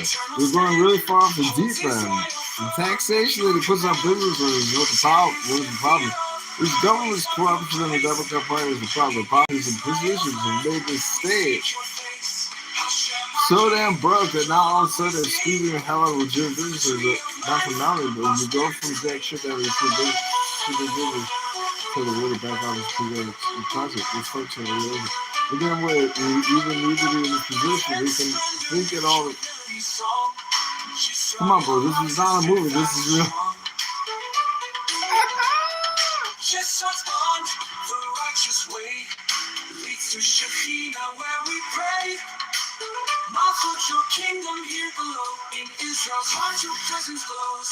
From exiles and song springs, a sure dash the heart now sings. Oh Hashem, your name you raise. In Israel's light to endless days. The Sephirah, your holy plan. Unite the soul with your command. This is a movie. Sacredly, to Mashiach's song we long to be. In Zion's gates we'll sing anew. Hashem our God forever true. And Sephirah, pathways of your grace. In Israel's land, we seek your face. Hashem our King. Remember Fauci and the CDC? Through the tree of life, our spirits cling. Remember?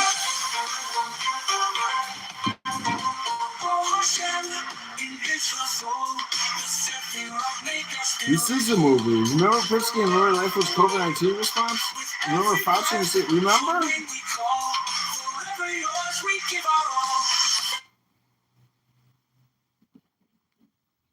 John Kitover, and he's actually making vaccines right here on our stage tonight. That's right. We brought a portable clean bench and all the sterile gear so we can mix and fill the doses in real time.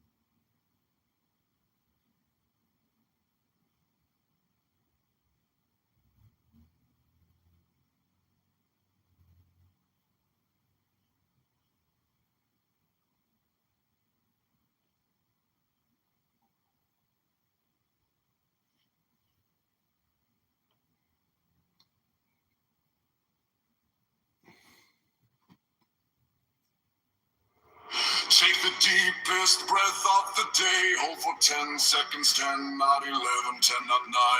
Hold, Remember?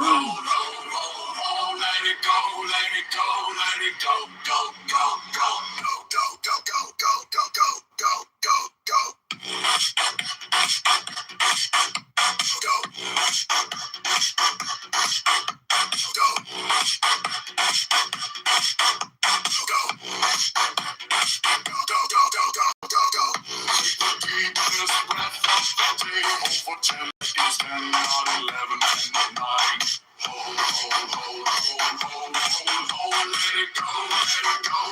Hello?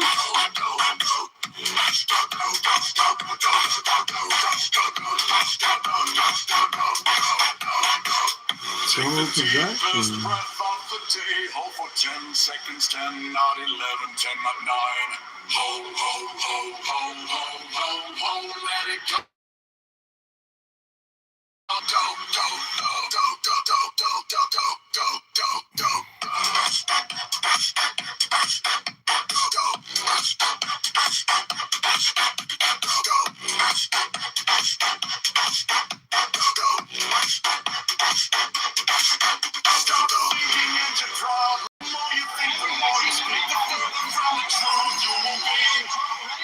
Let's do it.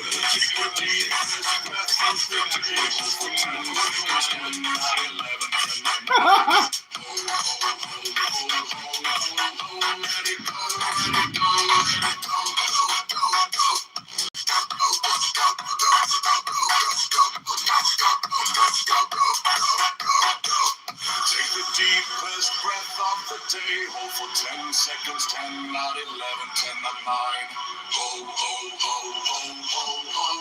let it go, let it go, let it go, go, go, go, go, go, go, go, go, go, go,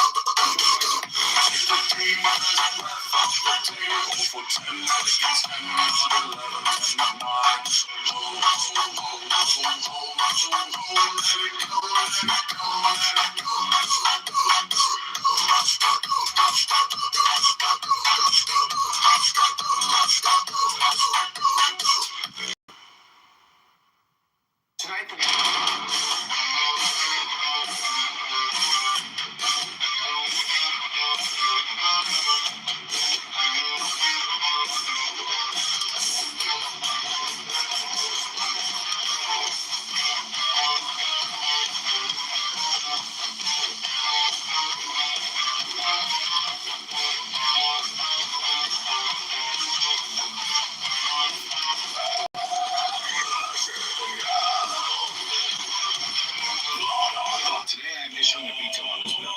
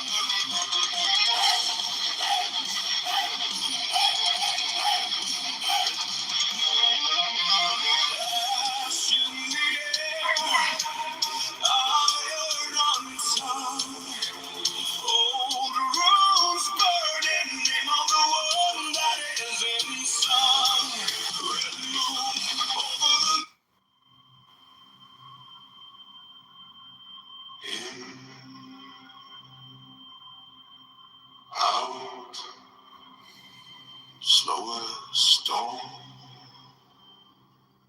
rivers on the rise.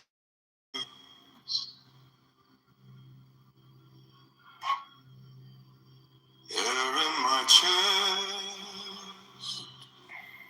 old storm, tame, mountains in my rib,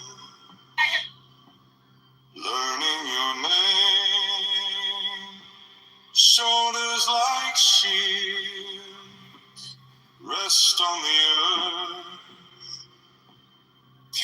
in my skull, softly given birth. Son of thunder, break the blade. Breath of the north, turn battle to flame.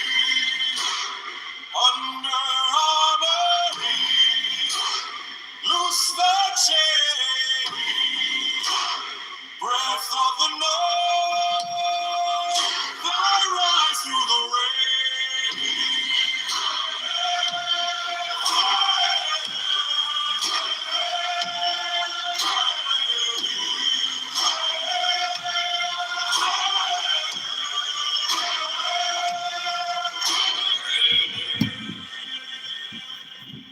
Hands on my heart, drum of the tribe. Every slow drum beat pulls back the tide. Eyes like fjords, silent and wide. Terror in my bones falls with the night. Inhale the romance, exhale the roll. Inhale the ashes, exhale the wall. And there again, it happens only with people who have control. That wasn't just a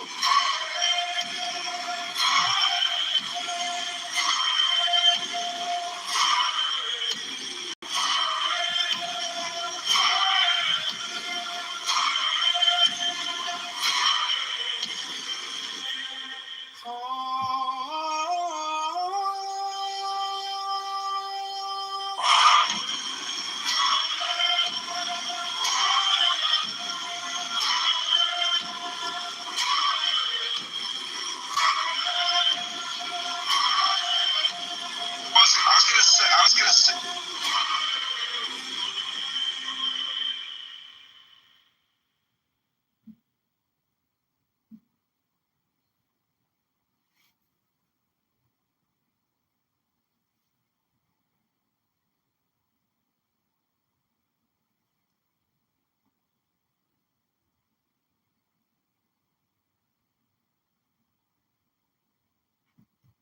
Two cheeseburgers coming right up. Cheese is melted, buns toasted, perfect. Here's your double cheese.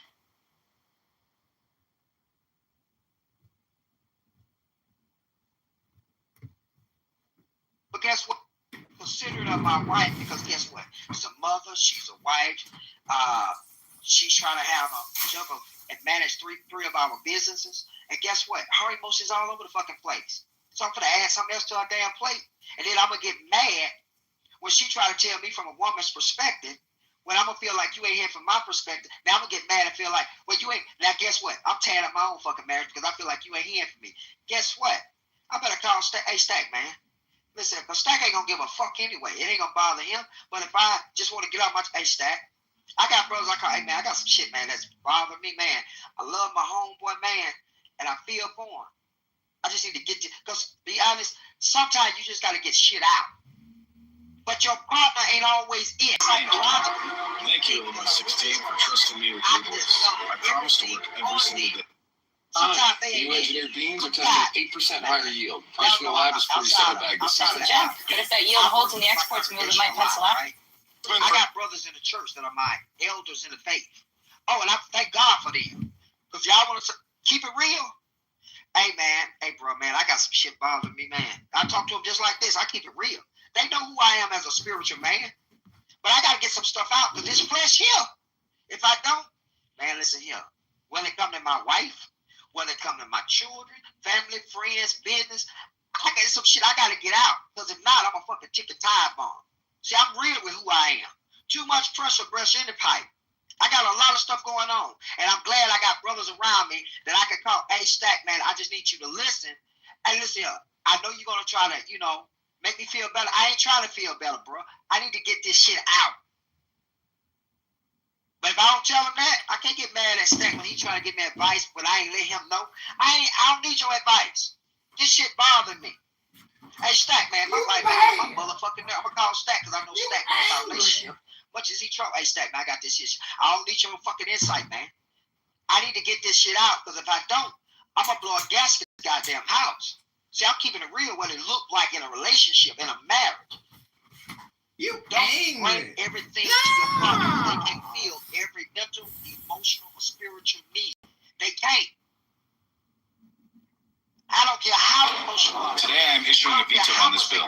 For too long, this chamber has borrowed, spent, and piled debt on the backs of our children. Every dollar you add to that tab is a promise they will have to pay. If that's an upstanding man and he got a long his plate of vision, you have to be considerate and think.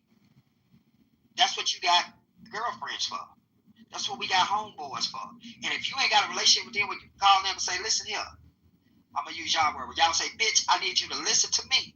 Listen, JKTV, when we talk about the full heritage of my wallet, debt, borrowing, spending, and taxing, then gallop in, take my sandwich, and gallop.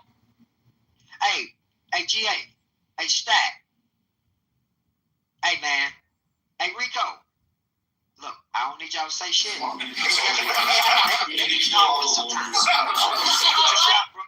know you don't think like this. Listen, I'm going to be real with you.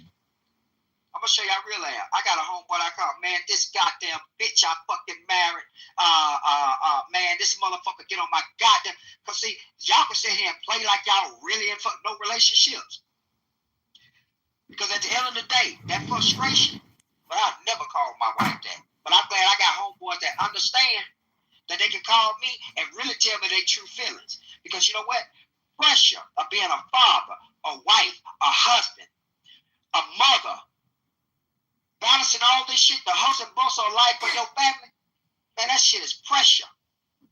But it's wonderful when you got somebody that you ain't depending on your partner to fill every mental, emotional, and spiritual need. And that's real. So I can say I learned the hard way about like unloading on a woman. When I had neck surgery, I was going through the rehab and the whole, the whole process of healing, getting back being normal or whatever normal gonna look like. That woman begged me to express how I was feeling. Like she was like, "I'm here, just let it out, right?" Naturally, I would go to certain people when I'm dealing with them. So I took her advice. She said, "Let it out." So that's what I did. Let it out. I think it took about 5 months.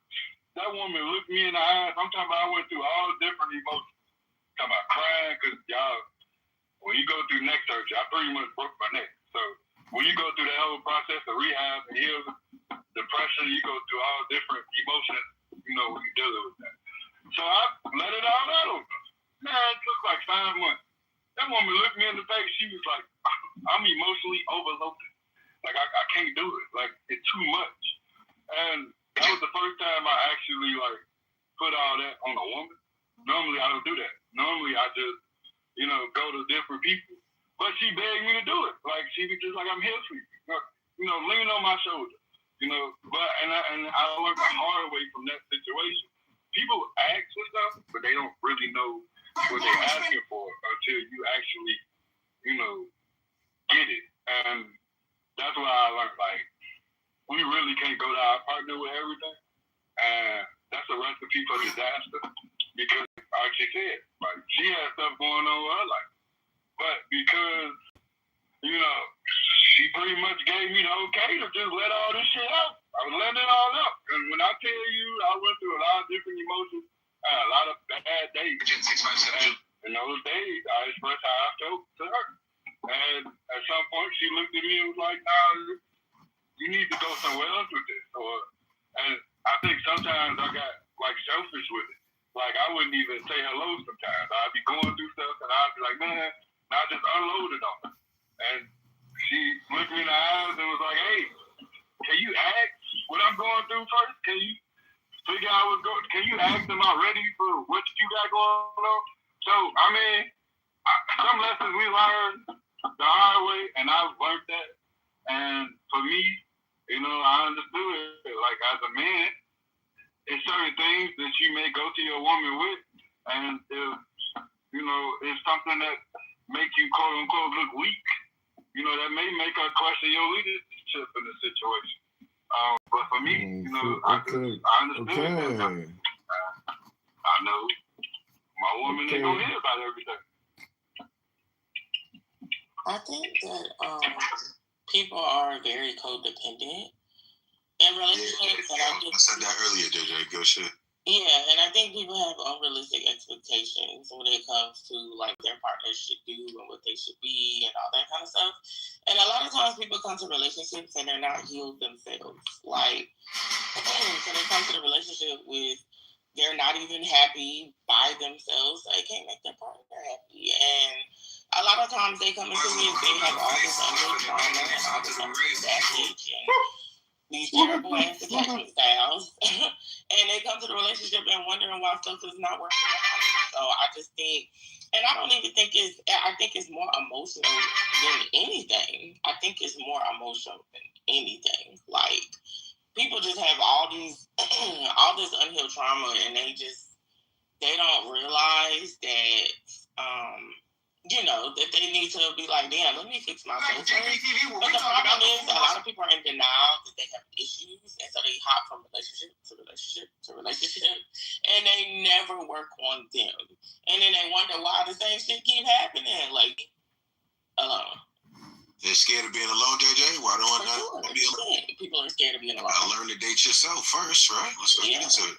Yeah. Amber, you want to come in, Amber? Hold up, Amber. I think Amber want to come in. Amber, that's you? Yeah. I think a lot of people are entitled, and I think they confuse entitlement with expectations. If you are an entitled person, I don't think I can take your trauma serious. Hello? Hold up. What do you mean by that? I want to explain a little bit on that. What did you say there? What did you... Damn. She was too quick with it. She was too quick with it. I agree with it. I just wonder how to explain it. Go ahead. I'm going to unpack some shit on that. Boy, oh my God.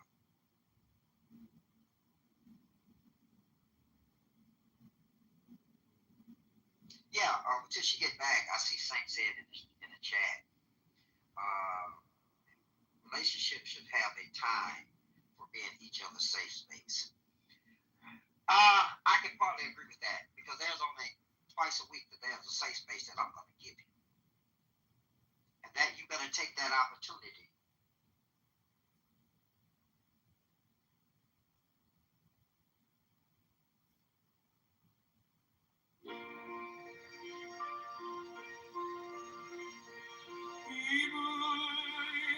My favorite begonia. Vaccine you had all this bonus revenue and $100,000 Let's do it.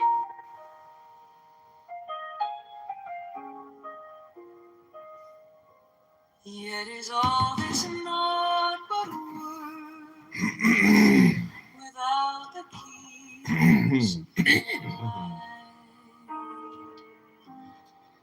By the understanding heart, that if this moment, if this opportunity is that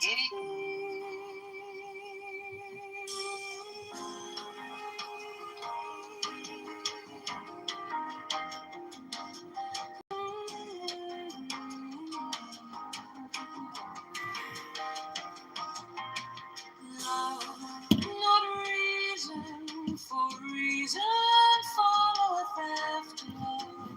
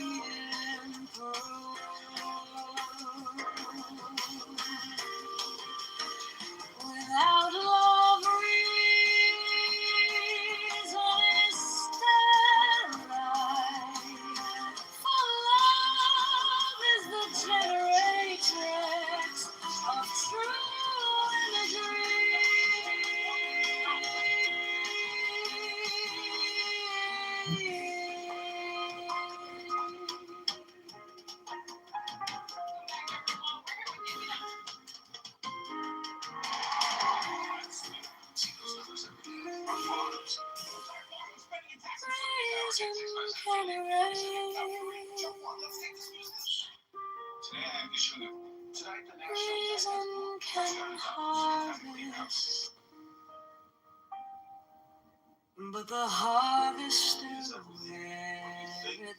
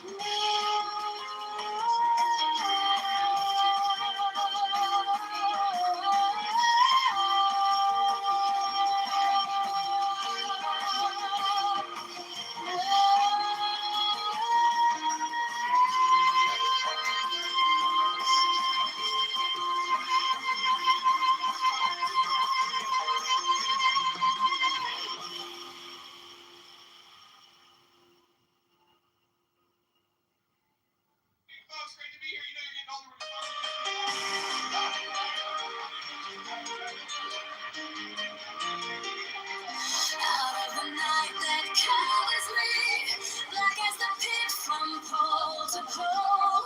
I think whatever gods may be, for my unconquerable soul. In the fell clutch of circumstance, I am not once nor cried aloud. Under the bludgeonings of chance, my head is bloody, but I'm bound.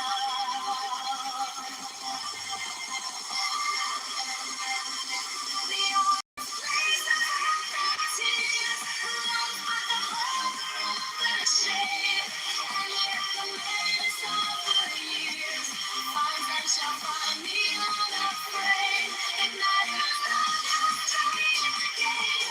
I'm charged with punishment, the scroll. I am the master of my fate. I am the captain of my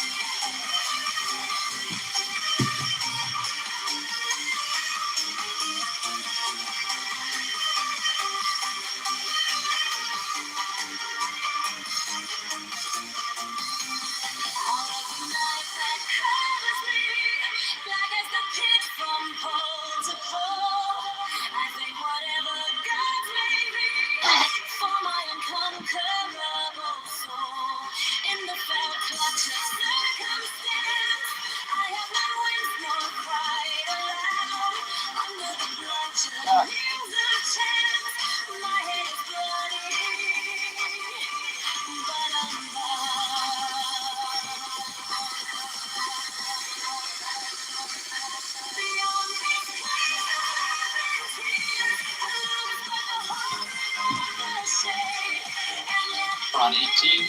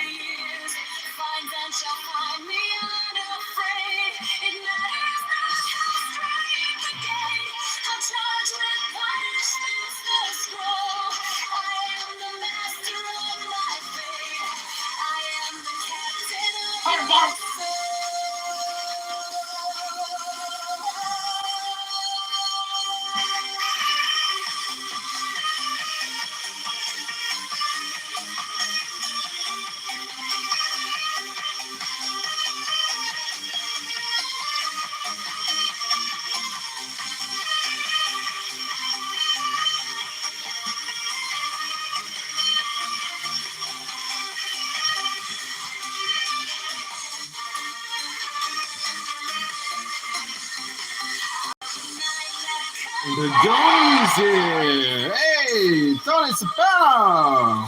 Tell your father I said hello. You got a little schmutz on your face, sweetheart. A little cream, extra creams on your face. Got a little extra cream on your face, sweetheart. Who the fuck said that to you? I don't know. I can't remember his name. What was his name? Ah, fuck it. Whatever you want.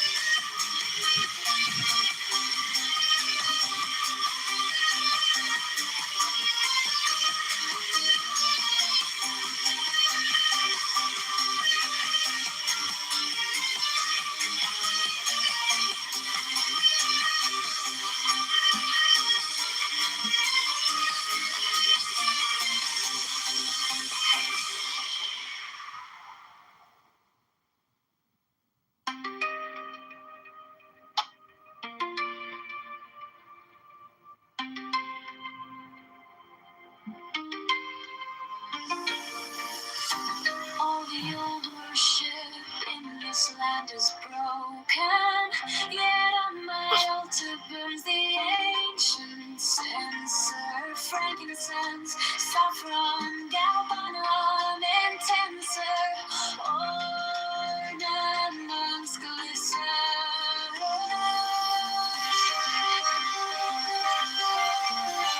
Two cheeseburgers coming right now.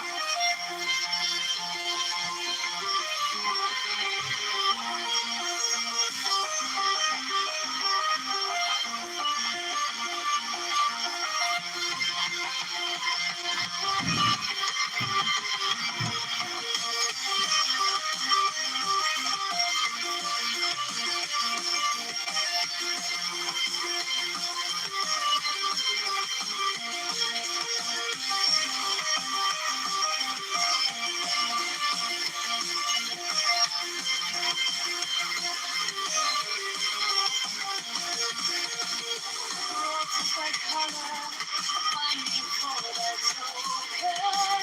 My voice is fuller in thine adoration. A fine image holds its God appointed station.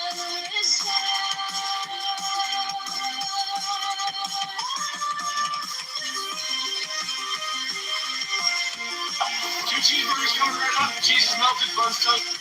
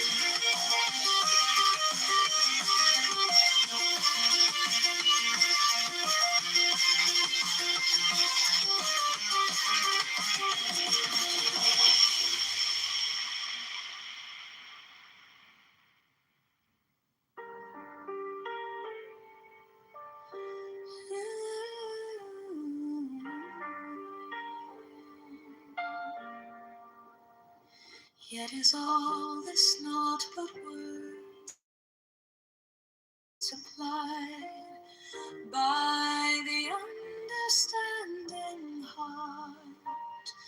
Love is that key. Love, not reason, for reason followeth after love. And when reason would enslave love, then is reason but a tyrant punishing itself with what it trieth in vain to enslave.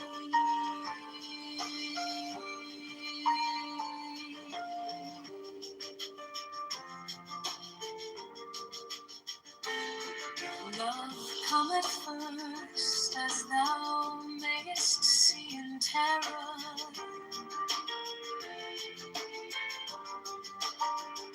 Where the empress hovereth before the emperor, without love reason is sterile. For love is the generatrix of true unity.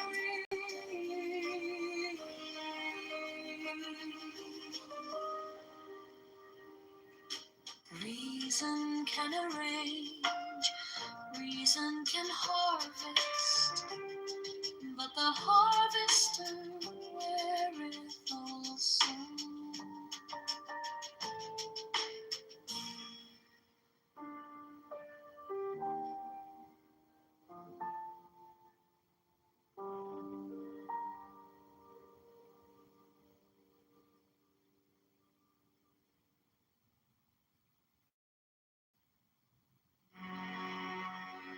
Do not seek the truth, only abstain from views.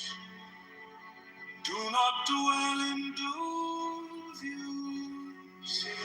Be careful not to pursue them. The slightest trace of right and wrong, and mind is lost in confusion. One being is the source of the two. However, do not even maintain the one.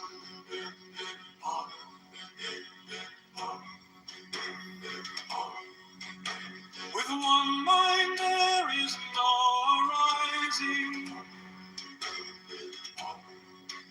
Then everything is without blame. No blame, no things, no arising, no mind. The subject follows when the object ceases. The object is expelled when the subject ceases. The object is expelled when the subject ceases. The object is related to the subject. Is related to the subject. The subject is related to the object. The subject is related to. If you want to know these two, that origin is one emptiness. Origin is one emptiness. In one emptiness, both are equal. In one emptiness, both are equal.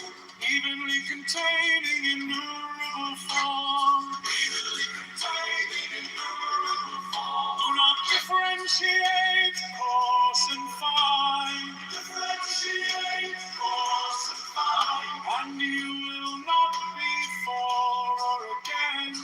You will not be for or against. The great way is all embracing. Great way is all embracing. Neither is he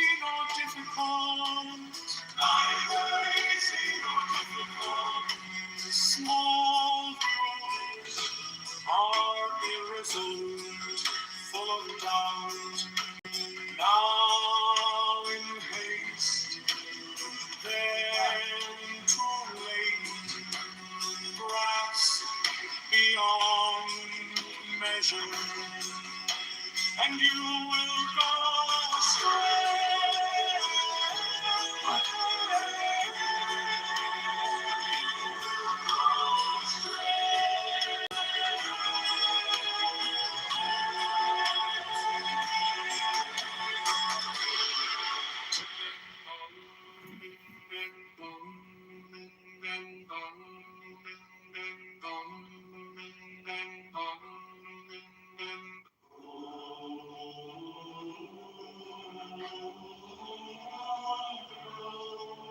Not see the truth,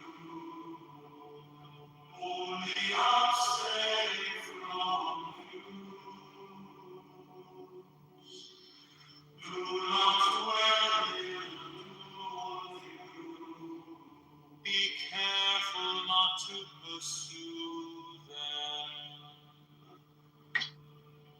The slightest trace of right and wrong, and mind is lost in confusion. One being is the source of the two. However, do not even maintain the one. If one mind then is no arising, then everything is without blame. No blame, no things, no arising, no mind. The subject follows when the object ceases. The object is expelled when the subject sings. The object is related to the subject. The subject is related to the object. Hi everyone, we're here with immunology. If you want to know these two, their origin is one emptiness. In one emptiness both are equal, evenly containing innumerable forms. Do not differentiate coarse and fine, and you will not be for or against the great ways all embracing, neither easy nor difficult. Small views are irresolute, full of doubt, now in haste, then too late. Grasp beyond measure, and you will go astray. Magna? Motherfucker Magna Carta! Work directed itself always toward the building of the Temple of Adonai. And in its earlier stages, there are needs which do not continue. Throughout the building process, men mistake the scaffolding for the building itself, and thus pay idolatrous reverence to old who are concerned with the building. Axe not its owners. Not thine, but mine is the work. Not thine, but mine is the temple. For me and me only is it planned and built, and mine are the ordinances established. For thy guidance in the service of the light. For truth is Kever in Malcolm, and in Kever I dwell solitary, without a second.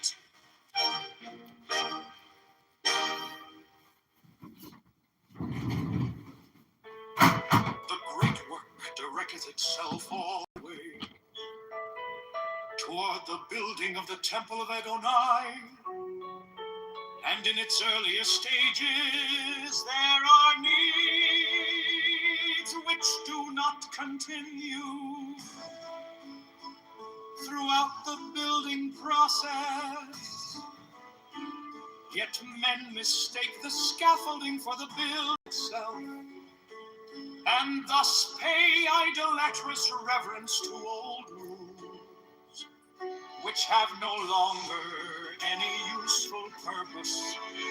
Watch therefore, O ye who would rule, as the Lord ruleth, lest ye usurp the rights of the Lord. His and his alone is the temple, and ye who are concerned with the building, axe not its owners, not thine but mine is the word, not thine but mine is the temple. For me and me only is it planned and built, and mine are the ordinances established for thy guidance in the service of the light.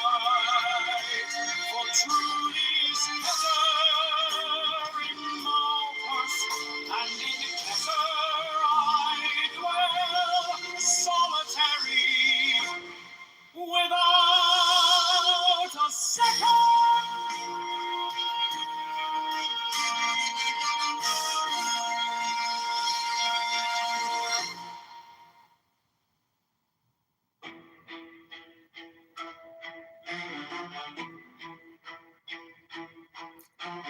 Mine is the substance of all that cometh into manifestation through the thought or word or action of any of mine instruments. Never shall they who remain deluded by the illusion of separateness become cleared shadows for the outpouring of my will, until all the follies of thine and mine are cleared out by thee. Irresistible downpouring of my power.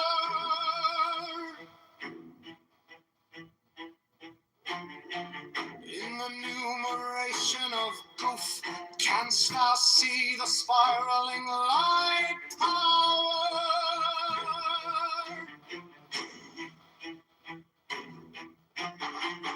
Working through the mouth of the eternal, when lightning flashes, thunder roars, and thunder hath been from time immemorial.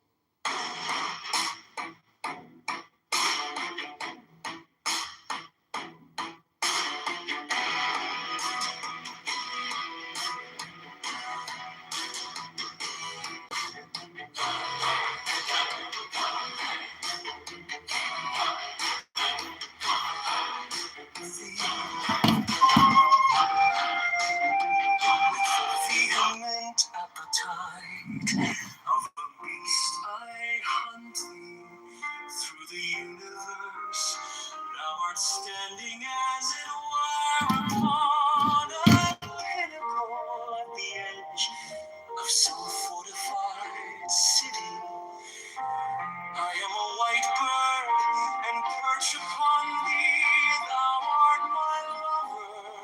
see thee as a nymph, with her white limbs stretched by the spring.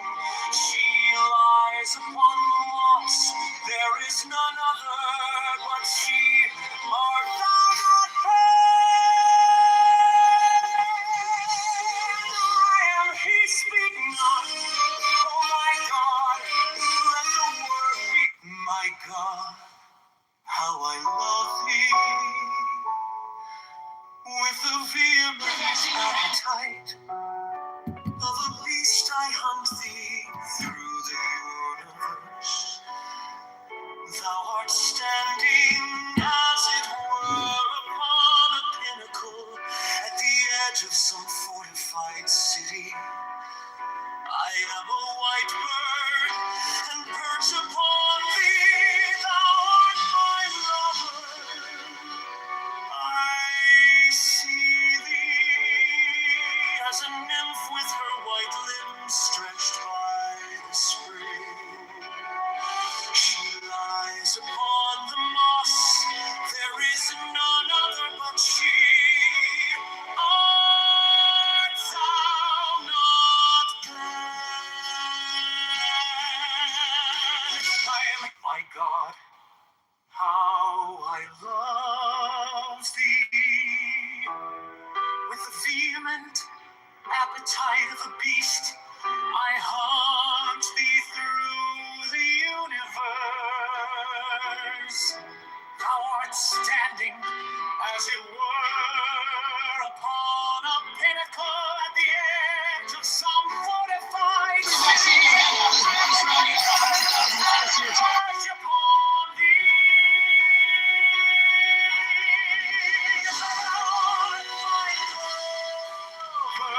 I see thee as a nymph with her white limbs stretched by the spring. She lies upon the moss. There is none other but she. Art thou not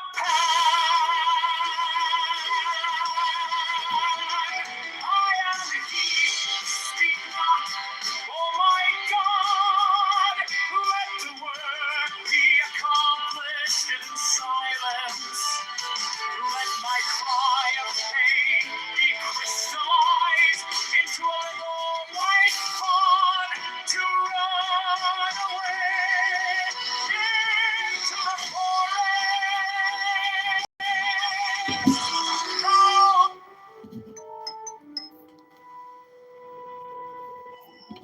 My God, use thou me again, always, forever, forever. That which came fire from thee, cometh water from me. Let therefore thy spirit lay hold on me, so that my right hand loose the lightning, traveling through space. I saw the onrush of two galaxies, spotting each other and going like bulls upon earth. I was afraid. Thus they ceased fight and turned upon me, and I sorely crushed and torn. I had rather be trampled by the world.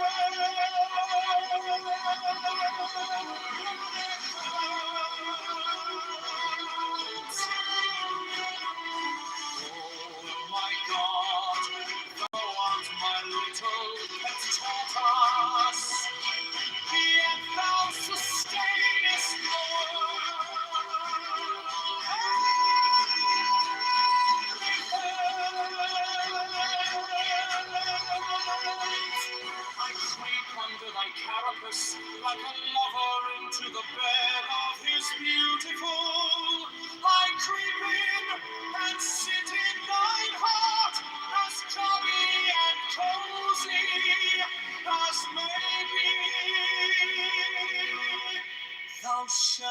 surest plea, that I hear not the trumpeting of that burning flute. Thou art not worth an honor in the agora, yet thou art not to be bought at the ransom of the whole universe. Thou art like a beautiful real slave, leaning her naked humble against the green pillars of marble that are above the wine jets from her black nipples. I drank wine while at dawn in the house of Pertinax. The cowboy favored me and gave me of the right sweet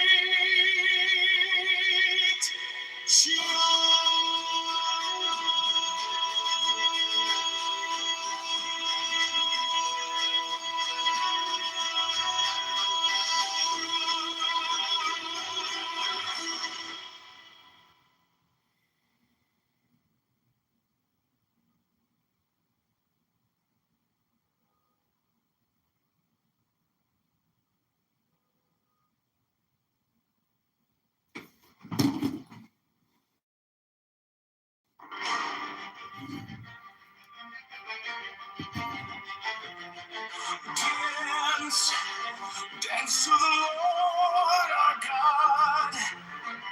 He is He. He is He. He is He. Every vaccine you hand out is bonus round. You got $100,000 to your team. Ready? Let's do it. What's it like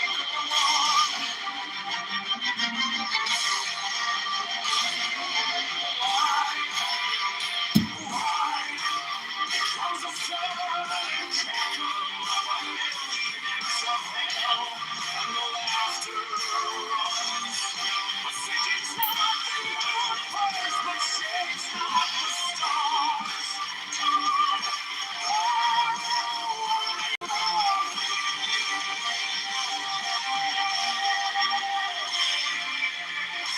I'm walking in asylum.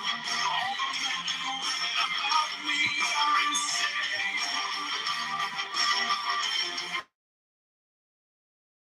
That's my best desire.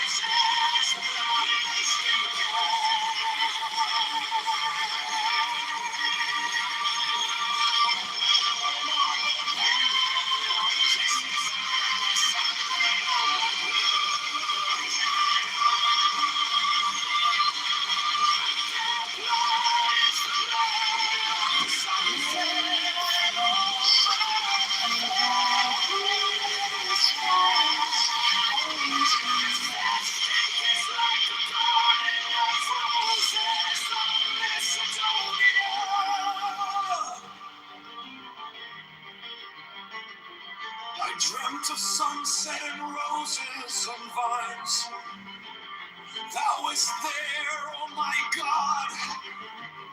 Thou didst have it thyself as an Athenian courtesan, and I love thee. You become. He who walks in the path of wisdom is free from fear. Thou art no dream, or thou too beautiful, and waking.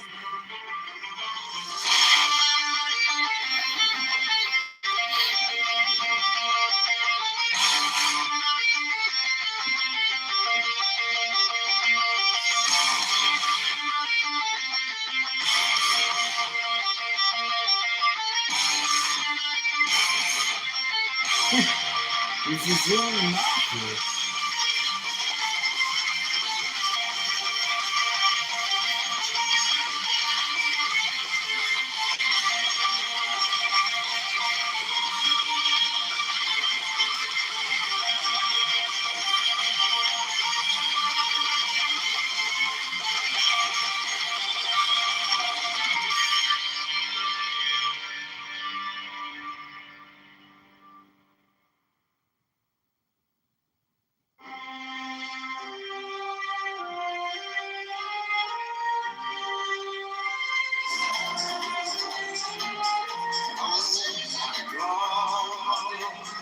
Use them me again,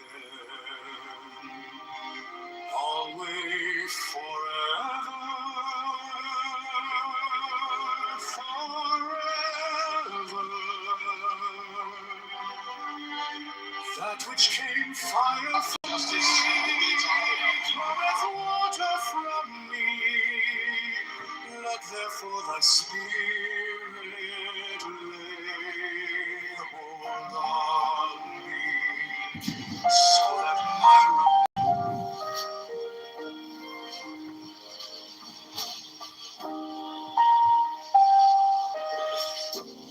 learned first. O thou who aspirest unto our ancient, somebody else may not. So it just that depends. You equilibrium gotta is first the basis of the work. what is her love language? What If is thou it that she thyself actually hast likes? not a sure That can foundation, help add to the wherein wilt happiness thou of the stand to direct the forces of nature?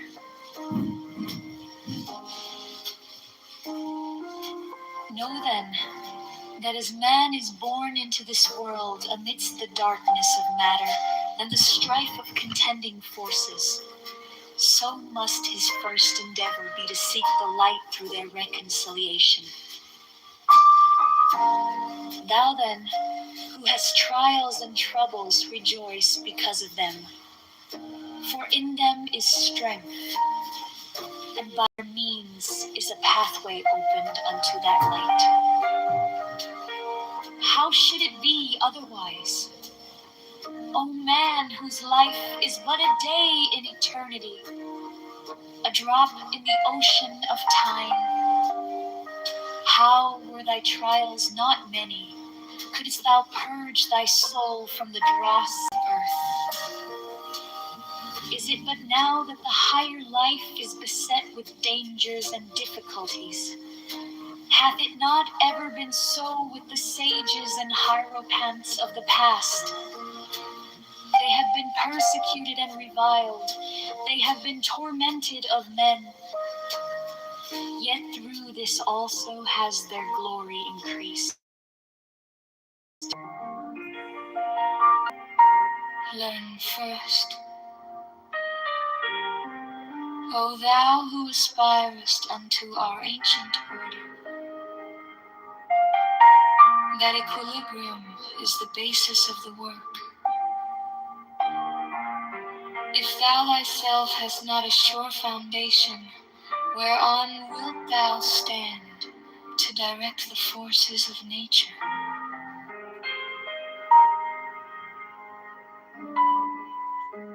Know then, that as man is born into this world amidst the darkness of matter and the strife of contending forces, so must his first endeavor be to seek the light through their reconciliation. Thou them who has trials and troubles, rejoice because of them, for in them is strength, and by their means is a pathway opened into that light. How should it be otherwise, O man, whose life is but a day in eternity, a drop in the ocean of time? How were thy trials not many? Couldst thou purge thy soul from the dross of earth? Is it but now that the higher life is beset with dangers and difficulties? Hath it not ever been so with the sages and hierophants of the past? They have been persecuted and reviled. They have been tormented of men. Yet through this also has their glory increased.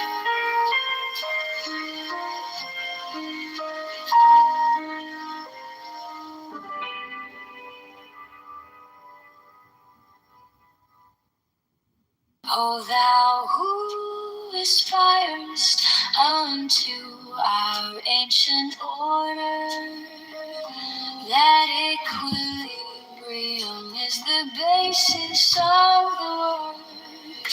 If thou thyself hast not a sure foundation, whereon wilt thou stand to direct the forces of nature? Know then that as man is born into this world amidst the darkness of matter and the strife of contending forces, so must his first endeavor be to seek the light through their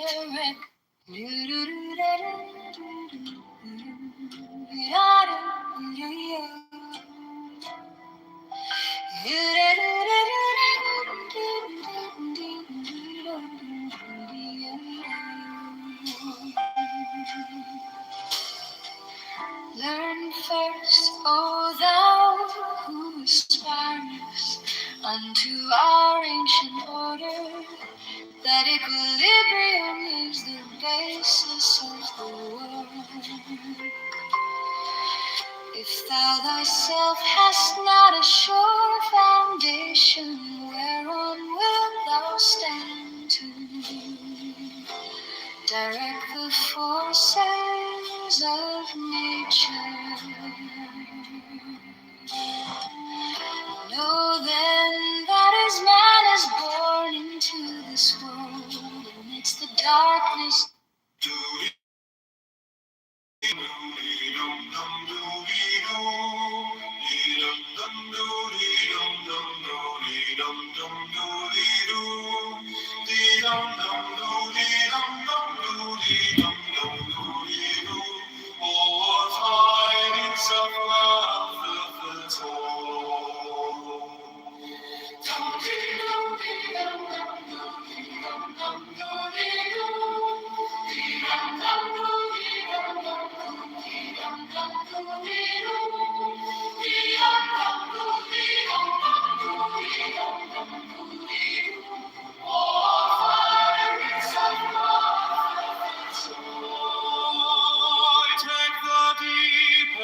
breath of the day, and hold for 10 seconds, 10, not 11, 10, not 9. Oh, oh, oh, oh, oh, oh, oh, oh,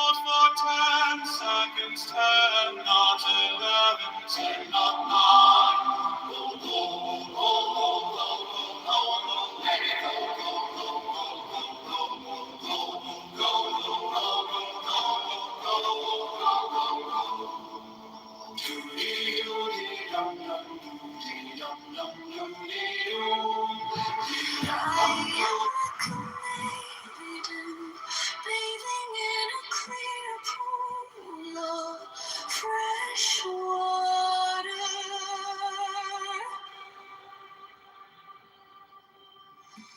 Oh my God, I see the dark and desirable rising through the water as a golden throne.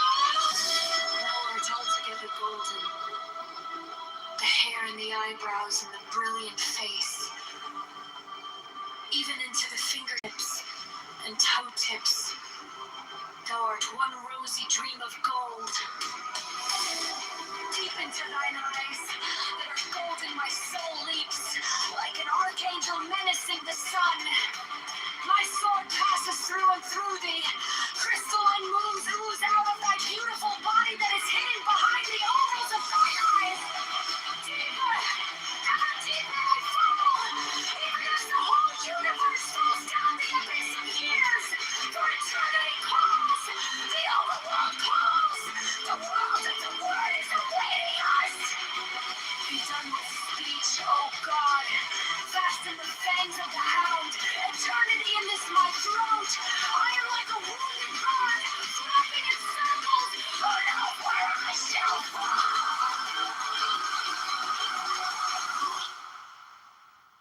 Oh, blessed one, God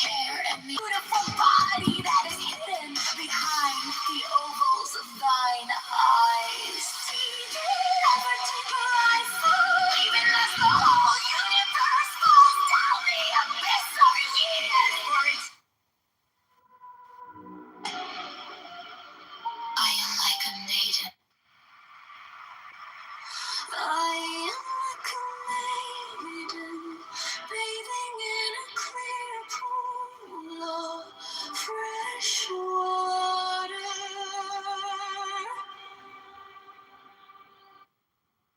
I am like a maiden bathing in a clear pool of fresh water.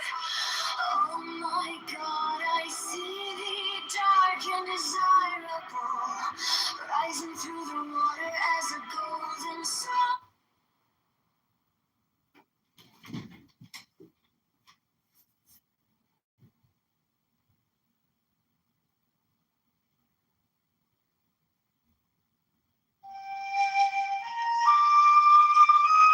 First, there are many and diverse conditions of life upon this earth. In all of these is some.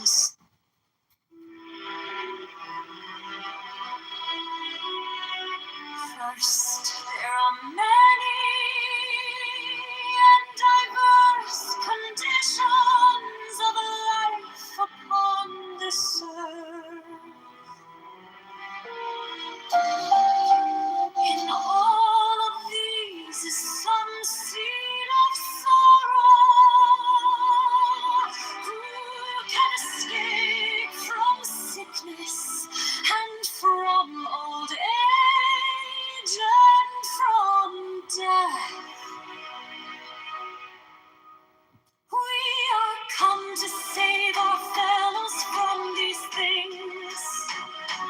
For there is a life intense with knowledge and extreme bliss which is untouched by any of them. To this life with pain even here and now.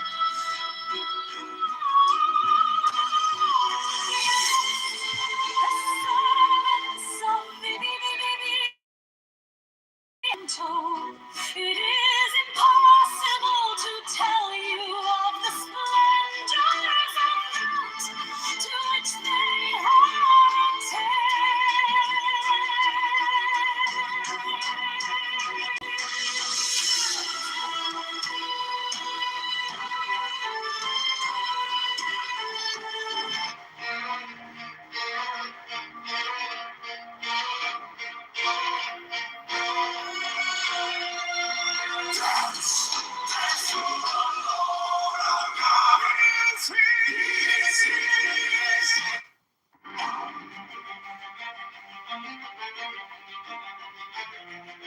Dance, dance to the Lord our God.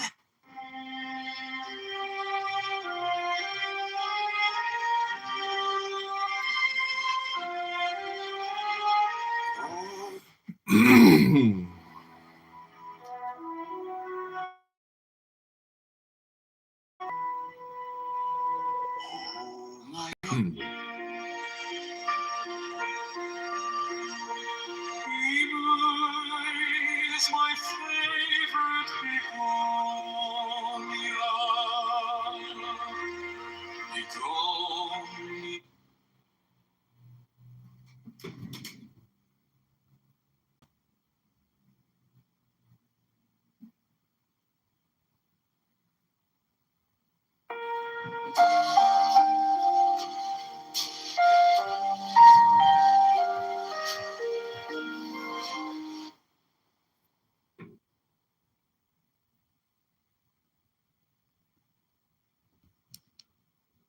Its head below our two prongs. They spear the wicked. I will spear thee, O thou little grave.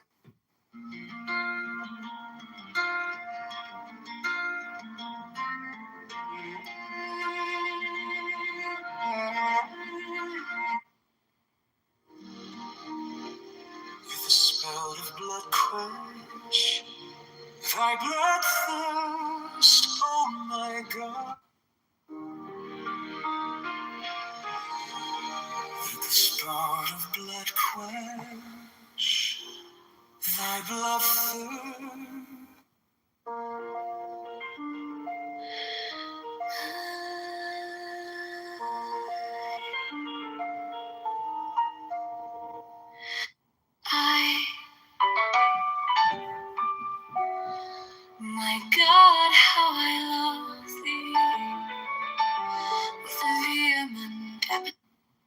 Into my loneliness comes the sound of a flute in dim groves that haunt. Into my loneliness comes the sound of a flute in dim groves that haunt the uttermost.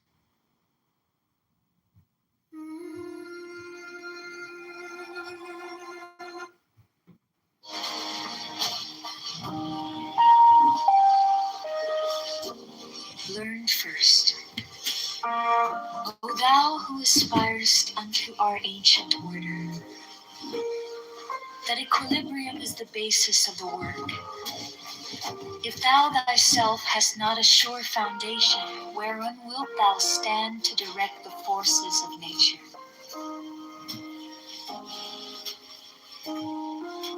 Know then, that as man is born into this world amidst the darkness of matter and the strife of contending forces, so must his first endeavor be to seek the light through their reconciliation. Thou then, who hast trials and troubles, rejoice because of them. For in them is strength, and by their means is a pathway opened unto that light. How should it be otherwise? O man, whose life is but a day in eternity, a drop in the ocean of time. How were thy trials not many, couldst thou purge thy soul from the dross of earth? Is it but now that the higher life is beset with dangers and difficulties? Hath it not ever been so with the sages and hierophants of the past? They have been persecuted and reviled. They have been tormented of men. Yet through this also has their glory increased.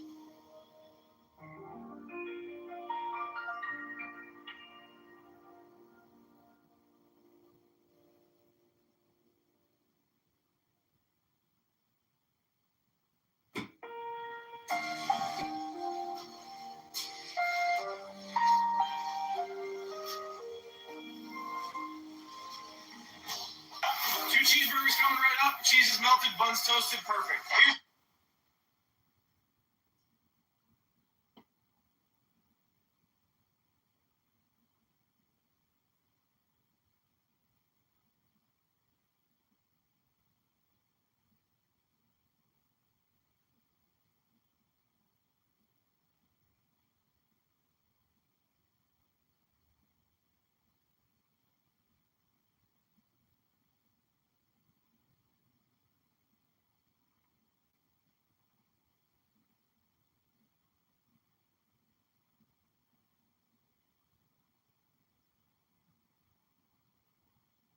Two cheeseburgers coming right up. Cheese is melted, buns toasted, perfect. Here's your double cheeseburger combo. Have a great day. Thanks, you too. I know what it's like to punch a clock. Two cheeseburgers coming right.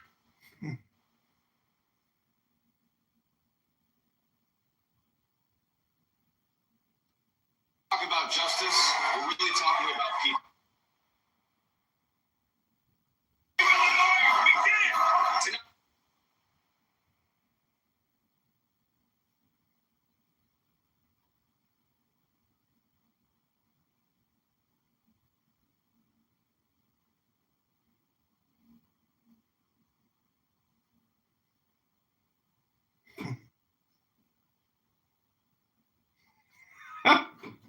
Two cheeseburgers coming right up. Cheese is melted, buns toasted, perfect. Here's your double cheeseburger combo. Have a great day. Thanks, you too. I know what it's like to punch a clock.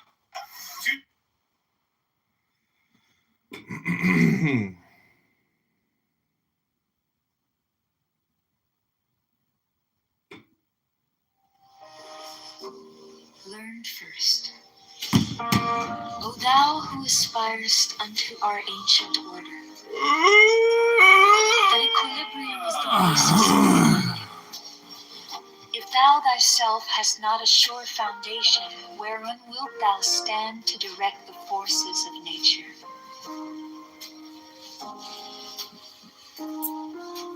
Know then that as man is born into this world amidst the darkness of matter and the strife of contending forces, so must his first endeavor be to seek the light through their reign.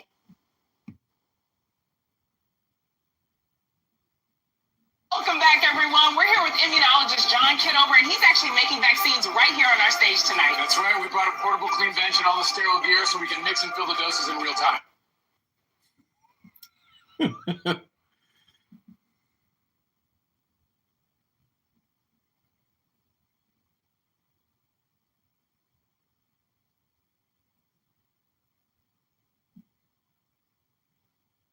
those numbers every day. Our farms, our factories, our neighbors who serve. They're the reason I'm running as a right and candidate for Congress in Illinois' 16th district. I'm not backed by big money.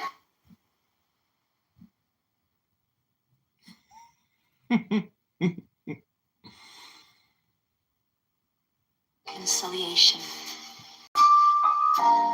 Thou then, who hast trials and troubles, rejoice because of them. For in them is strength, and by their means is a pathway opened unto that light. How should it be otherwise? O man, whose life is but a day in eternity, a drop in the ocean of time. How were thy trials not many, couldst thou purge thy soul from the dross of earth? Is it that now that the higher life is beset with dangers and difficulties, hath it not ever been so with the sages and hierophants of the past? They have been persecuted and learn first, O thou who aspirest unto our ancient order, that equilibrium is the basis of the work. If thou thyself hast not a sure foundation, whereon wilt thou stand to direct the forces of nature? Know then that as man is born into this world amidst the darkness of matter and the strife of contending forces, so must his first endeavor be to seek the light through their record.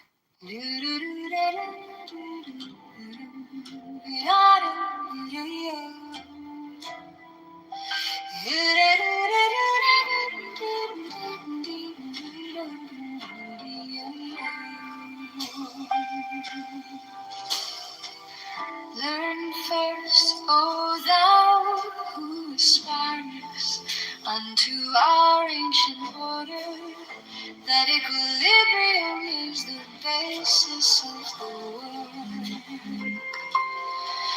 If thou thyself hast not a sure foundation, whereon wilt thou stand to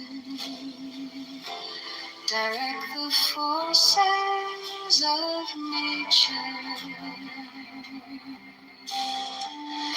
Know then that as man is born into this world amidst the darkness.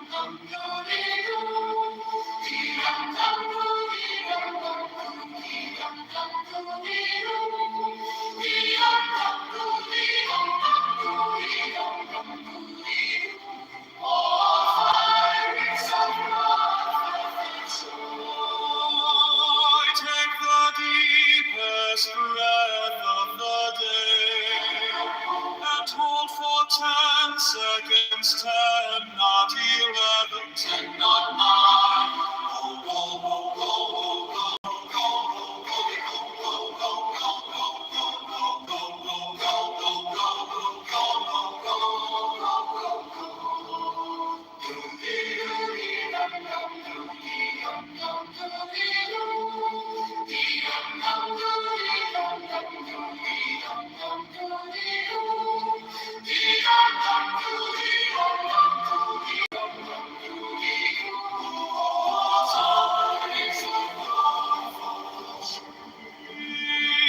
Take the deepest breath of the day and hold for 10 seconds, 10, not 11, 10, not 9. Go, go, go, go, go, go, go, go, let it go, go, go, go, go, go, go, go, go, go, go, go, go. Doody doody dum dum doody dum dum doody doo. Dee dum dum doody dum dum doody dum dum doody doo. Dee dum dum doody dum dum doody dum dum doody doo. Oh, find some breath of His own. Take the deepest breath of the day and hold for 10 seconds, 10, not 11, 10, not 9. Hold, hold, hold, hold, hold, hold, hold, hold, let it go, go, go, go, go, go, go, go, go, go, go, go, go, go, go. Doody doody dum dum doody dum dum doody doo. Dee dum dum doody dum dum doody dum dum doody doo. Doody doody dum dum dum dum doody doody dum dum doody doody dum dum doody doo. Dum dum doody doody dum dum doody doody doody dum doody doo. Take the deepest breath of the day and hold for 10 seconds, 10, not 11, 10, not 9. Hold, hold, hold, hold, hold, hold, go, go, doody, go, go, go, go, go, go, go, go, go.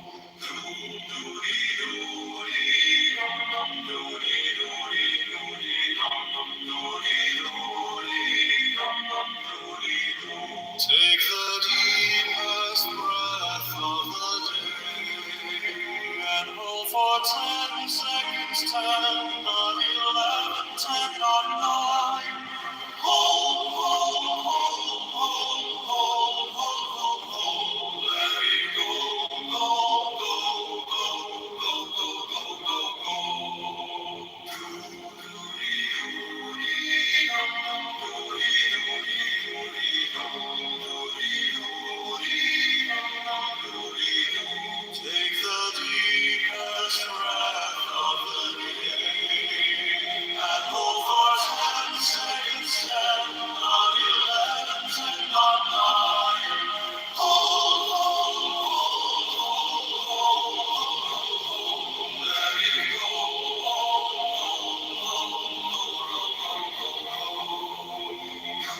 Doody doody dum dum doody doody doody dum doody doody dum dum doody doo. Take the deepest breath of the day and hold for 10 seconds, 10, not 11, 10, not 9. Hold, hold, hold, hold, hold, let it go, go,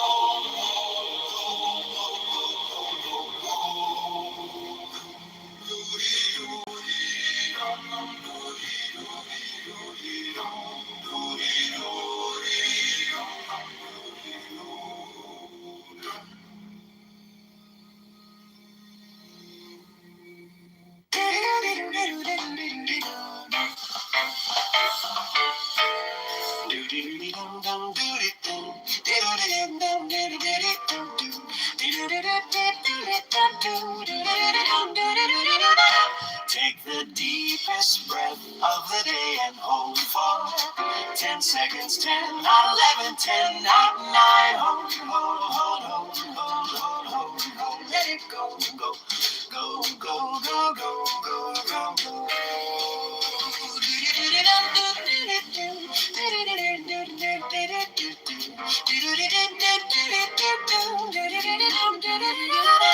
Take the deepest breath of the day and hold for 10 seconds, 10, not 11, 10, not 9, hold, hold, hold, hold, hold, hold, hold, hold, let it go, go, go, go, go, go, go, go.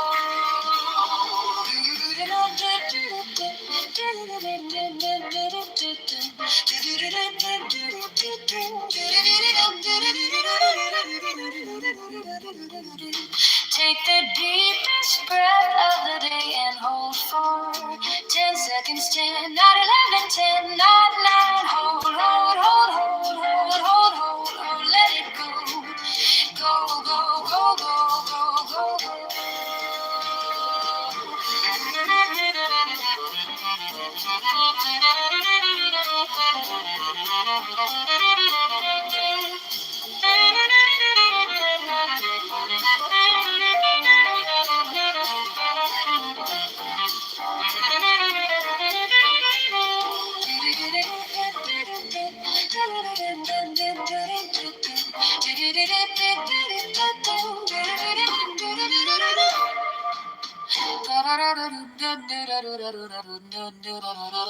Take the deepest breath of the day and hold for 10 seconds, 10, not 11, 10, not 9, hold, hold, hold, hold, hold, hold, hold, hold, let it go, go, go, go, go, go, go, go.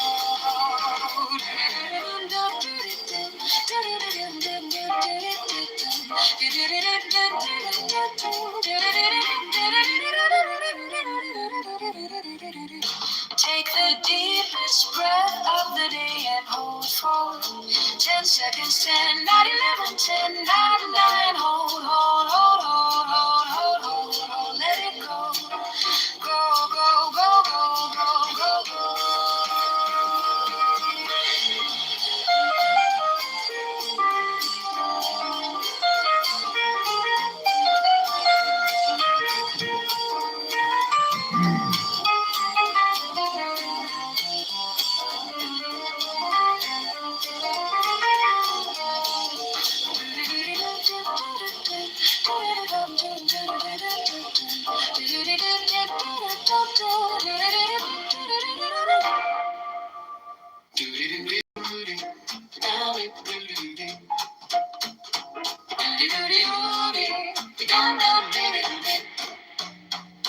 Take the deepest breath of the day and hold for 10 seconds, 10, not 11, 10, not 9, hold, hold, hold, hold, hold, hold, hold, hold, hold, hold, hold, let it go, go, go, go, go, go, let it go, go, go, go, go, go, go, go, go.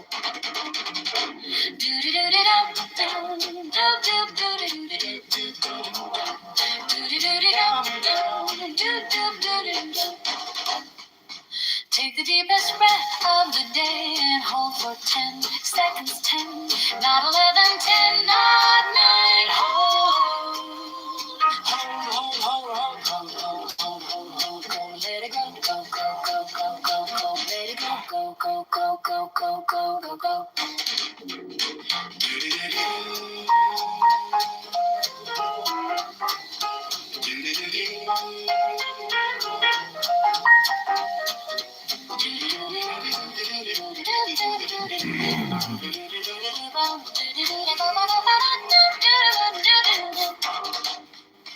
Take the deepest breath of the day and hold for 10 seconds, 10, not 11, 10, not 9, hold, hold, hold, hold, hold, hold, hold, hold, hold, hold, let it go, go, go, go, go, go, go, let it go, go, go, go, go, go, go, go, go.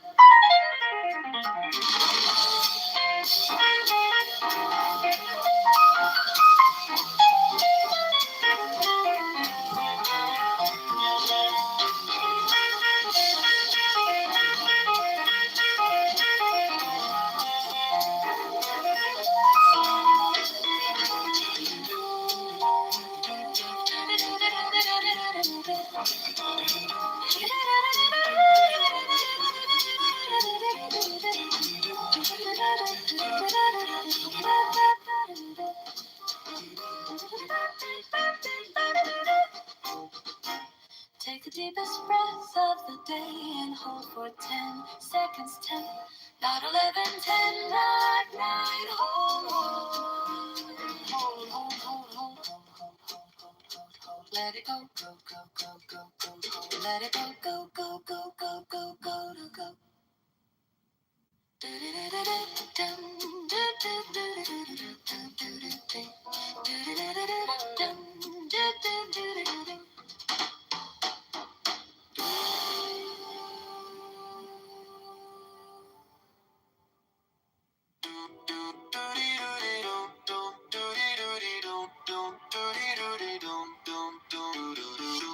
the deepest breath of the day and hold for 10 seconds. 10, not 11, 10, not 9.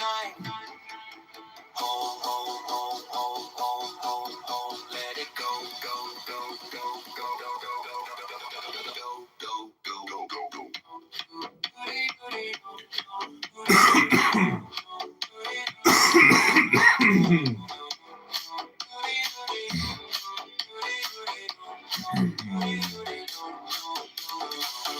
Take the deepest breath of the day and hold for 10 seconds. 10, not 11, 10, not 9.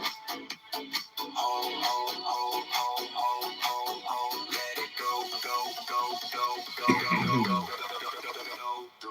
go, go, go.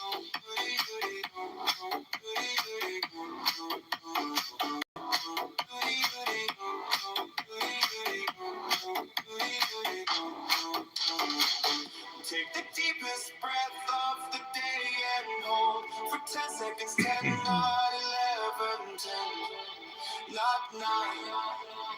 Hold, hold, hold, hold, hold, hold, hold. Let it go, go, go, go, go, go, go, go,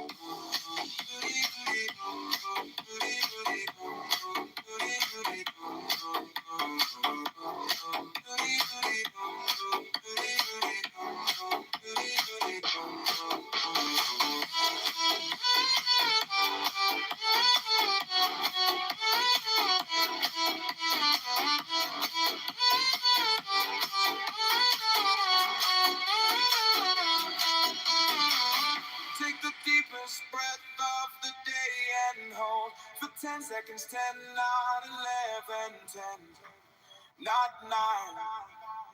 Hold, hold, hold, hold, hold, hold, hold. Let it go, go, go, go, go, go,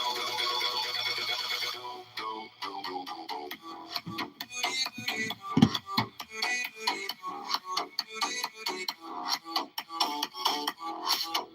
Knock, knock.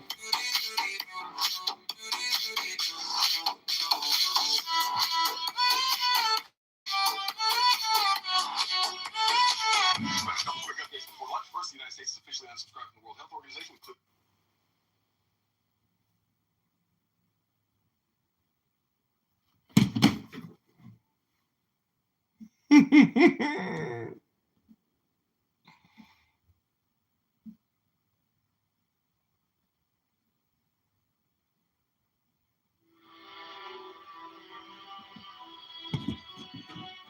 First, there are many and diverse conditions of life upon this earth.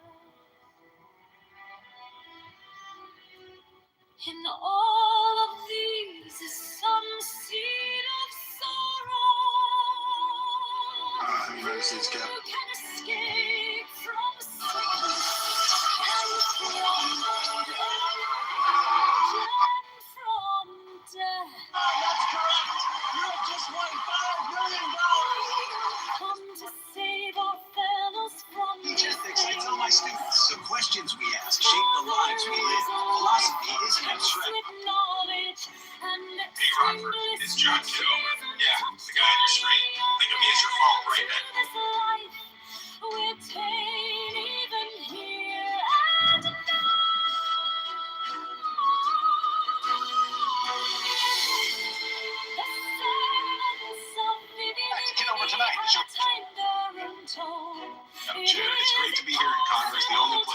yourself is considered testimony. I'm bald. Back to the Kitover Talk Show. Tonight we're turning plain old life into spicy memes and unstoppable viral. Honorable members of Congress, today we take a journey, not to filibuster, but to the heart. As the poet Rumi says, I need to see right there. Is anyone here? It's a public meeting. I'm a voter. I just want to question your name. Will we unveil to you the ineffable glory of the path of the adepts and its nameless goal? Mr. Chairman, Even colleagues. as a man ascending a steep mountain About Congress and think it's just a group project where everybody gets paid but no one does the work. Yeah, except they still argue over the adepts seem. Sisters, the love of Jesus Christ is not a distant idea. It's here among us alive. Back to Kitover Live. I'm your host, John Kitover. Tonight the guest looks a little... And come to Speaker, members of this Congress, we meet while our soldiers stand in harm's way. Or as a scholar may learn from six language of the ancients, shall say, look, he pretends to read this book, but it is unintelligible. It is nonsense. Yet he delights in the Odyssey, while they read vain and vulgar things. We shall bring you to absolute truth, absolute light, absolute bliss. Live from the Capitol hearing room. Tonight. Many adepts throughout the ages have sought to do this, but their words have been perverted. Everybody, how we feeling? It's 2026. My son Ash told me after your time jump to so And again, and again. our rights of the world and against the path.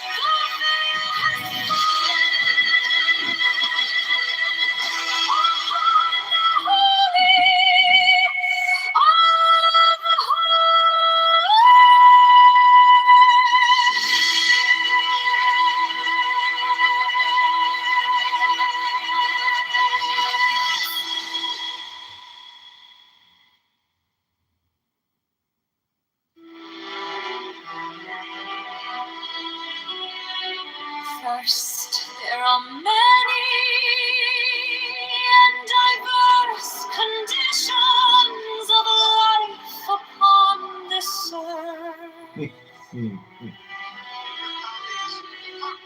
In all of these is some seed of sorrow.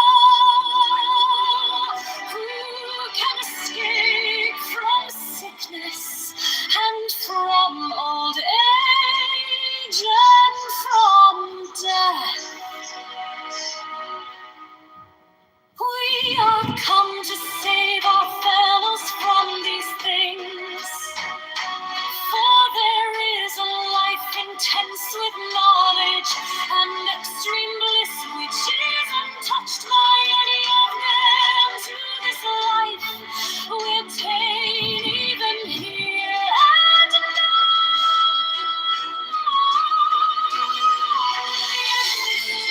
The servants of Vivi have attained their own tone.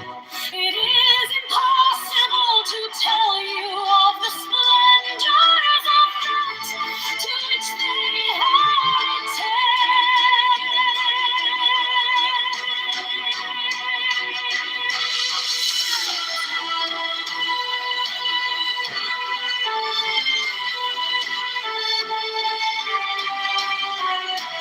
Little by little, as your eyes grow stronger, will we unveil to you the ineffable glory of the path of the adepts and its nameless goal. Even as a man ascending a steep mountain is lost to sight of his friends in the valley, so must the adepts seem. They shall say, he is lost in the clouds, but he shall rejoice in the sunlight above them, and and come to the eternal snows.